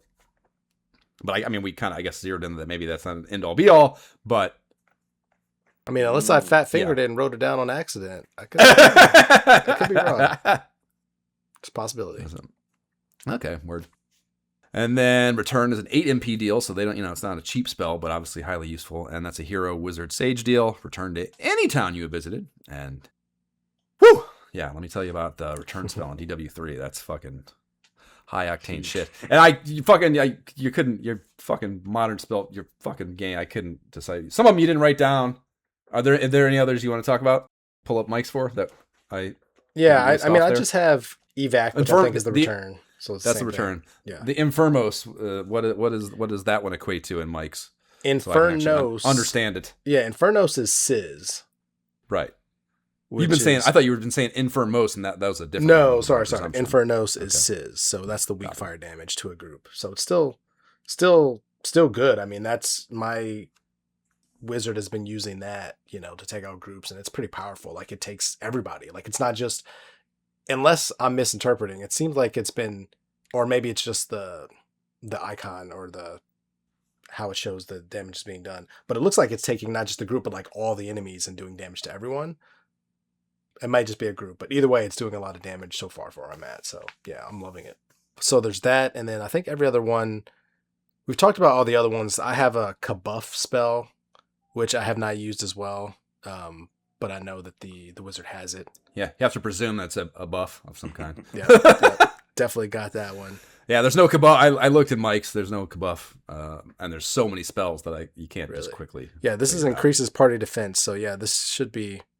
Yeah, it's funny. I'm using a cross-reference Copilot search between Dragon Quest 3, the modern, and the NES one, and it's saying it's both. But either way, so I have that one. But then there's a couple other ones that my Pilgrim has that I haven't used yet, and I don't even know what they are, or like if I wrote down an ability instead of a spell. But like there's Dazzle, Snooze, which clearly is like a sleep one. Sleep.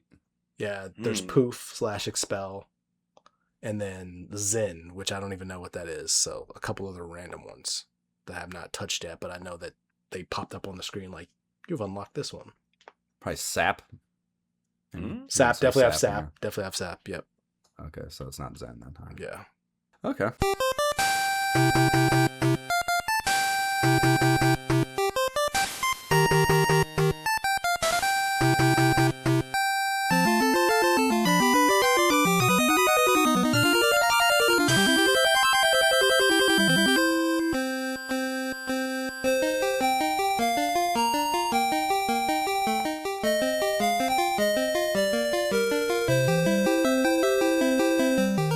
Now move into our DW3 Manual Adventurer's Guide walkthrough of sorts and hit the POIs that are covered in what we've played to date or to this point. The first of these POIs is the Castle Town of Aliahan. This is on page 22. Jay, if you could give us their little explainer video of that. The first things to do, as your mother tells you, go see the king of Aliahan. Thy enemy shall be the archfiend Baramos, says the king. After receiving 50 pieces of gold from the king, go to Luis's place as the king's counselor advises. At Luis's place, recruit 3 allies. Several ready-made characters are already available at Luis's place, but you can register characters of your own creation at the Adventurers Hall of Registration, the AHR as aforementioned. The recommended characters to recruit are a soldier, a pilgrim, and a wizard. If you have difficulty doing any of the above, refer to section 1. The procedures are explained in more detail. So each of these POI headings has a number of very useful pieces of information contained within. All POIs have a screenshot of it in the overworld map, a drawn map of the entire game world where that screenshot is located in, and then a recommended level you could be at, or you should be at, before trying to venture to it. And they are maintaining the traditions of the Dragon Warrior 2 manual with this. Not really a very big fan of it, actually, this level recommendation shit. And DW2, first of all, they were like crazy excessive, even by my conservative ass perspective. So that was funny throughout the play of how crazy leveled up they wanted you to be for these things. But yeah, I kind of hate that should be like behind the curtain. I think that's I don't like that's there. I'm glad that I, as a result, did not look this time. Because, last time I was like, oh, I got to look ahead, see, I need a little help. Now it's like, I don't even want to look at this until I'm done. No, exactly. Yeah, that's what I told you. That's the way to do it. That's the way to do it. Municipalities have additional info. They have these services available, and it's kind of like akin, I think, of the signs on highways before each exit telling you what gas, food, camping ground, and whatever shit is coming up at the next exit. That's kind of what that reminds me of. They have icons for item weapons and armor, a house of healing, including the cost per head. That's how I learned, like I said, about that's a buy head deal. And then whether or not there's a save spot available. And they also list in text form any ultra notable POIs that are outside the box, like the Vault and Louisa's Place in the Castle of Aliahan. They also list the item and weapon armor offerings in town with prices and attribute bumps. Full service here in the Adventurer's Guide as far as information goes. And I enjoy that they Cliff's Notes the townsfolk chatter with that they say section too, and even the kind of the design styling of it with like the rolled papyrus tattered deal is a cool little design element, I think. And they're not, these are like interpretations too. It's worth noting. These are not word for word what it says. These are like what are the kind of the inferment you're supposed to make from what the exact words were. And that is interesting to me too, that they kind of like almost decode it in the event that is even vaguely decoded, or coded rather, or guised, I should say, maybe, in the dialogue itself. So let me move on to the village of Reeve on page 23. Nick? Before going to the Tower of Najima, you may want to visit this village. Some of the enemies around the village should give you a good challenge before you will be ready for the Tower of Najima. And this is how I actually figured out that, it's like whatever, not word for word, just what people say, because this, what does it say exactly? There is a cave in the forest south of the village that connects to the Tower of Najima, which is obviously very explicit, and that is not what that fucking guy says. Right. He just tells you to like look closer, because you can't just get whatever, anything that looks suspicious from afar, blah blah, whatever the fuck it was. So yeah, that to me is obviously a very specific thing that whatever would have been, Yep. I don't know. Nice to have the dots connected on, not just AI summarizing. The cave on the promontory and Tower of Najima. This is the first cave you explore in Dragon Warrior 3. You should have heard in Aliahan that the old man of this tower stole Bakur's key, which should open all doors with sample locks. And yeah, they tell you 2 ways to enter the Tower of Najima here as well. You can enter the Tower of Najima either through the cave on the promontory near the castle town of Aliahan, or through the cave in the forest south of the village of Reeve. This is also the only way I learned that there was an inn is by the mentioning of it here too, because I did not find it while I was playing the game. So that's all we've done. It was a light lift. I mean, for the purposes of pod, clearly we've fucking done 4 hours here already, so it was a smart choice, Jay. You're talking shit about the amount of how early the POI. I was like, there's more shit to do in a podcast form. But let us talk expectations moving forward. Jay, I should say Nick, you've done this, so I don't want too much out of you here. But I think some of the easy to glean things are we're clearly going to have to do our first key tour. Yep. Which is a time-honored Dragon Warrior tradition at this point. They give it to you in a little bit of it in the first game, but you get those like huge gatekeeping progressions by getting the keys and being able to open golden doors and silver doors, and then Jayla Keys doors, of course, in Dragon Warrior 2. So I expect that will be kind of the way this works for the next 2 keys as well. And I expect that like whatever we learn from those individuals behind those locked doors, whether it be the base heads in the end or whatever it is, guys at the castle, I expect they'll give us a little breadcrumbing to our next POI that we will want to target, that I'm almost certain lies behind that whirlpool over to the east of Reeve is probably where we'll be going. And what else is there? Yep. Yeah, I mean that's really kind of it. I mean, it's got to be it. I mean, we got the doors, we got the thief key doors, and then there's only one place to go so far. So we'll see where it takes us from there. Not a lot of At options. least I think. Yeah. Amen. Status updates. Nick, give me just party ratio and then not Todd. Oh. Ninja Car's specific attributes. My hero, Ninja Car, is level 5, and all the others are 6. And his stats are 15 strength, 10 agility, 14 vitality, 11 intelligence, 7 luck, 32 HP, 13 MP, and an attack power of 27, defense power 21.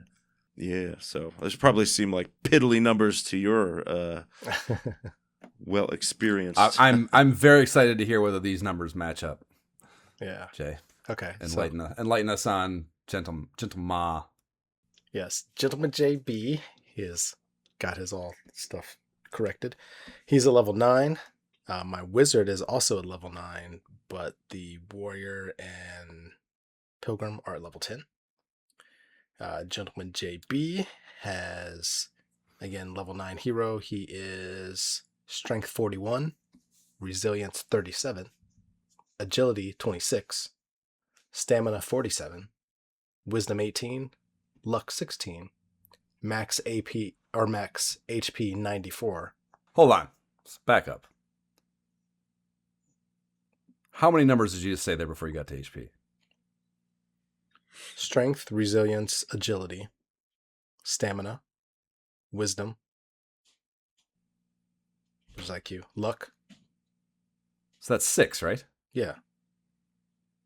That's more statistics. How many statistics 5. is luck? There's Which strength, one? agility, vitality, intelligence, luck are the 5 statistics. So stamina is a random different one. I don't know. I don't know what that does then. I don't know what stamina does, but I have it at a 47. Okay. Copy. Yep. Max HP at 94. Max MP at 36. Say 94? Yeah. Power. MP at Yeah, 36. you're not even playing the same game. Attack 57 and defense 53. But I've also, again, I found a couple seeds of one of HP, one of magic, one of, you know what I mean? And each one of those gives +3. And I know I've given like 1 or 2 to him.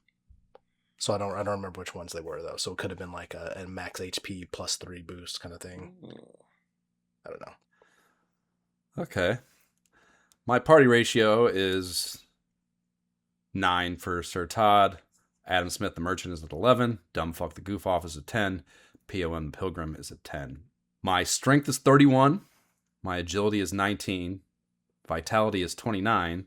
Intelligence 14. Luck 8. Max HP is 58. Whoa. Max MP is 17. Attack power 55. Defense power 27. XP is at 2080. How much XP do you have, Jay? 1722. I have less XP than you. Right. Okay. Well, we didn't talk about it before we get out of here. These seeds, I don't know. I guess I don't want it I spoiled. don't know. I did not find these. Are they something you find somewhere, or are they just random? Are they just random battle drops? Because I guess I don't feel bad about that being Yeah. spoiled. It's just random numbers. I feel like I found them like in chests or maybe There's because I've gotten maybe 5 of them. Maybe I don't know. I've only 4 or 5. gotten the one, and I did find it in a chest. So I know there's Okay. one in a chest. Because I've definitely gotten an agility one. I've definitely gotten a health one.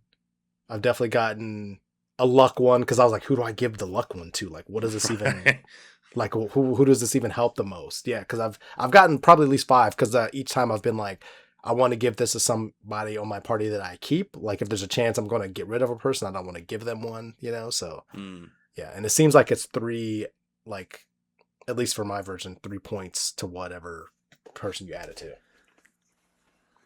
Gotcha. Very interesting. Huh. Well, so like I said, here you're at 7, Nick. I'm at 8. The Goof Off has got to be over 100 on luck. So again, just like Crazy. the variance there is insane. Yeah, it's wild and early. Right. And like, and I guess, yeah, like I said, I guess I do feel like, Todd does shit, any sort of fucking, in my mind, I probably attribute to just being first in line in the party fucking order, but Yeah. like, he's certainly getting hit, and he's always asleep, he's always fucking whatever, so I guess it kind of manifests in that regard. Right. Any sort of status things, he's definitely is the one getting poisoned most frequently, so maybe that makes a lot of sense, but still kind of wild and feeling like, I don't know where that comes in a way that I'm going to feel. Okay, so that's where the guys all lie. We will see how far we get for episode 2 before we jam on this again in pod form. In the meantime, you can subscribe to the pod on the platform provided, whatever dumbest company that stirs up your pottery. Please rate and leave positive shit for the pod on whatever platform you do listen to us on. And if you enjoy our nonsense, and the website is nyehentertainment.com/ISOH pod. You can email us directly at isohpodcast@gmail.com. Follow the pod and banter with us on the Facebook page, the Instagram, the subreddit. Talk shit to us about our gameplay videos on the YouTube. The links to all those will be in the show notes if you want to tell us we're doing this in the wrong way. And we don't have a Patreon, but if you like giving money to things podcasts will tell you to, like do so in our direction. The AbleGamers Foundation creates custom gaming rigs for games with disabilities. That's cool as fuck. AbleGamers.org is where you can find them. T-shirts on the website. They're dope, and proceeds on those after pod expenses go to AbleGamers. You can get things like my Chaos, fucking Dead Ninjas shirt, or the one that Jay and I just brainstormed here on air. It's coming at you pretty soon, probably. After I edit the pod and remember what it is. And then, Nick, tell us about the Cartridge Command podcast and how we can find you on the internet. If you like the sound of this podcast, you might like Cartridge Command, where we specifically look at the games, old games and stuff. We do one per episode. We have one for Shadowgate coming out soon. Oh man, fuck! I'll listen to that in the shower. Is it fun? Oh, wow. So yeah, check us out at Cartridge Command. We've been doing it for a while, so there's tons of episodes there. So yeah, love to have some more listeners. Jay, how can we find you on the internet? Gentleman JB without the second E. That is my gamer tag, and that's where you can find me on Blue Sky and the places I feel like being seen online these days. I am on Instagram at MyShiftKeyIsBroke. I'm on Blue Sky at NeEntertainment.com. And my Steam game tag deal is MyShiftKeyIsBroke. If you want to dive into some Subnautica, I need friends on Subnautica to swim around and do things with. Please find me. Okay, bye. Bye. Bye.